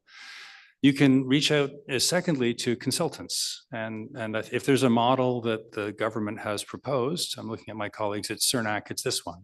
They're going to give you money to do something that you don't quite have the capacity to do, and then you're going to turn to a private company and pay them to do this work. And as we heard from Keisha and Sarah, we should have caution around that. It has not yet worked as well as we had hoped. And so some of the experiences of communities, not all, but some, have caused us to pause a little bit on that relationship. What we've pursued at Musqueam is the third option, which is to provide communities with the capacity themselves to do this work so that you can do it. And we've now done 2 courses. We have a third that we're developing for the fall, where we invite communities to join us and we train them on how this technology works so that they can go off and become their own search teams. We create not only the beginning of a capacity, but also a relationship so that we will be with you. We can connect with you in the months, in the years ahead. And if I have a message for you today, it's that third option, doing this work yourselves, is likely the best. And that if we do it ourselves or yourselves, we're better if we work together as a larger community of practice. It's complicated. It's not impossible. If I can do it, and I'm not a geophysicist, you can do it. It just takes a little bit of experience, a little bit of training, and we can get there. So that's the model that I'm going to build out of today. Oh, I push this button.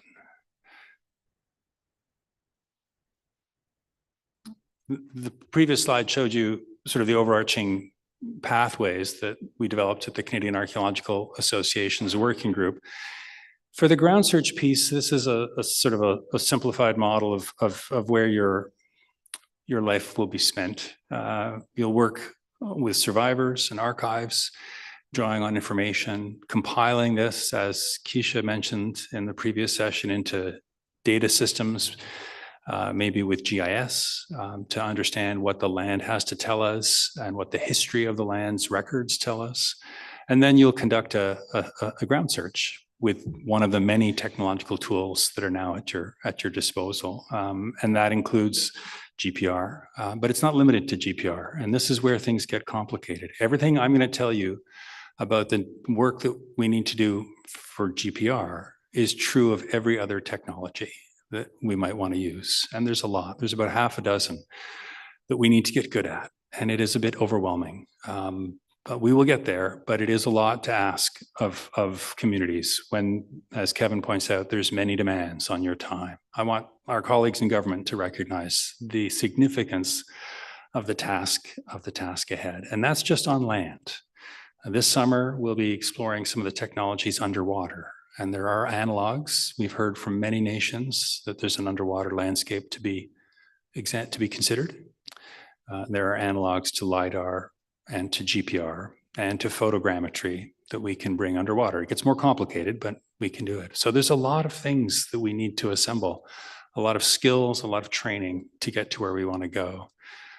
Each one requires an understanding of how we collect the data, how we filter and process and interpret the results.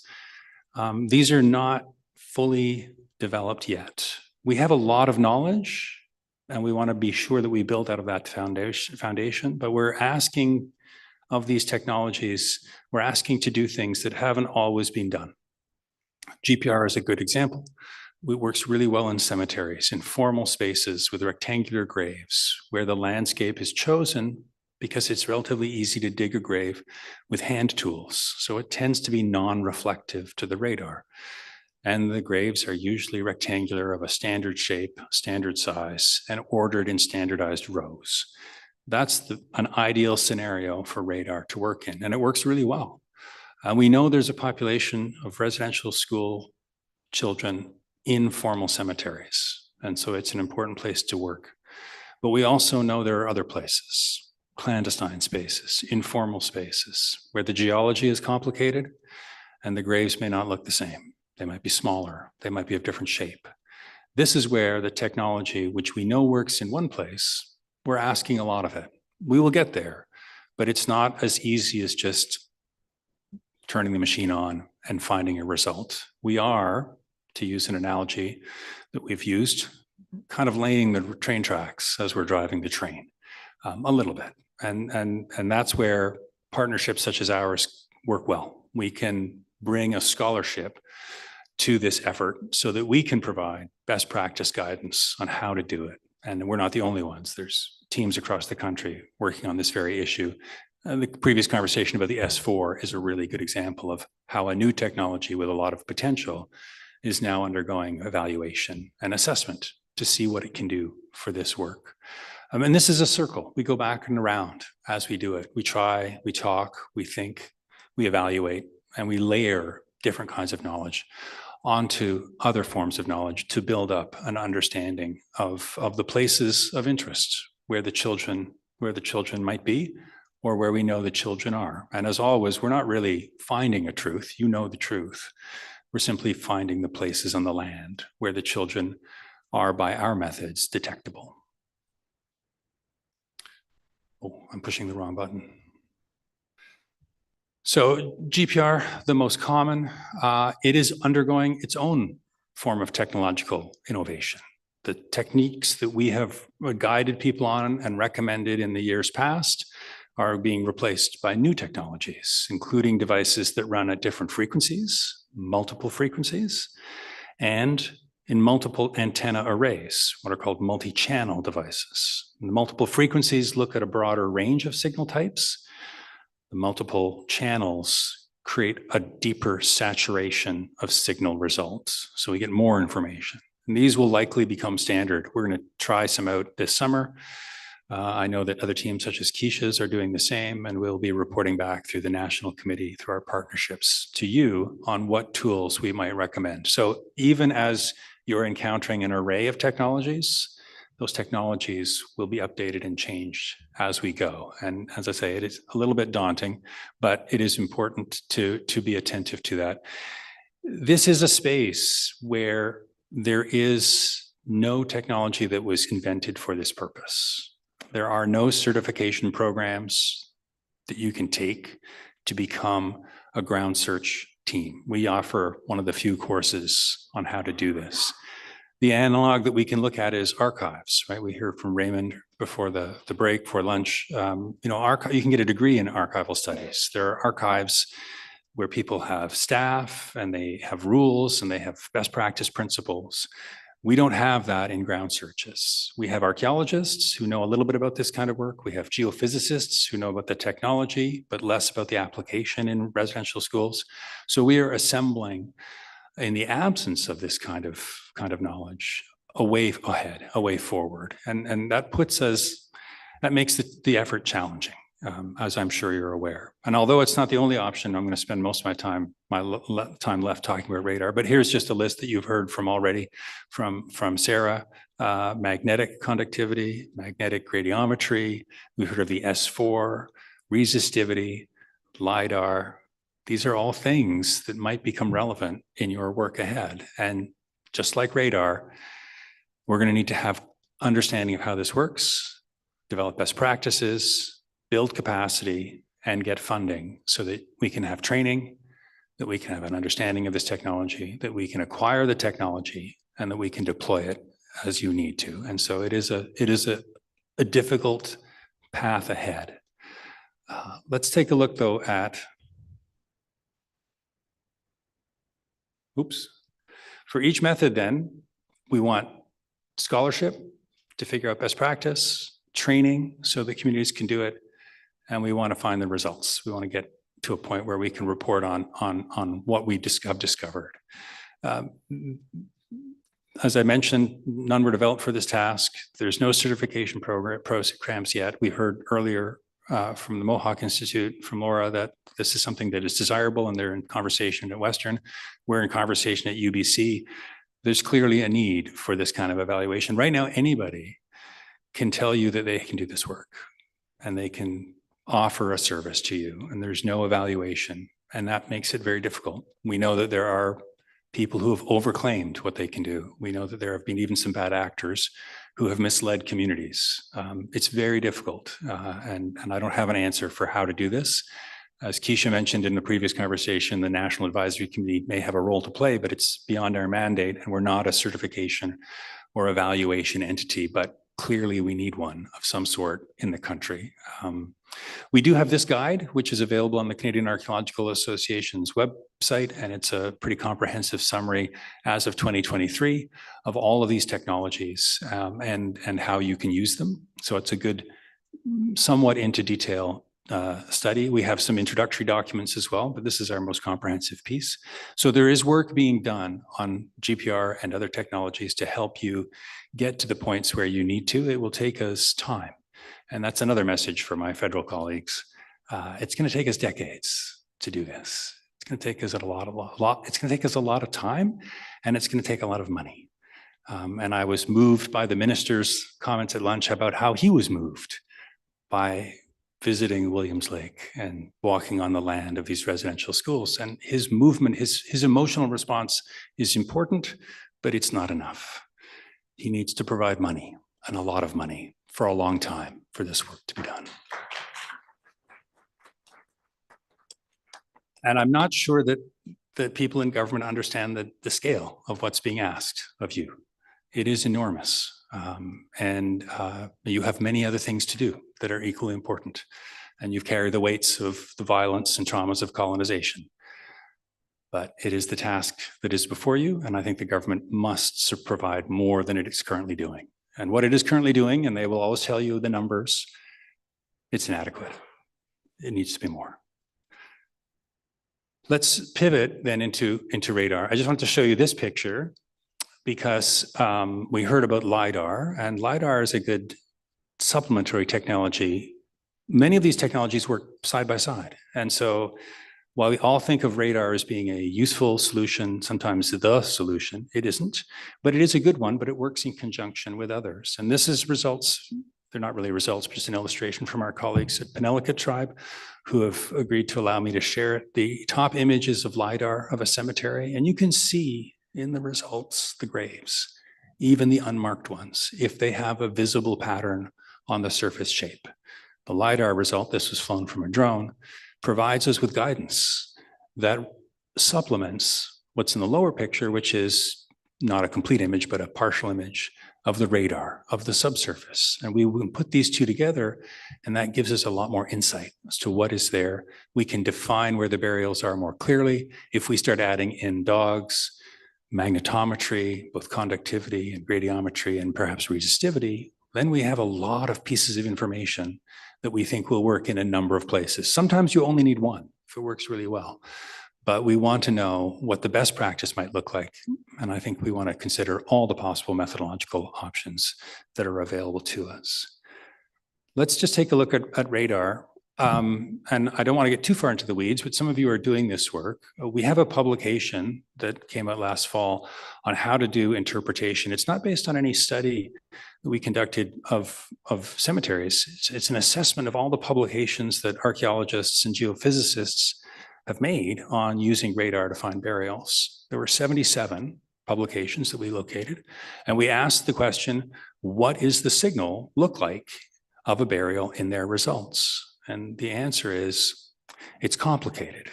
There were 23 different traits. You would like to think there might be one or two, but there's 23 different ones that we identified. And a lot of things influence the outcome. How they collected their results, the standards by which they set their machines, laid out their grids. Some providers will say you don't need to use grids. Some will say you must use grids. The interval of those grids will change. And again, with consultants, they are trying to get your business, but they're trying to make money. And that means they want to reduce how much their costs are so that they can increase their profits. It's not a criticism, it's just the reality of a capitalist endeavor, which may or may not be the most appropriate way to do this work. So the way we collect the data, the way that we set up equipment, the parameters of our devices, the age of our devices, the models, these can all influence the results. We also need to control how we know where the device was operated, the mapping, so that when we get a result on our screens in our offices, we can go back to the land and we can say it's here. The answer is here. The signal came from here. And we can't be very uncertain. We can't be off by a meter. If we're off by 25 centimeters, that's quite a lot. And that's very difficult to control for. To get spatial control of that order of magnitude is quite difficult. But you can do it with care and with good practice. The results, as Keisha mentioned, will vary by the geology. What works for us in the Fraser Delta may not work for you if you're up in the north or over here in the Canadian Shield. Geology is going to change. The results will vary by the burial patterns. Our study focused largely on rectangular graves in sandy sediments. There's a lot of variation. We know that in residential schools, the sediments are not always the same, and the graves are not always rectangular. They're shallow, they're small, they might be basin-shaped. So the results in GPR returns could be different. And we need to ask these questions. And we want to balance. We want to assure you and others, because I know the denialists will be watching this. They always send me emails after I do these talks telling me how wrong I am. I'm not wrong, by the way, but continue to send me your emails. Read this article if you can before you send me the email. It makes life easier for both of us. But the signal will, the pattern will change depending on the nature of these variables. And the effect is, the balance then that we need is that we want to assure you that it works while we acknowledge that we are asking more of it than we currently understand, that we're pushing the equipment in directions, into areas that we are not fully familiar with. And in some cases, we know it's not going to work. So we want to know where those limits are in every technology that we use. And this is where we work well together. If you're willing, we invite you to contact us to be part of what we have in British Columbia, a provincial conversation. We invite you to be part of a national conversation where teams across the country who are doing this work can get together and share their experience. Because when we learn what you know, it helps us understand what we know. And we might begin to understand this technology more fully if we share and work together. The last thing I wanted to mention in this one is that this is, in this publication, we included our best evaluation for how we might unpack certainty. How we might know when the result is a burial or isn't a burial. And we have this 5-level hierarchy. Many of the consultants you might work with or even the academics may not provide you with how they arrive at an interpretation. We think they should. We think that they should unpack for you their logic and evaluate for you how certain they are and why they have that certainty. We've done so in this article to help others follow in our path. Also, I want to show you that it's relatively modest. There's more we can do, but we haven't got there yet, although I think we're working on it. I'm getting close to the end, and I know I'm running out of time, so I'll be brief here.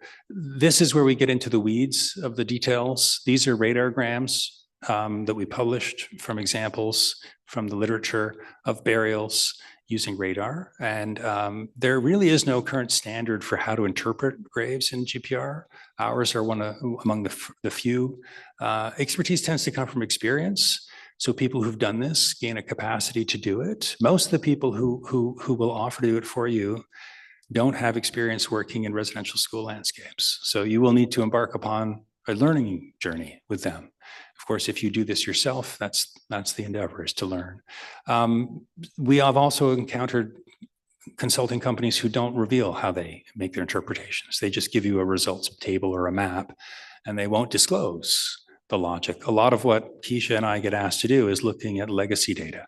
Communities who have had other people collect their results, and then they say, would you take a look at it? Because we don't have confidence that we're getting a good answer.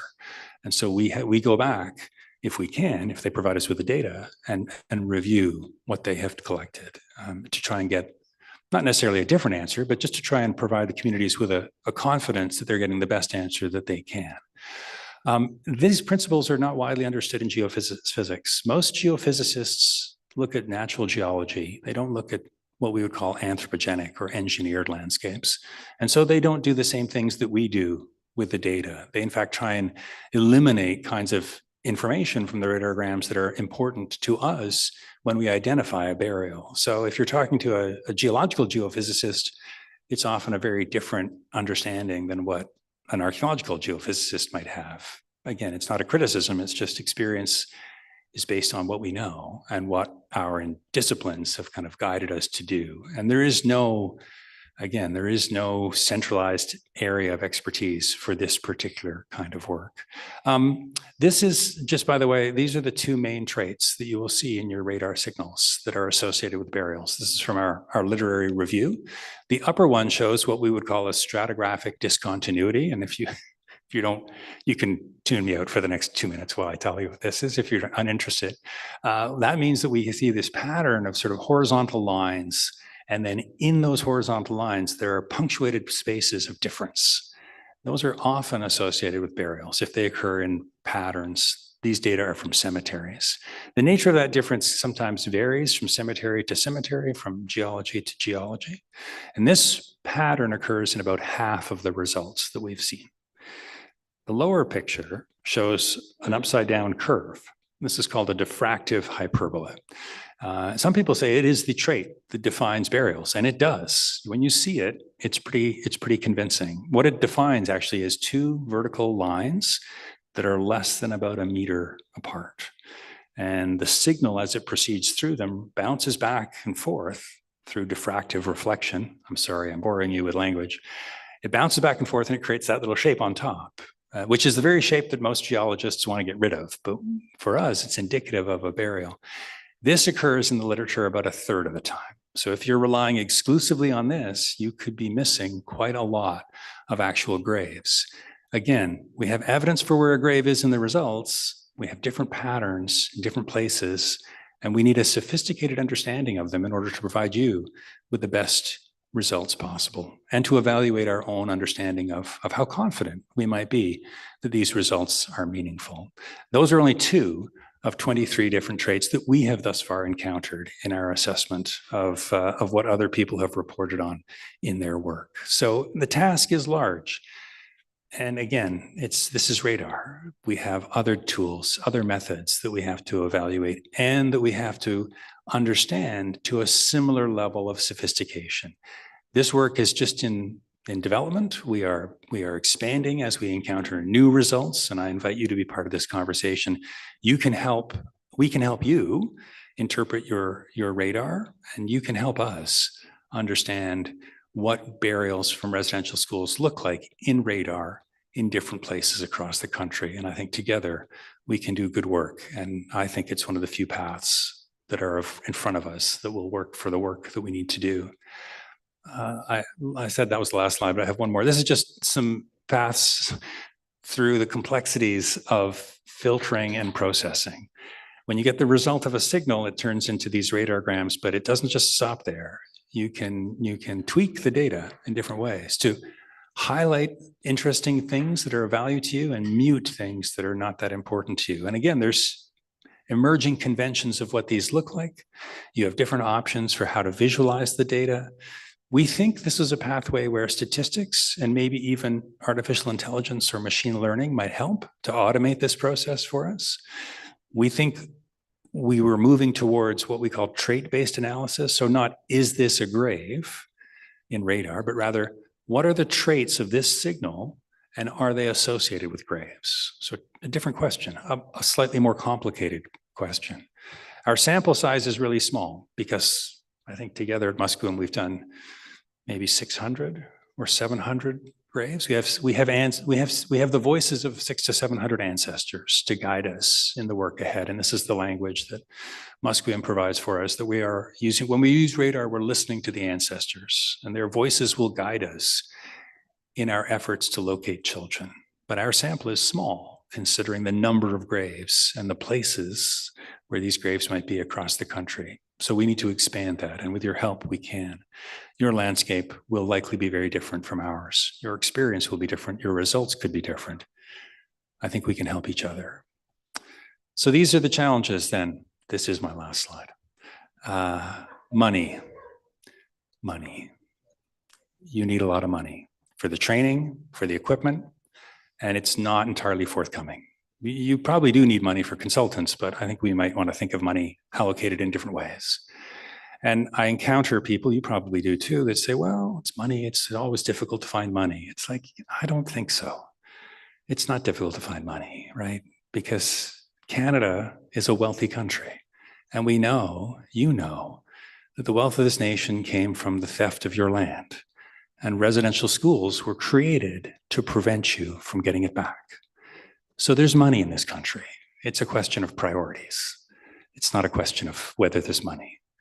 And I would like the government to think of that carefully before they start saying, well, we might not have enough money for you. We should have enough money for you. It takes time to build a system, to train the teams to do this work. And the technology is changing. So there is a role for scholarship and evaluation for evaluating the tools to arrive at the best systems, the best practices, so that we can do the best work ahead.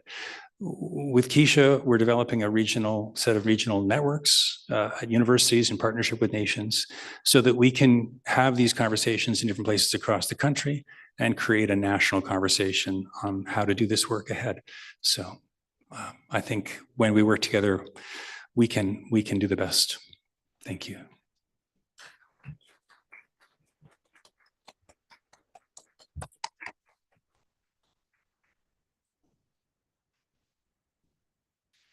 Thank you, Andrew and Kevin. We will now take your questions. So if you could please raise your hand and we'll bring a microphone over. And we have a question over here. Jimmy D. Yes, thank you so very much. God, it's hard for me to keep track of all the technological information that we're receiving, and because I'm just a grassroots person from down home, and geophysicists, anthropologists, sociologists, LIDGAR, magnetic gram topography, S4 spectrum radar. I don't know. To me, when they discovered those kids in BC, there was a reason for that. I talked to a lot of elders. I'm an elder myself, but I don't consider myself, a very intelligent elder. I try my best, but I spend a lot more time listening. They're telling me that there was a reason for them being discovered. Those children, their responsibility has been to wake the rest of the world up, which they have done. And they have done a wonderful job in waking the world up. To date, I believe there's over 10,000 graves that we have found. And this whole situation has become nothing more than a money grabbing thing. A lot of elders are very cautious about that, and they're talking about why has it become so damn technological and so it's out of our understanding, our reach, our ability to see what it's all about. What it's about is that we were mistreated. Some of those children that were found were murdered. Nobody is going to take responsibility for that. Nobody's going to get charged for that, and we all know that. But many of them were murdered. It wasn't natural causes that they died. And, as far as I'm concerned, I know that, and the elders in my community know that as well. Those kids, but they woke us up, and that's the thing. And now we've made this thing so complicated. And all we want to do, and it's been acknowledged already. It's been acknowledged that by the federal government and the provincial governments that these wrongs were done. They acknowledge it. So why are we, I don't understand why we're making this thing so complicated, because as far as I'm concerned, it's a big money grabbing thing. And that's why most of my people that I deal with need to understand that. We're going to get ripped off here and there. And that's where I am hoping that Stephanie Scott and her group will take the bull by the horn and try to standardize this issue as much as possible throughout this country. It's very, very important that we do that. Otherwise, if we're all independent, somebody is going to get ripped off. And that's not the purpose of this thing. As far as I'm concerned, myself, as far as I'm concerned, we find the bodies, we know they're there, it's been acknowledged. We should leave them alone. Elders really believe that we leave them alone. It's the body that's there. What we need to do is, and our elders here, I've spoken to many of them here, have told me that what we need to do is bring the spirit home.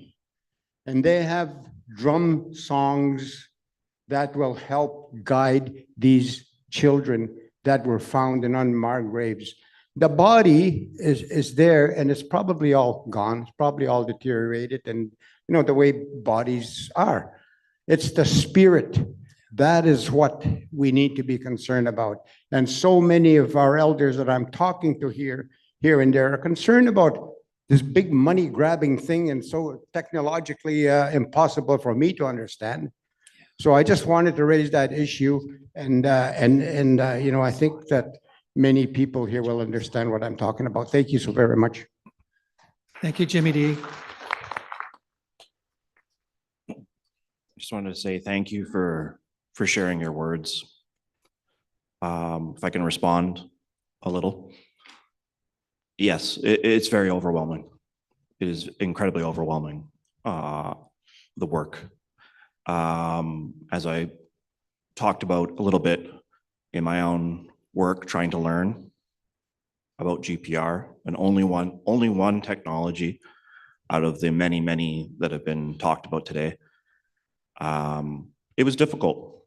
It was several weeks of intensive training for myself and my team. I'm not done yet. I'm not done learning. I want to continue learning. I want to continue knowing more about that technology and all the other technologies that can help.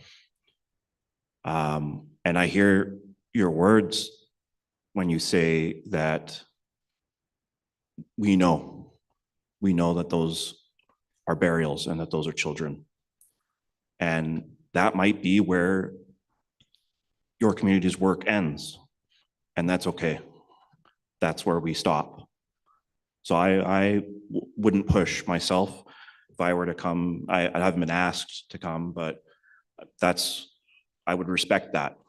I'd respect those wishes of that community if we were told to stop work, to stop searching, because they know. And I think that there are some people in the room that need to hear that. And that's okay. I would also say that you take back what you hear today, back to your community, back to your families, and speak to your relatives, speak to your youth, and see if they are interested, or if that's what you want to do, if they'd be interested in continuing that work, learning. I think it's important work. I think it's important to do, but not all communities want to do that, and that's okay. So I'll just end on that. Heichke. One thought, actually, sorry, that came to mind. Because it's been mentioned a few times, and I'll just put it in a sound bite. Yes, be wary of the salesman in your inbox. I've been approached on a few different topics of GIS related things, mapping related things, and immediately I can tell this is a sales pitch. They are not helping me, those people that are reaching out. And maybe that's not a sales pitch that's in your inbox. Maybe it's literally at your door. But all more power to you to kick those people out because you, like you said, it's a money grab. And I recognize that for sure. I would only, my work and what I do, I would only ever come if I were invited. Thank you. Thank you. Oh, we have another question at the back. Yeah, just a question from one of our online viewers, somebody watching on YouTube, question and comment. Thanks to both Kevin and Andrew. The person said that they are reaching out to people with expertise in how forest growth can impact unmarked burials. But they had a specific question as well about the technology that may be involved in underwater searches. Underwater systems. I'm getting old, so I'm going slightly deaf. So I think you asked a question about underwater systems. Underwater searches, yes. Yeah. This is we know this is an important place where, sadly, we hear that the children are in many schools. So bodies of water are places that we may want to search. This is just beginning. There are options, again, just like on land. There are technologies for doing things that we think we need to do that were invented for other reasons that we can borrow and start using for this purpose. And they include methods for mapping the surface, the floor of the ocean or the lake, for looking into the sediment, and then for looking at the underwater landscape using cameras on what are called remotely operated vehicles, little drones that go underwater. So there are tools that are available that we think will be valuable. And we are going to try some of them out this summer, but we know it's a long way ahead. It might end up much like on the land. You may, if your community wants to, you may end up doing excavation. Underwater, you may end up sending out dive teams. But we think there's things we can do to help. But before you make that decision, if this is an area of interest for you, like on land, there will be places where it's not likely to work. We think that the underwater landscape could be even more difficult than a terrestrial landscape, that the chances of finding the bones of the children, the bodies of the children will be even more difficult. But we have to try. And we will hopefully have further conversations in the time ahead, reporting back on what has worked and where we're at with these technologies. And I appreciate the previous question about how overwhelming it feels. It is, and it's a lot, and there's a lot of technology, and it is expensive. And there's opportunities for people to seek profit in working with you. I don't have any guidance other than to say that I understand, and that the choices ahead of you are complicated. And that if we can provide any support, we will.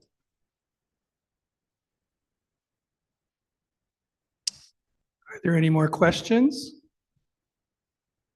All right, then, I'd like to thank Andrew and Kevin for your presentations and thank everybody for their questions. And we're going to break until 3:15, so you get an extra 5 minutes of break. So thank you again for your presentations.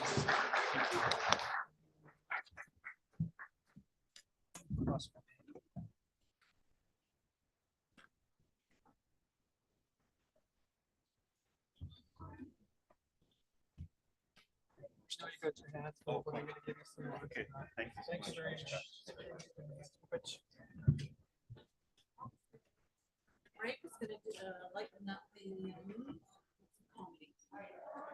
Is that right now? Can I invite Moccasin Joe to the microphone up to the front, please?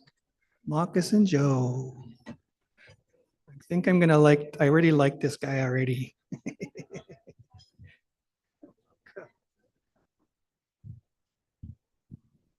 Well, just wait for everybody to get back. But what's the coffee break now?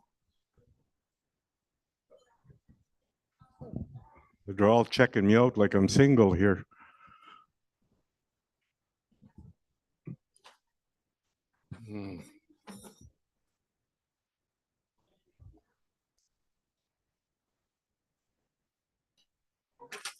I'll just give you guys a couple of minutes and I'll come back up here for a couple of words I'd like to talk about. Don't check me out. I'm married. I got a wife, girlfriend. What more can I have?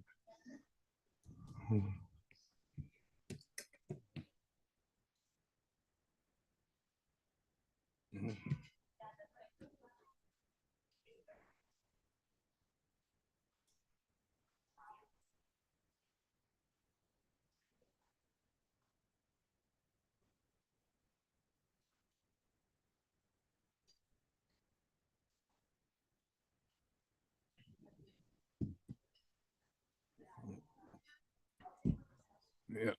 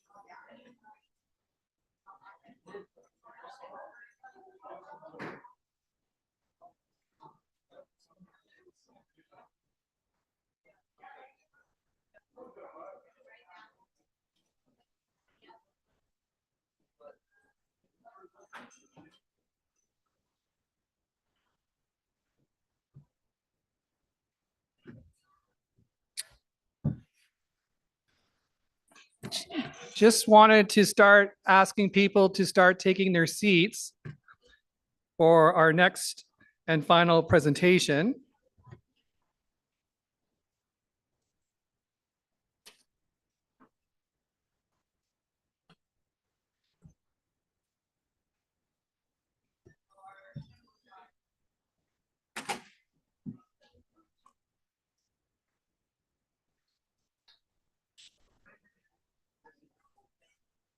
I think I'm wondering.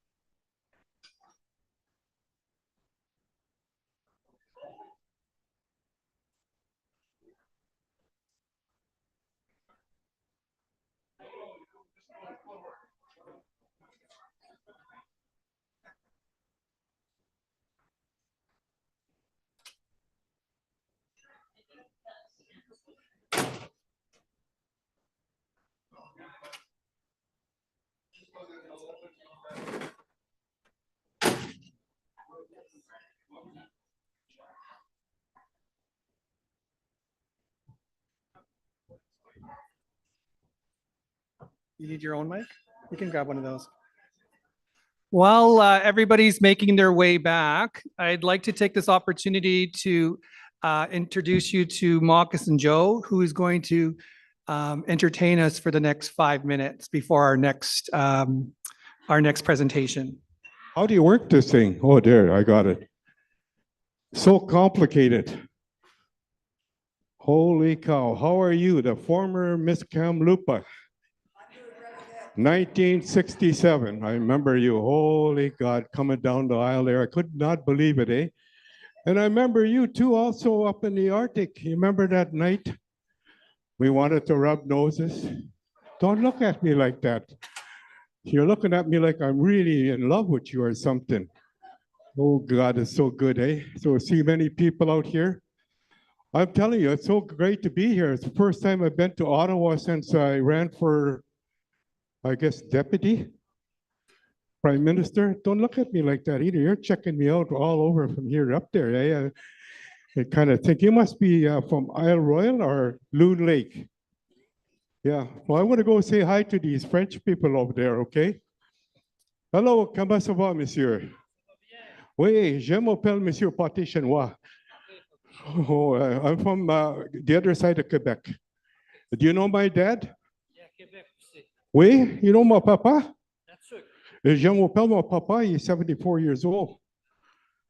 Oh, look at this girl there. She's looking at me. I think she's checking me out. I wonder where I saw him before. This other one there. Where are you from, sir? Oh, I've been there one time. I had a wife there. I told my wife, other wife in Quebec, in Ontario, found out. Oh, bonsoir, monsieur. Yeah, holy cow. I want to go check on these ladies over here. So you all having a good time out here? Oh, I'm checking you out too. Oh God, you're looking at me, I'm telling you, with them traditional eyes. I can't believe you're just a mouthful of whatever you call them, eh? And where are you from? Oh, I'm going up there in a couple of weeks. I'm going to Batash or whatever you call it. Yeah, I'm going up there, eat salmon. Oh, here's the former Aboriginal people from Canada, Mr. and Mrs. North America. And this guy here, I don't know where he's from. But anyhow, I want to get some kind of game going on here. I want everybody to look at me very, very carefully, okay? I want you to check me out. For anybody that don't know me, my name is Moccasin Joe. I'm 38 years old. And anybody here, do you know my dad? Either do I, so it doesn't really make any difference. But I wanted to tell you, today is my grandfather's 104th birthday. He's been dead for 58 years. Yeah. Okay, so anyhow, one quick game, okay? I want everybody to take your hand, rub it like that. Clap your hands together like that. Make a small little circle like this. And I want everybody to take that circle, and I want everybody to put it on their chin like this, everybody. No, not your chin is here. You want, look at that, you're so proud of it. And also too, before I go, I want everybody in a nice friendly way from here downwards here, take a look at these people over here. I just want you to take a look at them. And I want you to say to everybody here on this side, say, heck, you're good looking. I want everybody to say it loud. Come on, 1, 2, 3. Come on, a little louder. Don't be like that. You're okay. And I want everybody on this side to say, I wish I could say the same about you. Yeah. Anyhow, ladies and gentlemen, this was not planned, and I would have planned a better deal for you. But because we went through a lot of stress, I am a residential school survivor. I'm 80 years old as of March, and not quite an elder yet. I want to, you know, the doctor told me I'm going to live till I die, so I might as well make the journey a happy one.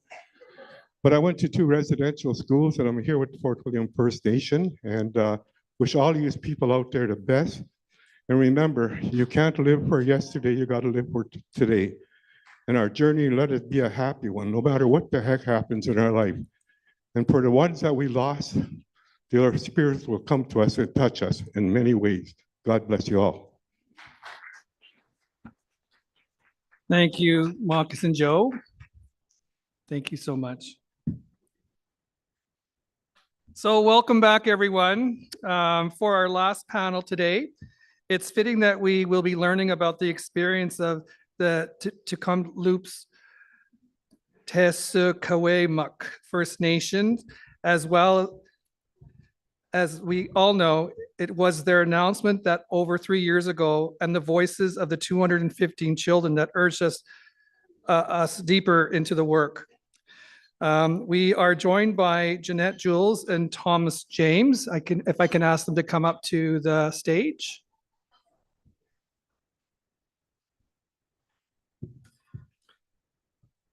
Just a little bit of background.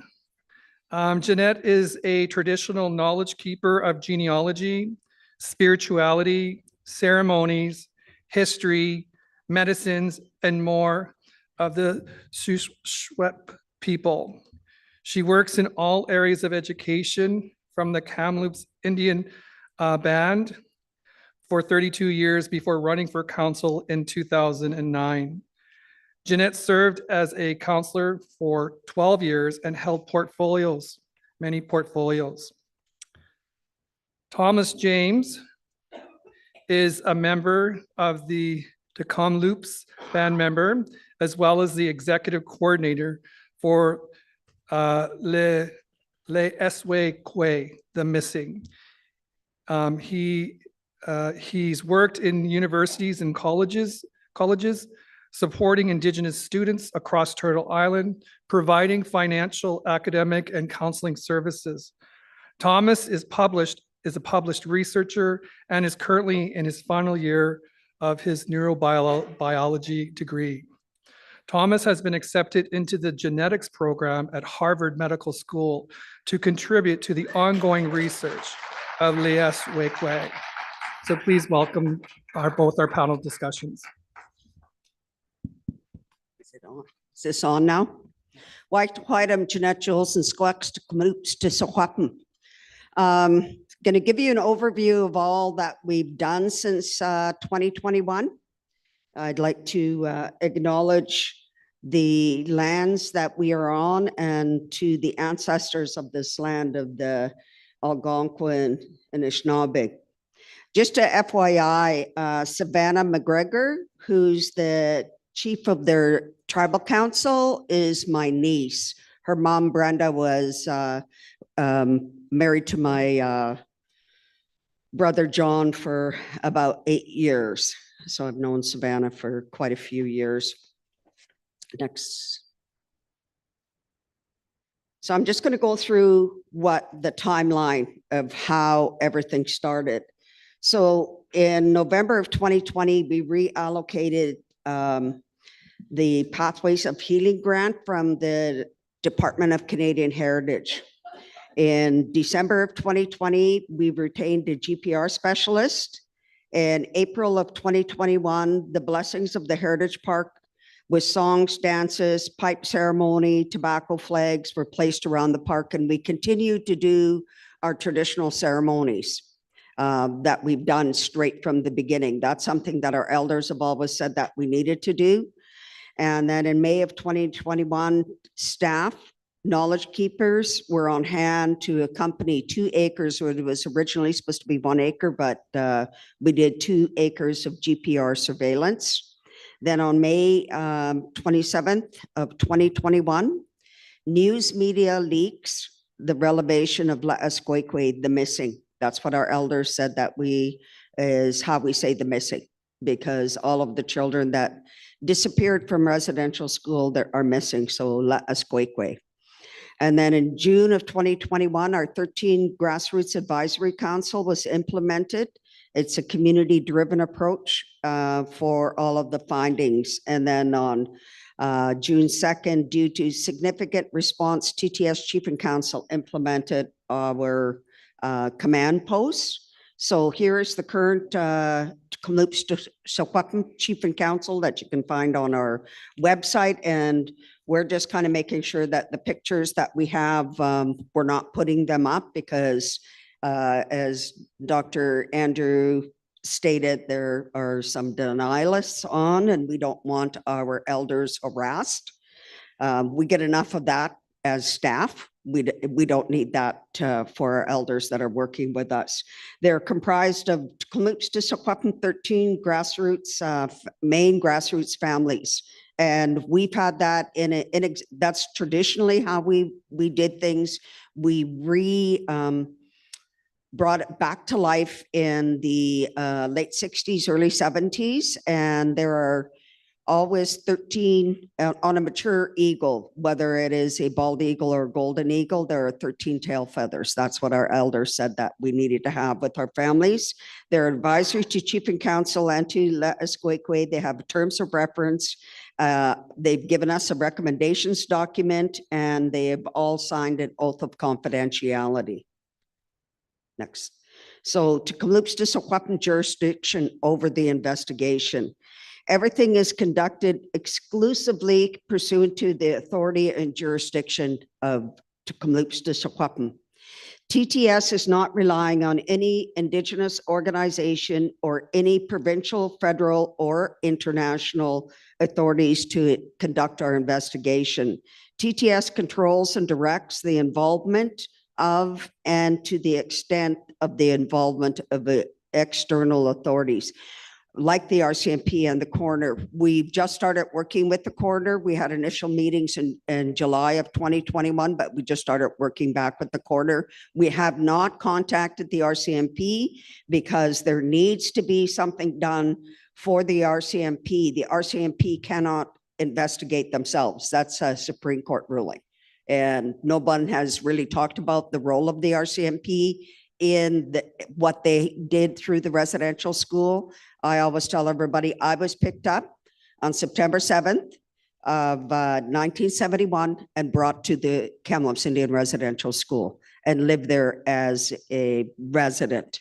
And that needs to be discussed because they did pick up children straight across this country. And what we're doing is distinct from a public inquiry, which cannot make findings of civil or criminal liability. And to any extent possible, it's carried out in compliance with Secwepemc laws, legal traditions, worldviews, values, and protocols. And one of the things that we've always said is that we need to walk on two legs. That means the Western science and our own traditional way of knowing and being is implemented into everything that we do. Next slide. Okay, since 1996, TTS has implemented policies, bylaws, laws, and protocols related to jurisdiction, occupying the field of our title, rights, and jurisdiction that have been the foundation and guiding Le'Esqueque work since the announcement in May of 2021. So my dad coined the phrase in the early 60s to occupy the field. If everyone and all of us are governed by the Indian Act, Section 88 of the Indian Act states where there is no federal statute, provincial law applies. So everybody needs to remember that. So we have our cultural heritage policy, our heritage conservation bylaw, our ancestral remains policy, chance finds procedure, cultural protocols for the sacred site, spiritual research sacred site protocol, non-disclosure agreement. So anybody who works with us has to sign a non-disclosure agreement, and a BCR for any research that's to be done within to Kamloopsum, and it has been designated under our Heritage Conservation Bylaw as a sacred site.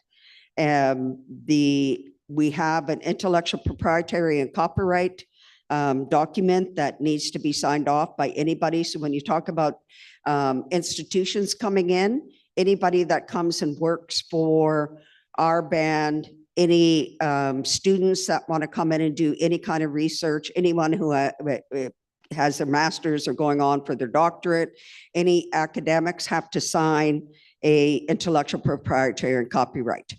That's something that I said that needed to be done from the day I got into council. And I've made sure that it has. I've talked to the Canadian Universities Association in 2010. I probably had about 6 meetings because I said nobody's coming onto our reserve unless I sign that. So I had SFU and a couple of other universities contact and say that they didn't want to do it. And I said, well, that's fine. Then you don't get to come onto our band. So objectives to La Esqueque. Everybody needs to have that done with anyone. So objectives of La Esqueque investigation. So there are 5 questions that we ask, and that is, who are the children? Their names, if people know who their names are. The timing and circumstances of their death, when and how, if people know that. 3, children's consultant. That's their family. Do you know which family they belong to? And where are the children from? Their community and their nation. And how best to honor and care for the children. Repatriation or adoption. So when I get to the one, I'll say it now, because when we're going through and if we ever, and when we get to exhumation, we may be able to find or may not be able to find who the children are, then that means that we will need to do a traditional adoption ceremony for the children.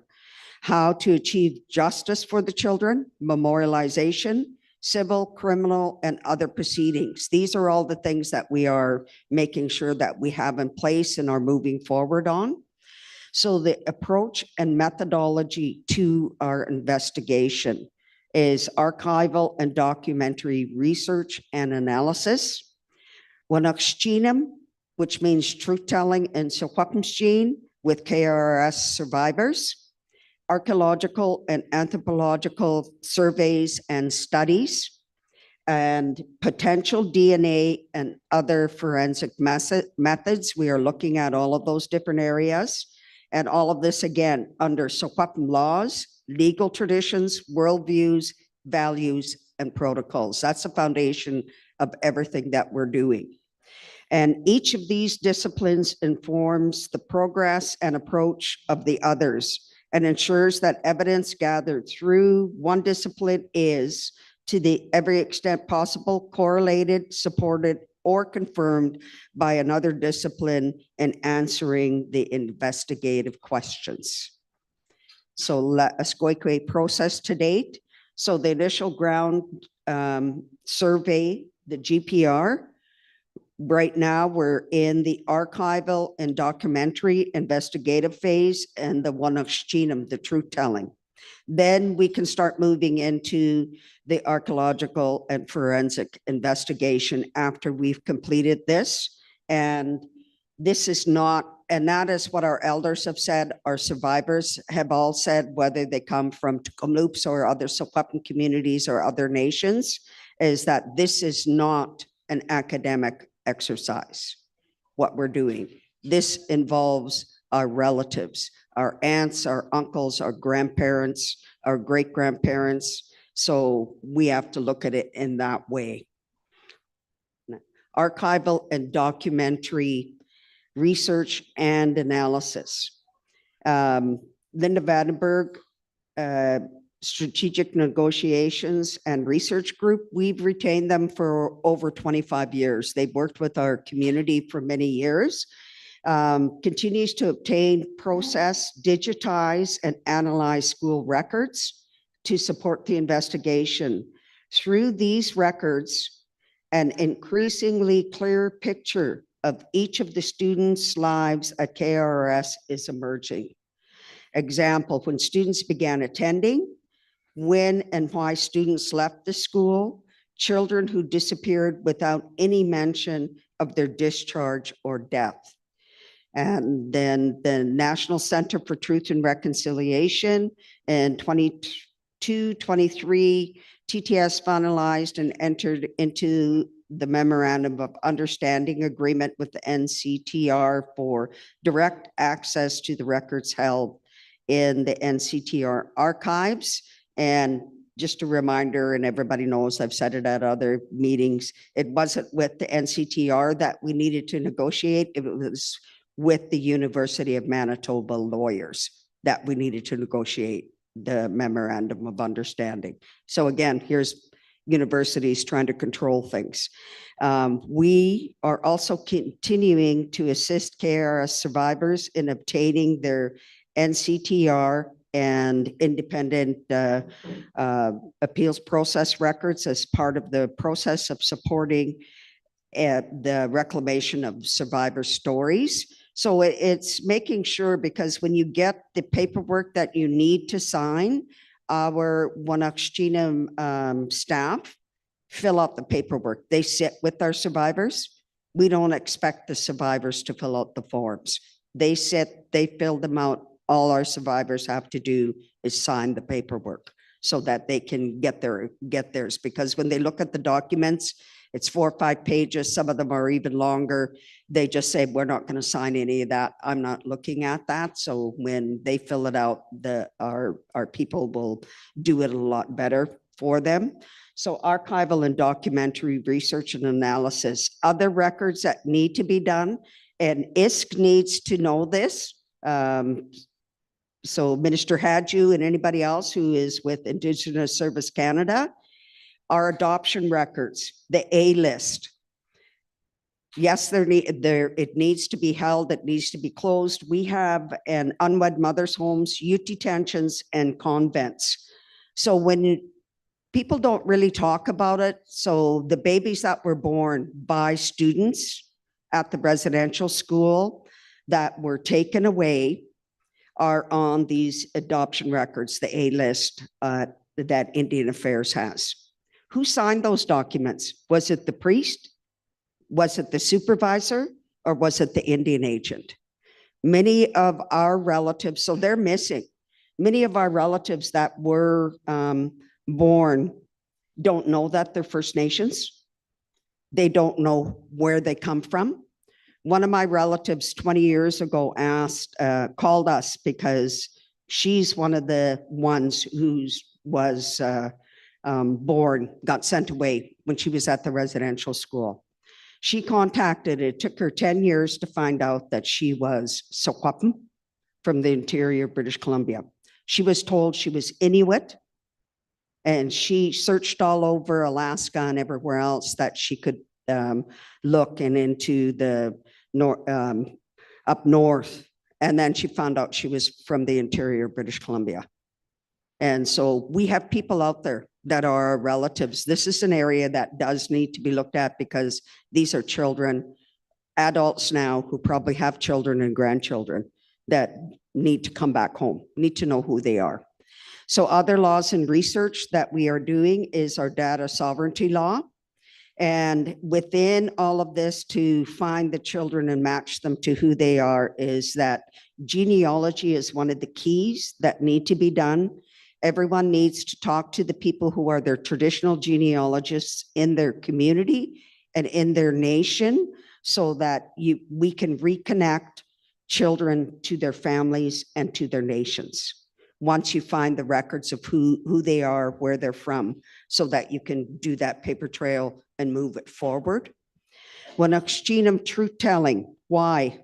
Oral histories is what led us to the preliminary GPR survey. With the news of Laaskwekwe, TTS survivors came forward to offer what they viewed as material information. Survivor testimony is an important source of evidentiary information, can help answer the investigative questions by narrowing down the scope of the investigation in terms of the identity and circumstances of Laaskwekwe, and collaborate information found in KRS records. How Laaskwekwe Department launched Wanakshinem in April of 2023 as a means for survivors and intergenerational survivors to share their truths. Completely voluntary, survivor-centered, and driven, trauma-informed, and supported by health and wellness and traditional health and wellness care and planning. Expansion of Wanakshinem. So approximately 80% of the children who attended KRS were not from Tecumseh to Secwepemc. They are from 108 communities and 38 nations. Students from farther away who stayed in the residence over the holidays into summer may have more information given the duration and continuality of their stay. Some people stayed at the residential school for 3-4 years before they ever got to see their families. And that's the case in every other residential school. The further away you were from home, the longer they kept you away from your family. We currently have 102 TTS survivors, and with each month and year that goes by, we are losing our survivors, and that is true with any other community and nation.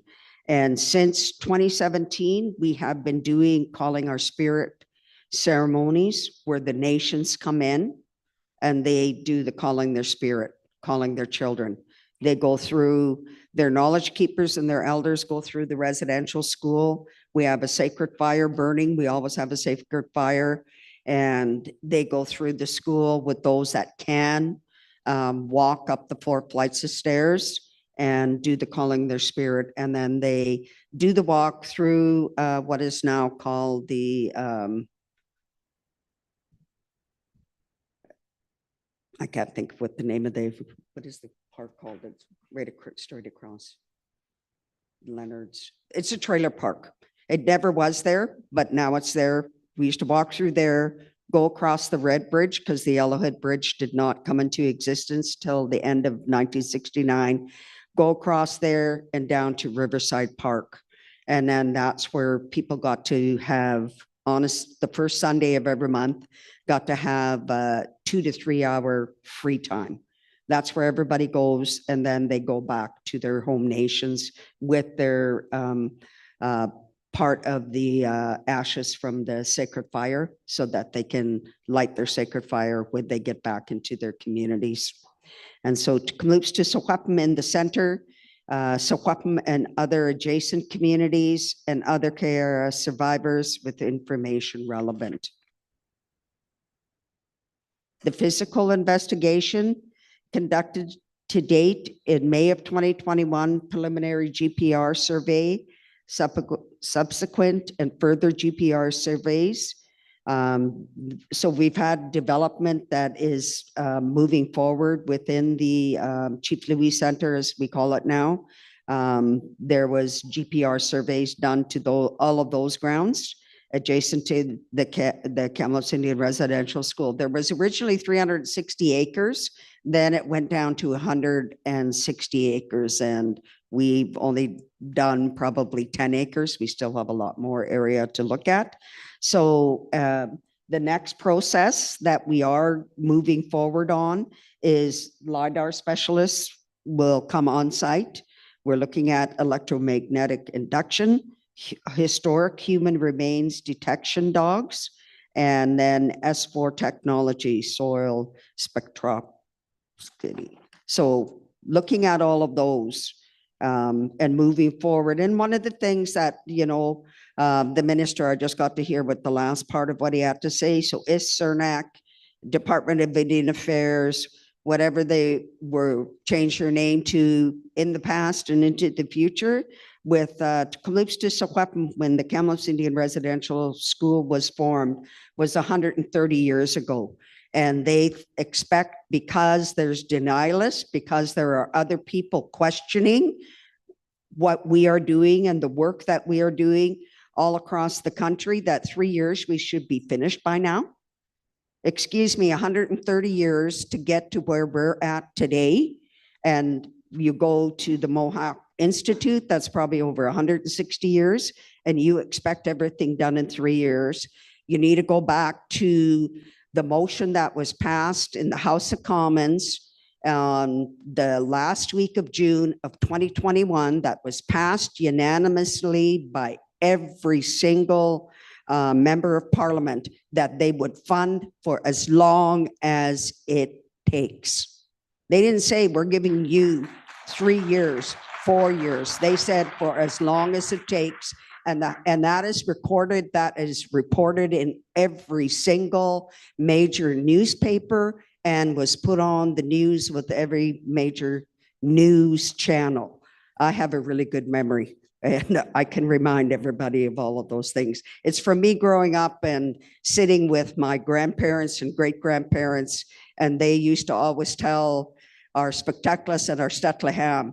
And the worst thing that any of us can be called is swooked.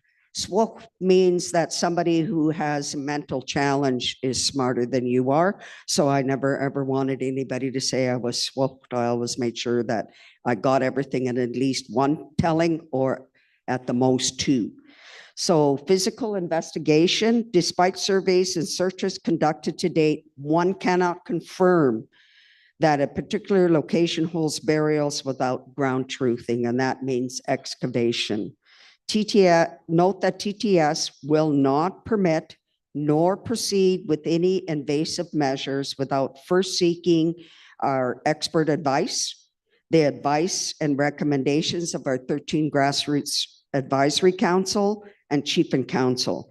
And then everyone needs to remember that when it comes to families knowing that they have someone there within any burial, no matter where that burial may be, there is a Supreme Court ruling that families can request that their family member be returned to them.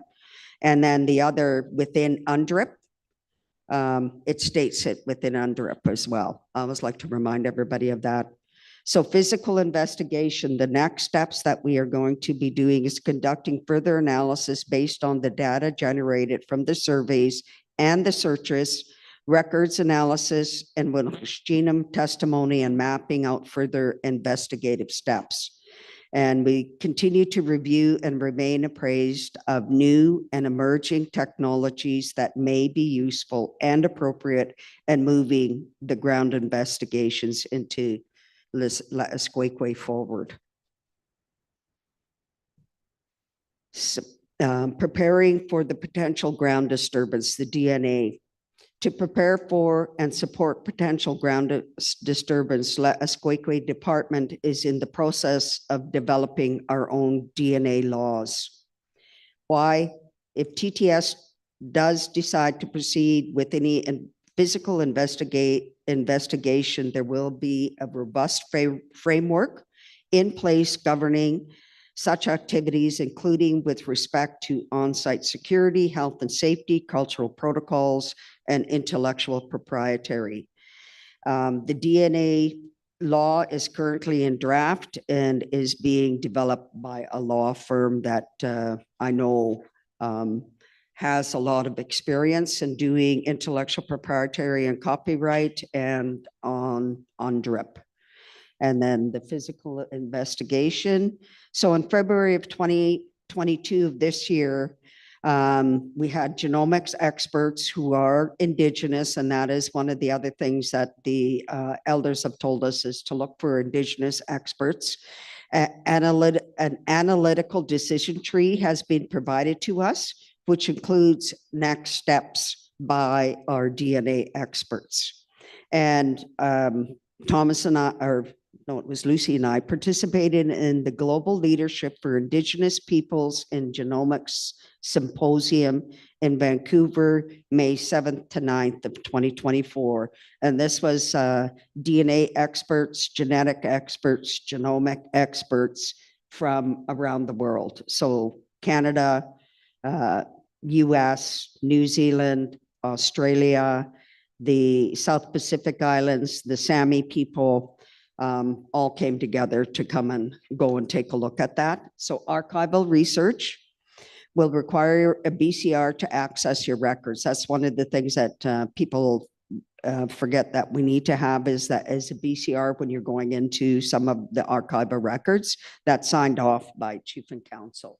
So the other areas that you need to look at when you're doing your, because I can't read that far, is the research that your community and nations have completed thus far. So example is your specific claims, land claims, title and rights, trap lines, and mining claims. CN and CP, all of these, you need to go on back and look and get the people that you have researching to go and look at all of those files, because all of them will have something connected to the residential school because kids were transported by CN&CP.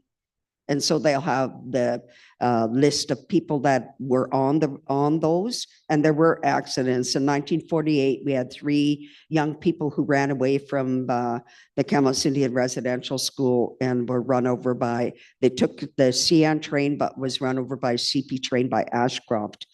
And in the records, and there was public outcry across Canada, is the Indian agent went to the people in the Lillooet area and brought gunny sacks and told the parents to go down to Ashcroft and pick up the remains of their children because they weren't going to do it.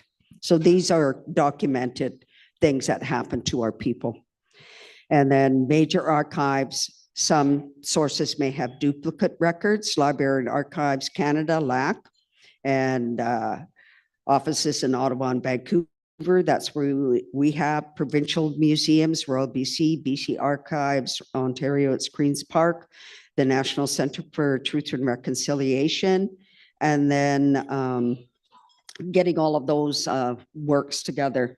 So the Canadian Museum of History, accessing records is subject to the Privacy Act and access to information, whether they're public access, restricted access. Records can be restricted for a host of reasons, such as information provided in confidence by a third party, legal advice, departmental correspondence with Justice Canada, advice and recommendation developed by or for the government. So with us, the Tronquil Properties, which is looking at a major development, there is 2 grave sites that are there, and it shows the forced transfer of children from residential school, whether it was Kamloops or down the coast or up north, to the Tronquil Sanatorium and vice versa, and to other sanatoriums and to other residential schools. But those records have been closed because of a court case that's going on. And so we are still continuing to move that one forward. And that came forward with this a title and rights claim that we're doing with the province of British Columbia, because that is one of our historic reserves that we have. So types of federal archival documents needed for your research: quarterly returns, vital statistic records, death of pupils, and you can get these ones, 1935 to 1934, unusual causes, measles, TB, principals' monthly reports, building maintenance maps, photographs, architectural drawings, alliterations of the school, sketch plans. Underground, you won't find these. These will be given to you by survivors, is the underground tunnels and hidden rooms. They'll tell you where those are. And then the Agricultural National Air Photo Library. And this is a picture that was done in about 1910. So Auntie Mary at the top is my grandmother, my dad's mom, her youngest sister. My grandmother didn't go to the residential school. My pa was born in 1872, so he never went to the residential school, but he can read and write. My granny was supposed to go, but that's when the old wooden building burnt down, and so she never attended. But both my mom's mom and dad attended the residential school, and all of their siblings, and then myself, 3rd generation. So Granny Nettie. So all of these pictures say 1,000 words. You can get a lot of information by showing the pictures to relatives. And so the bottom, Marie Duncan, and you have to look at different names. So who ran the school? It was Jesuit priests for us at the beginning, and then they changed to the different oblates. So my granny's younger sister, Mary, her name was written as Marie because that's the French way of saying Marie. So you have to start thinking of the different ways. And you also have to look at who were they raised with. If they were raised with their aunt and uncle, they'll have their aunt and uncle's name written down, not their family name. And then Rosie Gabriel and Sadie Casmer Leonard, that's my grandmother, my mom's mom. So within there, the highlighted pink area is Rosie Gabriel. It says that when she was born, when she went, the date that she went, date of admission, August 3rd, 1908. And then Gabriel Jovial and Nellie Filardo are her parents. And if you can move that over, you're going to move this over. No. Oh, okay, you can't move it over. We don't have control of that one. But that is sending that to our researchers. They went and they found that only took them 2 days to get all of that information done for us. Okay, next one. And then the rollout in connecting with the affected communities. Like I said, there's 108 and 38 nations. So when we sat down, we had to take a look at the majority of the people, the majority of the nations that we need to work with. So we're solidifying the memorandum of understanding with 4 nations, the Secwepemc, all of the other Secwepemc communities, and we have 17, but we need to get the other 16, the Lechapen, and the Seal, and the Statlium. So the Shuswap, Thompson, Okanagan, and Lillooet peoples to work together, each nation to appoint, they need to appoint within that memorandum of understanding with us. They need to appoint a political lead, a technical lead, and that's the request of the other nations. They wanted a technical person to work with us and a survivor knowledge keeper. And once we get that, then we can start working a lot closer with the other nations to keep them updated, get input from them on our path forward. KRS had children attend from 108 communities, 38 nations from across BC, Alberta, Yukon, and beyond. We've had people that came from Equality that said that their brother came down and never returned home. The Tsuchina told us that they know that they have relatives that are that never came home. So there's a lot of other people that we need to work with, and we have ongoing in-person virtual meetings with other nations, with Indian residential schools. Examples, the Blood, Bikani, Tsutsina, Treaty 8. With the Treaty 8, we had just about all of their communities come, except the BC ones. That's when they signed an agreement with BC on their treaties that they hadn't fulfilled. Moose Cree, Thunder Bay, and we have requests coming in weekly to work with other, whether in person or by teams. And the other laws and bylaws and policies that we're working, okay, is that again, we continue to occupy the field of our title rights and jurisdiction. The next is our DNA law. So within the DNA law, we need to make sure that we have our cultural protocols and values. Definition of DNA in Secwepemc. My grandmother and my great-grandparents always said that it's in our blood. Anything and everything we do is in our blood. So all of us have a term for DNA. What we do, how we do things. Blood memory is another way of putting it. Managing the DNA survivability, viable DNA, okay, criteria, who controls, has access, capacity, DNA lab, our own protocols, inherent jurisdiction, DNA expert advice, indigenous approach, and a genetic roadmap. My oldest son has a metabolic disease, so I know a lot of things on DNA that I had to learn. He's 47 years old. Of the 8,000 people in the world, he is the only one in Western Canada. I think there is one other person, so I had to learn a lot about DNA quickly. So I've always kept up on anything dealing with DNA.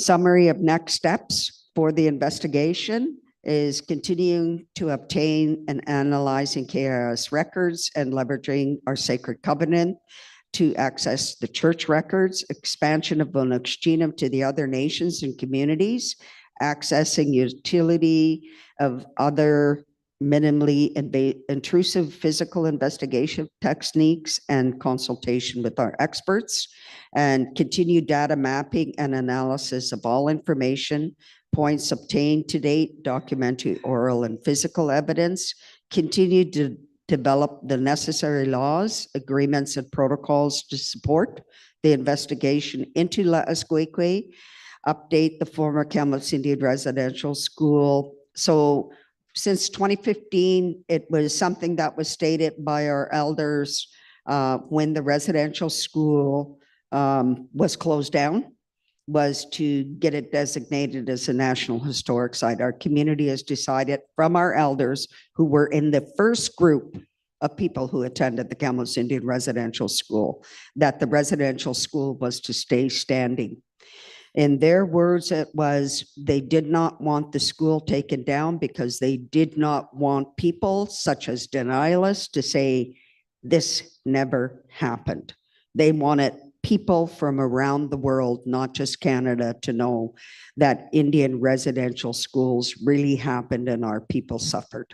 So that is why we've done that. We went and worked in December, gave our presentation, and we should be hearing soon from Parks Canada on what their process is. So our healing house and other projects in the future are memorialization, Elders Lodge, and our museum. So how did we get here? Prime Minister commits funds to support TTS Healing House. He flew over us, if everybody remembers, on September 30th. If he'd had landed, then things would have been a lot different. But a letter was written by the 13 grassroots families and endorsed by Chief and Council to Prime Minister Trudeau, and he committed to funding our healing house. That was the first piece that we needed to do. To Kamloops to Secwepemc and 13 Grassroots Advisory Committee appointed DK Architecture to undertake the Healing House feasibility study. To Kamloops to Secwepemc community engagement sessions were held and feedback was pulled. In January of 2023, to Kamloops Chief and Council began application process on the 28-acre site for the healing house. It's on what we call the Typhon lands, or the Vic Edwards property. So Vic Edwards was the superintendent of the RCMP. And during the Second World War, that area of our band land was taken away as a Japanese German internment camp and was to be returned to us at the end of the war. Instead, one of the Indian agents sold the land. And we are in the process of doing our Douglas Reserve, and our lawyers want us to keep it as a part of our court case instead of having it separated it out. But that was how that piece of land was taken away. March to December negotiations with First Nations Health Authority, Indigenous Services Canada. ISK announced the 12.5 million for our healing house development. Bureaucrats in Ottawa here decided TTS could not administer the money, even though we've done major projects using Indian Affairs processes. They decided to give it to FNHA. So we spent 10 months negotiating to get part of the dollars back and to get a MOU in place with FNHA. And then a feasibility study is completed, development process to design stage. Our construction manager has been hired, project charter has been finalized. To Kamloops to Secwepemc focus groups on the design of the building to be coordinated and communicated. And this healing house for BC will be the first of 5 that the government has committed to. And they are, we will be taking all of the Indian residential school survivors that are in BC. I don't know when they're going to do for the rest of Canada, because they did state that they were going to do that for the rest of Canada. Sacred Covenant. So church records can help supplement missing records for certain school years. Records are not kept in Winnipeg. The early records, because of the Jesuits, and they're either housed in Montreal or the Vatican. So the picture is of, to the left is Cookby Johnny Chalahitsa. center is Cookby Lewis Hichachen, and the other one sitting at the end is Father Lejeune. And he was there and did a lot of the writing for both of these two gentlemen when they petitioned in Ottawa and then went to England. This was when they went in 1910 to England. King George was out hunting. They didn't realize it was a snub. And they said, oh, they were told he was hunting. They said, okay, we understand hunting. He needs to provide for his family. They went to the Vatican and met with Pope Pius. And this is them sitting in the garden right outside of the Pope Pius's office. And they gave him a letter, and Pope Pius said that they would continue to work with our people. So on March 31st of 2024, TTS, the Roman Catholic Archdiocese of Vancouver, the Roman Catholic Diocese of Kamloops signed a sacred covenant, which commits the Catholic parties to working with TTS to share and access information in support of the investigation. Within the covenant, there are 12 commitments. It was developed per canon law. The church does not sign memorandums of understanding. They sign sacred covenants under canon law, which rules everything that the Roman Catholic Church does. So in 2015, during the election period, after the writ was thrown down, before the elections, one of the bureaucrats let the church off the hook for the 25 million that they were supposed to contribute after the settlement of the agreement that was done after Harper made his apology. And it is written, our covenant is written in Chinook. Chinook was taught at the Kamloops Indian Residential School until Father Lejeune died in the 1920s. And Chinook is our trade language that was spoken from Alaska right down to California to Mexico. All of the First Nation people along in that area, that was the language that we all spoke to each other. We could talk to somebody and they would know what we were saying. After some Portuguese, French, and a few other languages were thrown in there, but that is what our covenant is done. So when we do this under canon law, the church has to have sacramental records.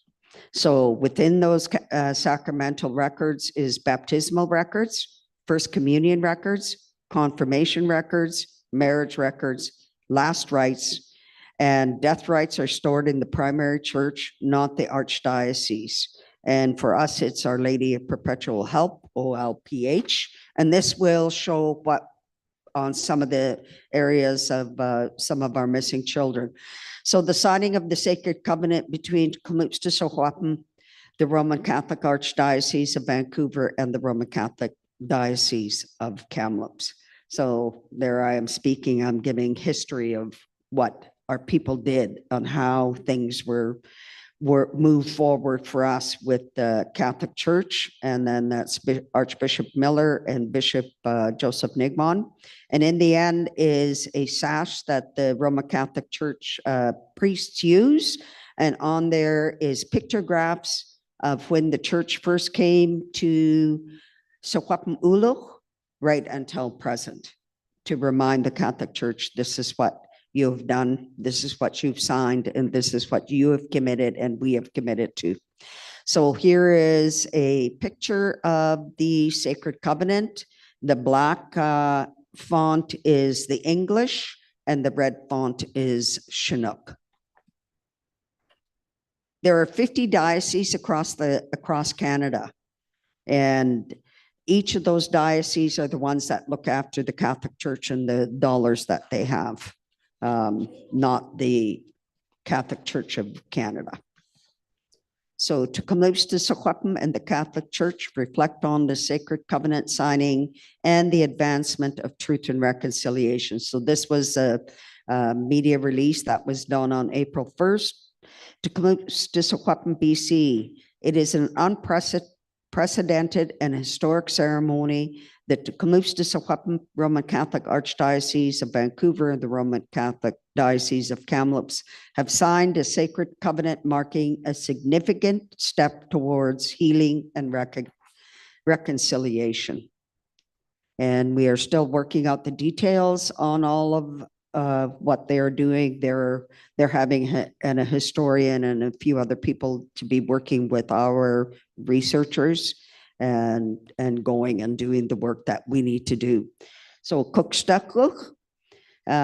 we understand all of these updates with respect to La Esqueque can be triggering and re-traumatizing, and we encourage everyone to take care of your physical, mental, emotional, and spiritual well-being.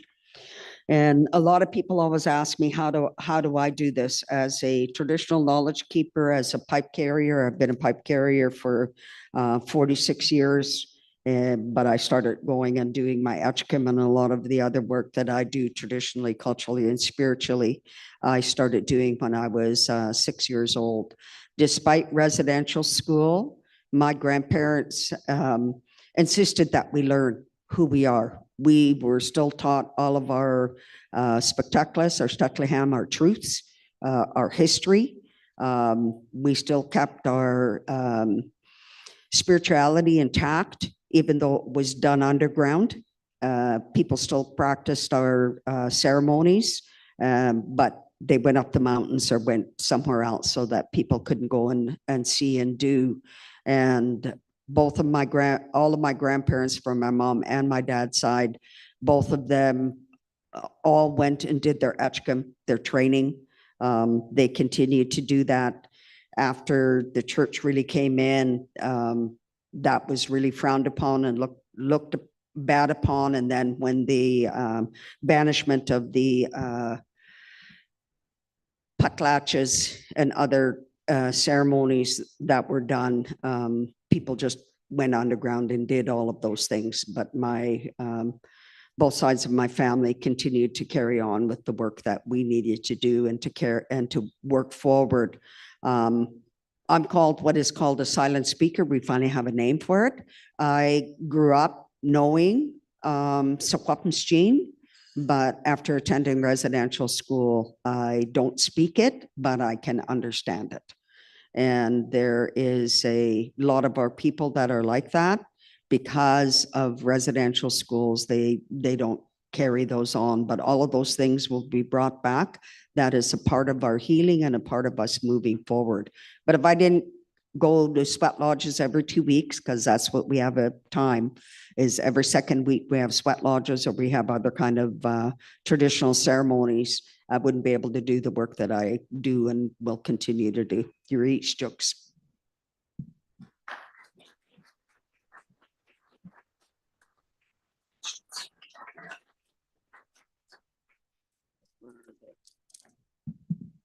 I'll do it. I don't know where the people are that are doing. They're supposed to do questions and somebody's got a mic.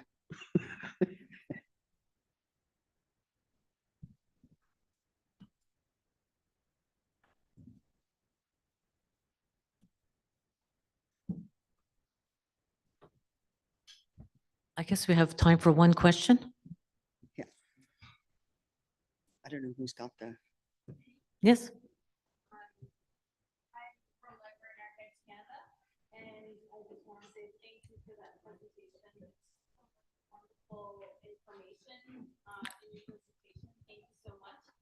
I just want, oh, thank you.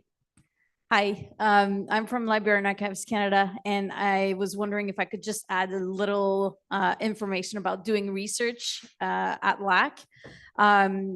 We do ask for a BCR when you are requesting personal information from our records. In the BCR, if it's a company, a research company that is named, we also need a letter of authorization from the company that names the researcher. So that we can make sure that we disclose the information properly and with the community's permission. For those communities that don't have a BCR, We will work with you to have a letter of authorization so that we can ensure that the information is provided to you. And also, if you are asking for non-personal information, then you can make a formal request, which is a different workflow that we have. The $5 fee is waived for Indigenous communities. So if anybody has any questions, feel free to come speak to me. Thank you. Miigwech. So miigwech again, Jeanette and James. We are very grateful for your courage and leadership. And from the Tekkokum Lupskwe peoples, we say Kichi miigwech, and we greatly appreciate your being here today.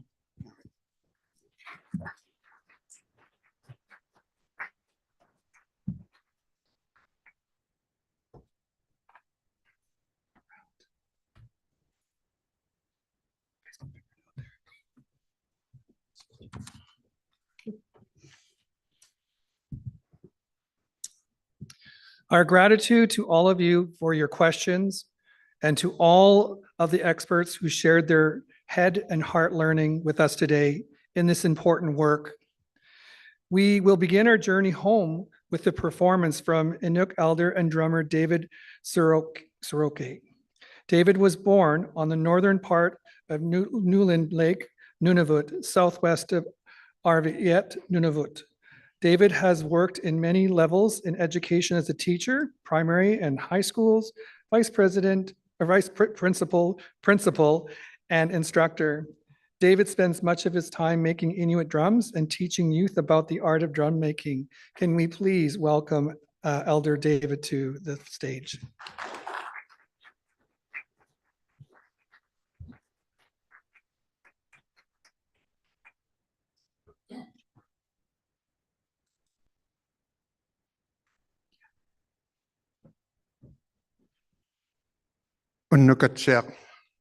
Good afternoon. I was hearing a short song last night composed by my late father, Mickey. Just to give you an idea of the song I am about to share with you. My late father was born in 1918 and Hikwakala, that song that composed, which is mine now today, was older than my late father. Just give you an idea how the song or bihik is passed on after generation to generations. Growing up in 50s and 60s, I never dreamed or I never thought drum dancing and singing and Inuit language will never disappear. Now, all these masters of drumming, all the masters of drum making, all the masters of singing have passed away. Change is so strong. It's almost like a bulldozer. And I was lucky enough to capture family songs. A friend of mine and also my last Helmut elder recorded my family songs in 2007. Our last elder, Helmut, just passed away in early April. So I was very lucky to capture my late father's bihik, Hekwa bihik, now mine, and my late mother's bihik, Kahok, and my grandfather, who I never met, Iglupialik. Now, before today, when drum dancing was still active, all the dances were not staged. They drum dance because they wanted to. It's part of your livelihood. And just to give you an example, they used to word of mouth pass the information around that there will be a big drum dance in so many sleeps. Now everyone knows the day comes and they celebrate for a few days, drumming, singing, sleeping, eating, and whatnot. And also to celebrate the wicked winters of Nunavut, and also to celebrate who was born that year, who's passed away that year, all those things. When a man or woman is ready to drum dance, they present themselves to the center of the big circle. That big circle is usually women who will be the singers of the evening.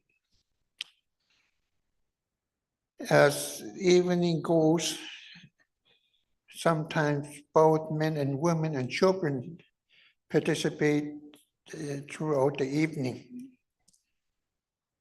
So I like to drum dance more and less talking today. This song I'm about to share with you is done beautifully. I listen to it all the time. I just close my eyes and listen to the song of how Hekwara was feeling that day and how he was wishing to be out to hunt. And when the man is maturing, drum dancing, drum making, and drum dancing was part of their growing up to adulthood for both men and women. So today, as a retired teacher, I try my know-how of drumming, which is this big, but I learned from my mom and dad and my elders in Akwiat and Whale Cove. This little bit of drum dancing I know today, I try to share with all the young people of Nunavut, Nunavik, Nunavut, whoever wants to learn. So I want to share that beautiful song composed by late Hikwakalak. If we could have the volume a bit higher, please. I'm going to get ready. I have a manager back there.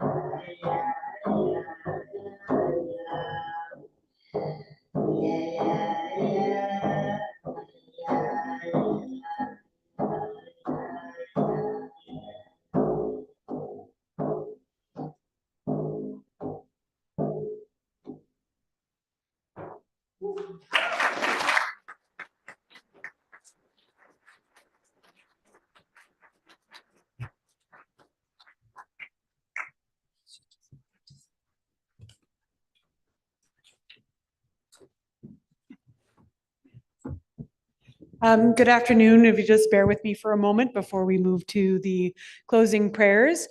Just on behalf of the Circle of Survivors and the National Advisory Committee, we wanted to take this moment just to acknowledge and thank our amazing MCs for the last day and a half. So thank you to Albert Beck and Carol Brezzo. We have some gifts for you as well. So thank you again. Thank you. Okay. Thank you for the thank you. Kichi miigwech. So miigwech again to Inukumik David. I'd like to thank to all the elders, Peter, Oliver, Monica, Harry, Larry, and all the elders here present today. So we're asking now for all the survivors to please stand up for a moment because we would like to recognize you as well because we're alive because you survive. So this is important to recognize all of our survivors today. Kichi miigwech for being with us today.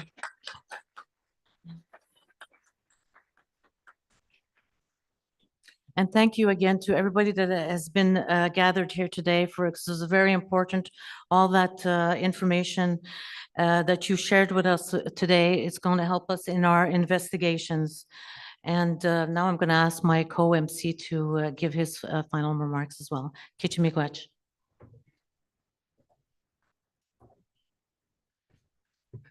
Thank you, Carol. It feels like we just went a little bit off script. I just want to thank everybody, our elders, of course, our cultural performers, our speakers, the participants, the Circle of Survivors, the National Advisory Committee members, and all those who have joined us online. I want to say thank you for joining us. As a 60 Scoop survivor, a family member of day school, intergenerational, and residential school, this work that we're doing, that I'm doing with our government, the Manitoba Media Federation, I thought this was going to be a 2-year project. And from what I heard today, it's more than 2 years. This is going to be a life work. In my view.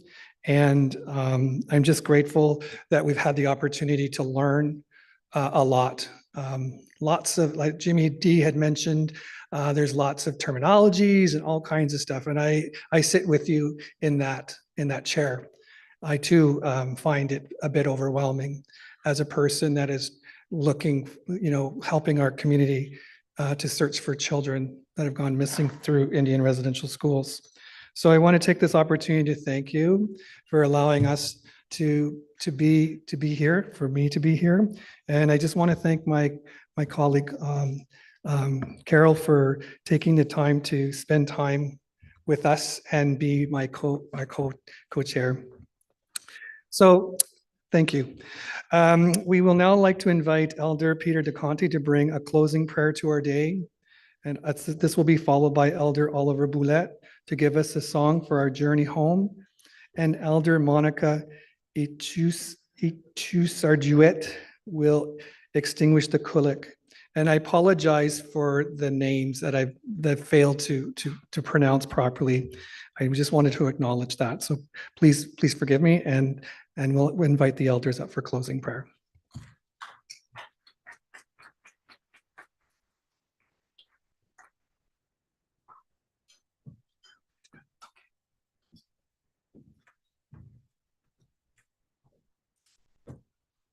Thank you.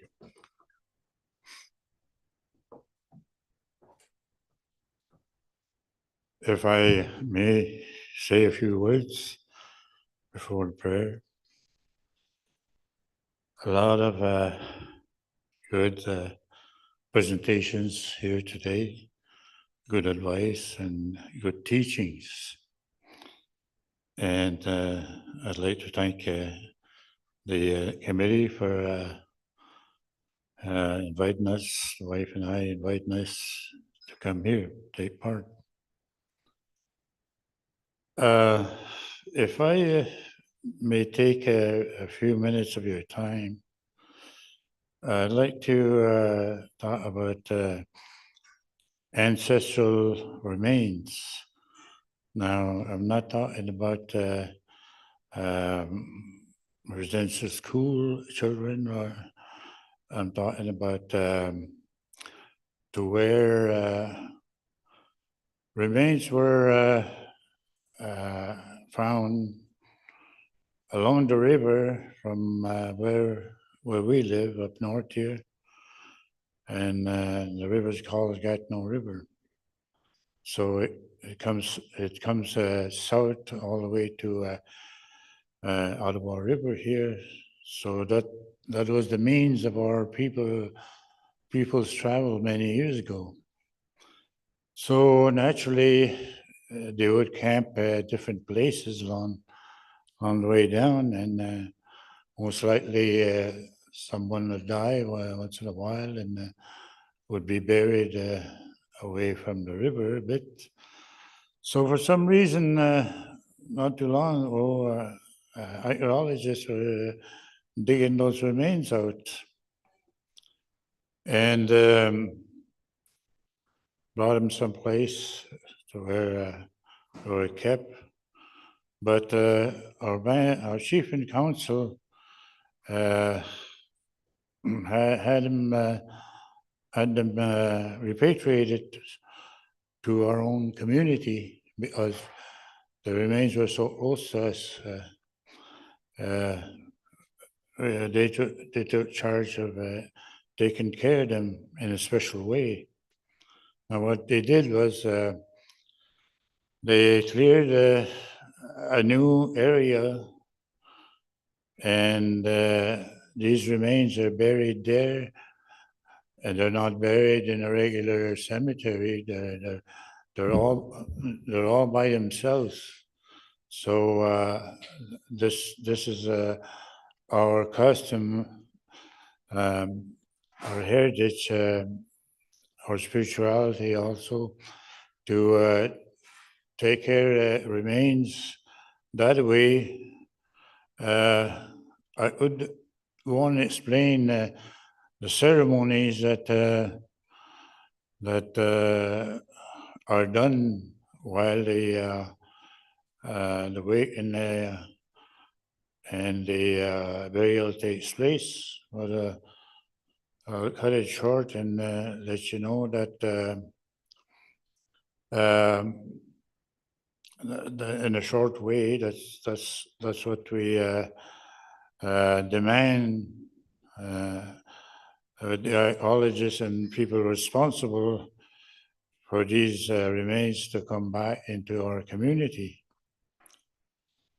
Now, just lately here, maybe a month ago or so, I was called down here to come with our elders circle because remains were found just west of here, township called Canada, by a house building contractor that was getting ready to excavate a site for a building.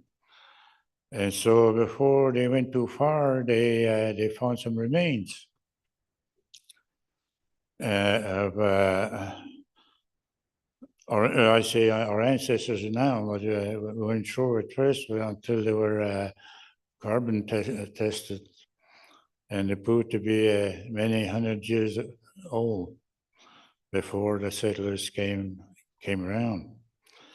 So we came to the site, and true enough, the construction had completely stopped, and met up with the officials there and a archaeologist. One of them was forensic, so he knew something about the remains. So we did a ceremony to appease the spirits that were in these remains while they were alive. And the ceremony was with myself and firekeeper, also water keeper, and sacred pipe keeper. So we got together and did the area. But the thing is, there was two areas now. You see, what happened was when they started excavating, they took the topsoil and hauled it away into another house being built for lawn topsoil. So now they have to work on the two areas. The archaeologists have to look for the remains on the first site, which is not too badly torn up yet. Yeah. But anyway, the remains were found. And then the second place, there was a couple loads of topsoil that was dumped.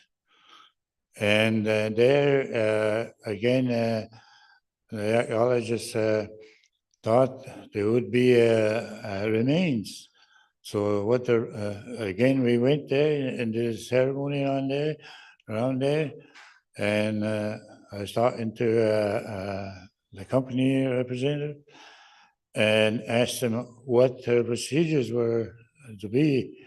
Well, he said, we're going to take all the topsoil, big lump topsoil, and we're going to sift it. So they might find other pieces of remains. That's what they were going to do. And well, they're going to call us back when everything is put together and construction to start. So we have two options on there. The people in Tianzibi Reserve, Great Lake North here, and another place called Pequawkanigan, which is west out of here, about the same distance as us. So we have the option for either one of our immunities to take charge of these remains here and take care of them properly, the way it should be in our ancient ways, the way our people were bad years and years ago. So anyway, I had the experience once. I was called to Calgary, Alberta, to take part in general session of a meeting with the Canadian Parks people, because they were developing a couple of new parks up north, way up north. So they wanted native input. So I was one of the people that was called there, and when it came, when they asked me if I had something to say, well, I told them about our ancient ways, our spirituality, about these things. Now it says, if you find remains of our people, make sure a Indigenous person, elder, be there first and say, you know, ceremony, whatever, before they scattered out. And another thing it said was, we don't tolerate remains to be taken and showed in a museum. It says, not like in the old days. It says, there won't be no more of that. That's the way we wanted. So they took it all in. And I says, but if accidentally you might dig for a building or something like that, you find the remains, well, it says, that way the archaeologists will expose and involve the native people again and rebury these remains. We don't, in the old way, we don't believe in burning, cremating our people. And so I made them understand that we have our ways to take care of our people. Doesn't matter if it's ancient or today's people, we have ways and ceremonies to bury the people. We still do that at home, some of us anyway. So this is just a little idea I want to put out, and I appreciate very much listening to me, and I want to thank again the committee and everyone that's involved here in this well, lack of words, what the committee is doing, whether it's a project or what. Thank everybody, even the workers here, and with that, I wish you would join me in doing the closing prayer. Shemando, Chimigwich, no Kajiak, Yaskamiziang, Jimano Siang, Kinani Siang. Hezin is Sitadiang, Wejit Namadiang, Hanin Edjwe, but Yenakai, Ogoya, Namo Jigin, we set up in the anyway, on the Sindor, on the way anyway, as you end out as you have no gene shock. We do question, I mean, you know, but it's she way out sick and or is Jimmy sick and is about saying that, and it's not about saying that. To me, it's such no, I can, I don't know if I can make a Jim Manzian. To me, it's Chimendo. Thank you.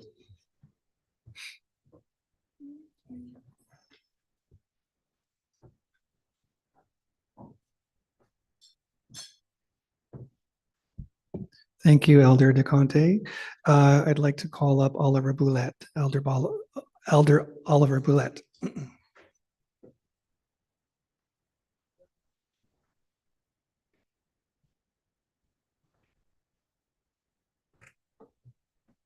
Thank you.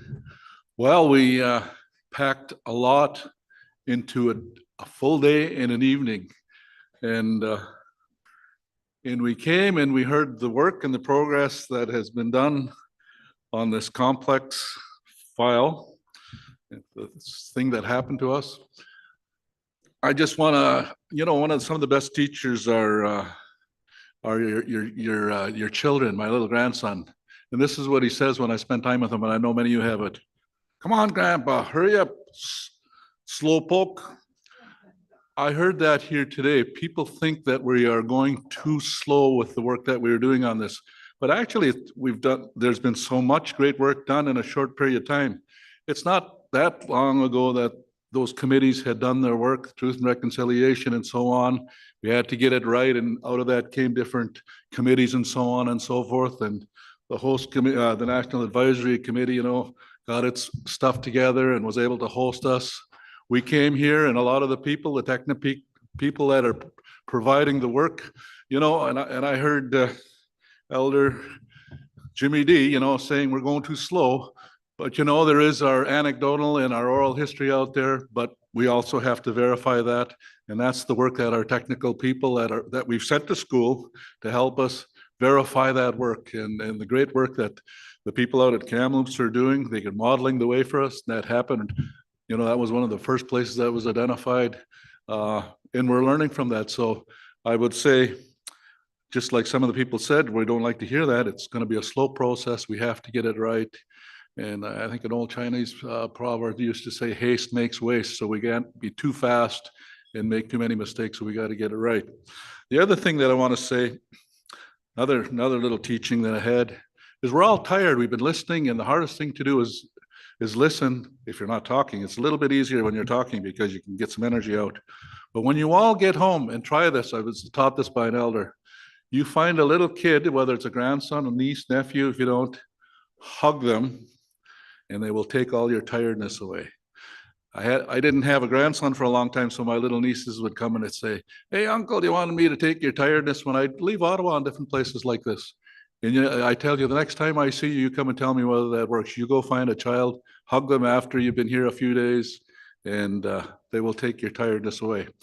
I want to end off with the very same tune that I started with today. It's one that we use for everything, for celebrating, for ceremony, for mourning. I've played it at funerals, and I want to use it as a journey song. I also want to say thank you to Peter for working with you, and all the rest of the elders here. Gee, I better put a list here. I better not just single you out, Peter. I wrote down everybody's name.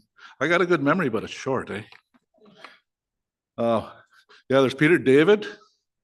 Learned a lot from you. Of course, Monica, and our hoop dancer, which is Mahina, is it? It was just wonderful today. So thank you for allowing me to be a part of your team here. And until our paths next cross, you guys all take good care. And I'm going to play a journey song that will ask our Creator to have you all travel home safely, to be with your family, and also to all the people that are here to continue to do the great work that they're doing for us. So you can just sit there.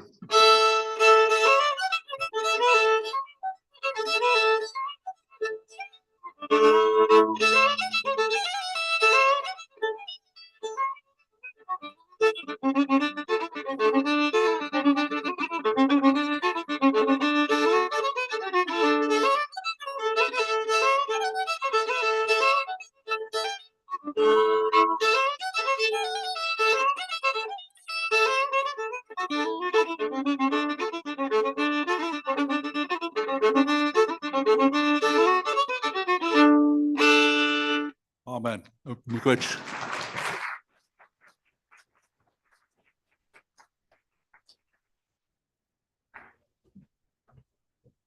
I'd like to invite Elder Monica to close us off with the closing of the Kulik.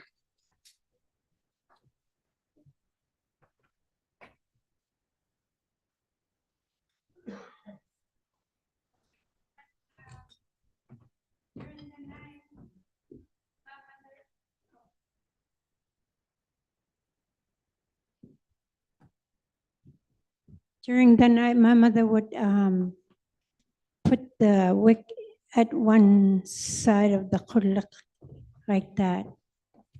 And that, like, they never, that was the flames out unless they were gonna leave the igloo or the tent. So now that we're going to be leaving, I'm gonna douse it out. And I say, safe travels, everyone. Thank you.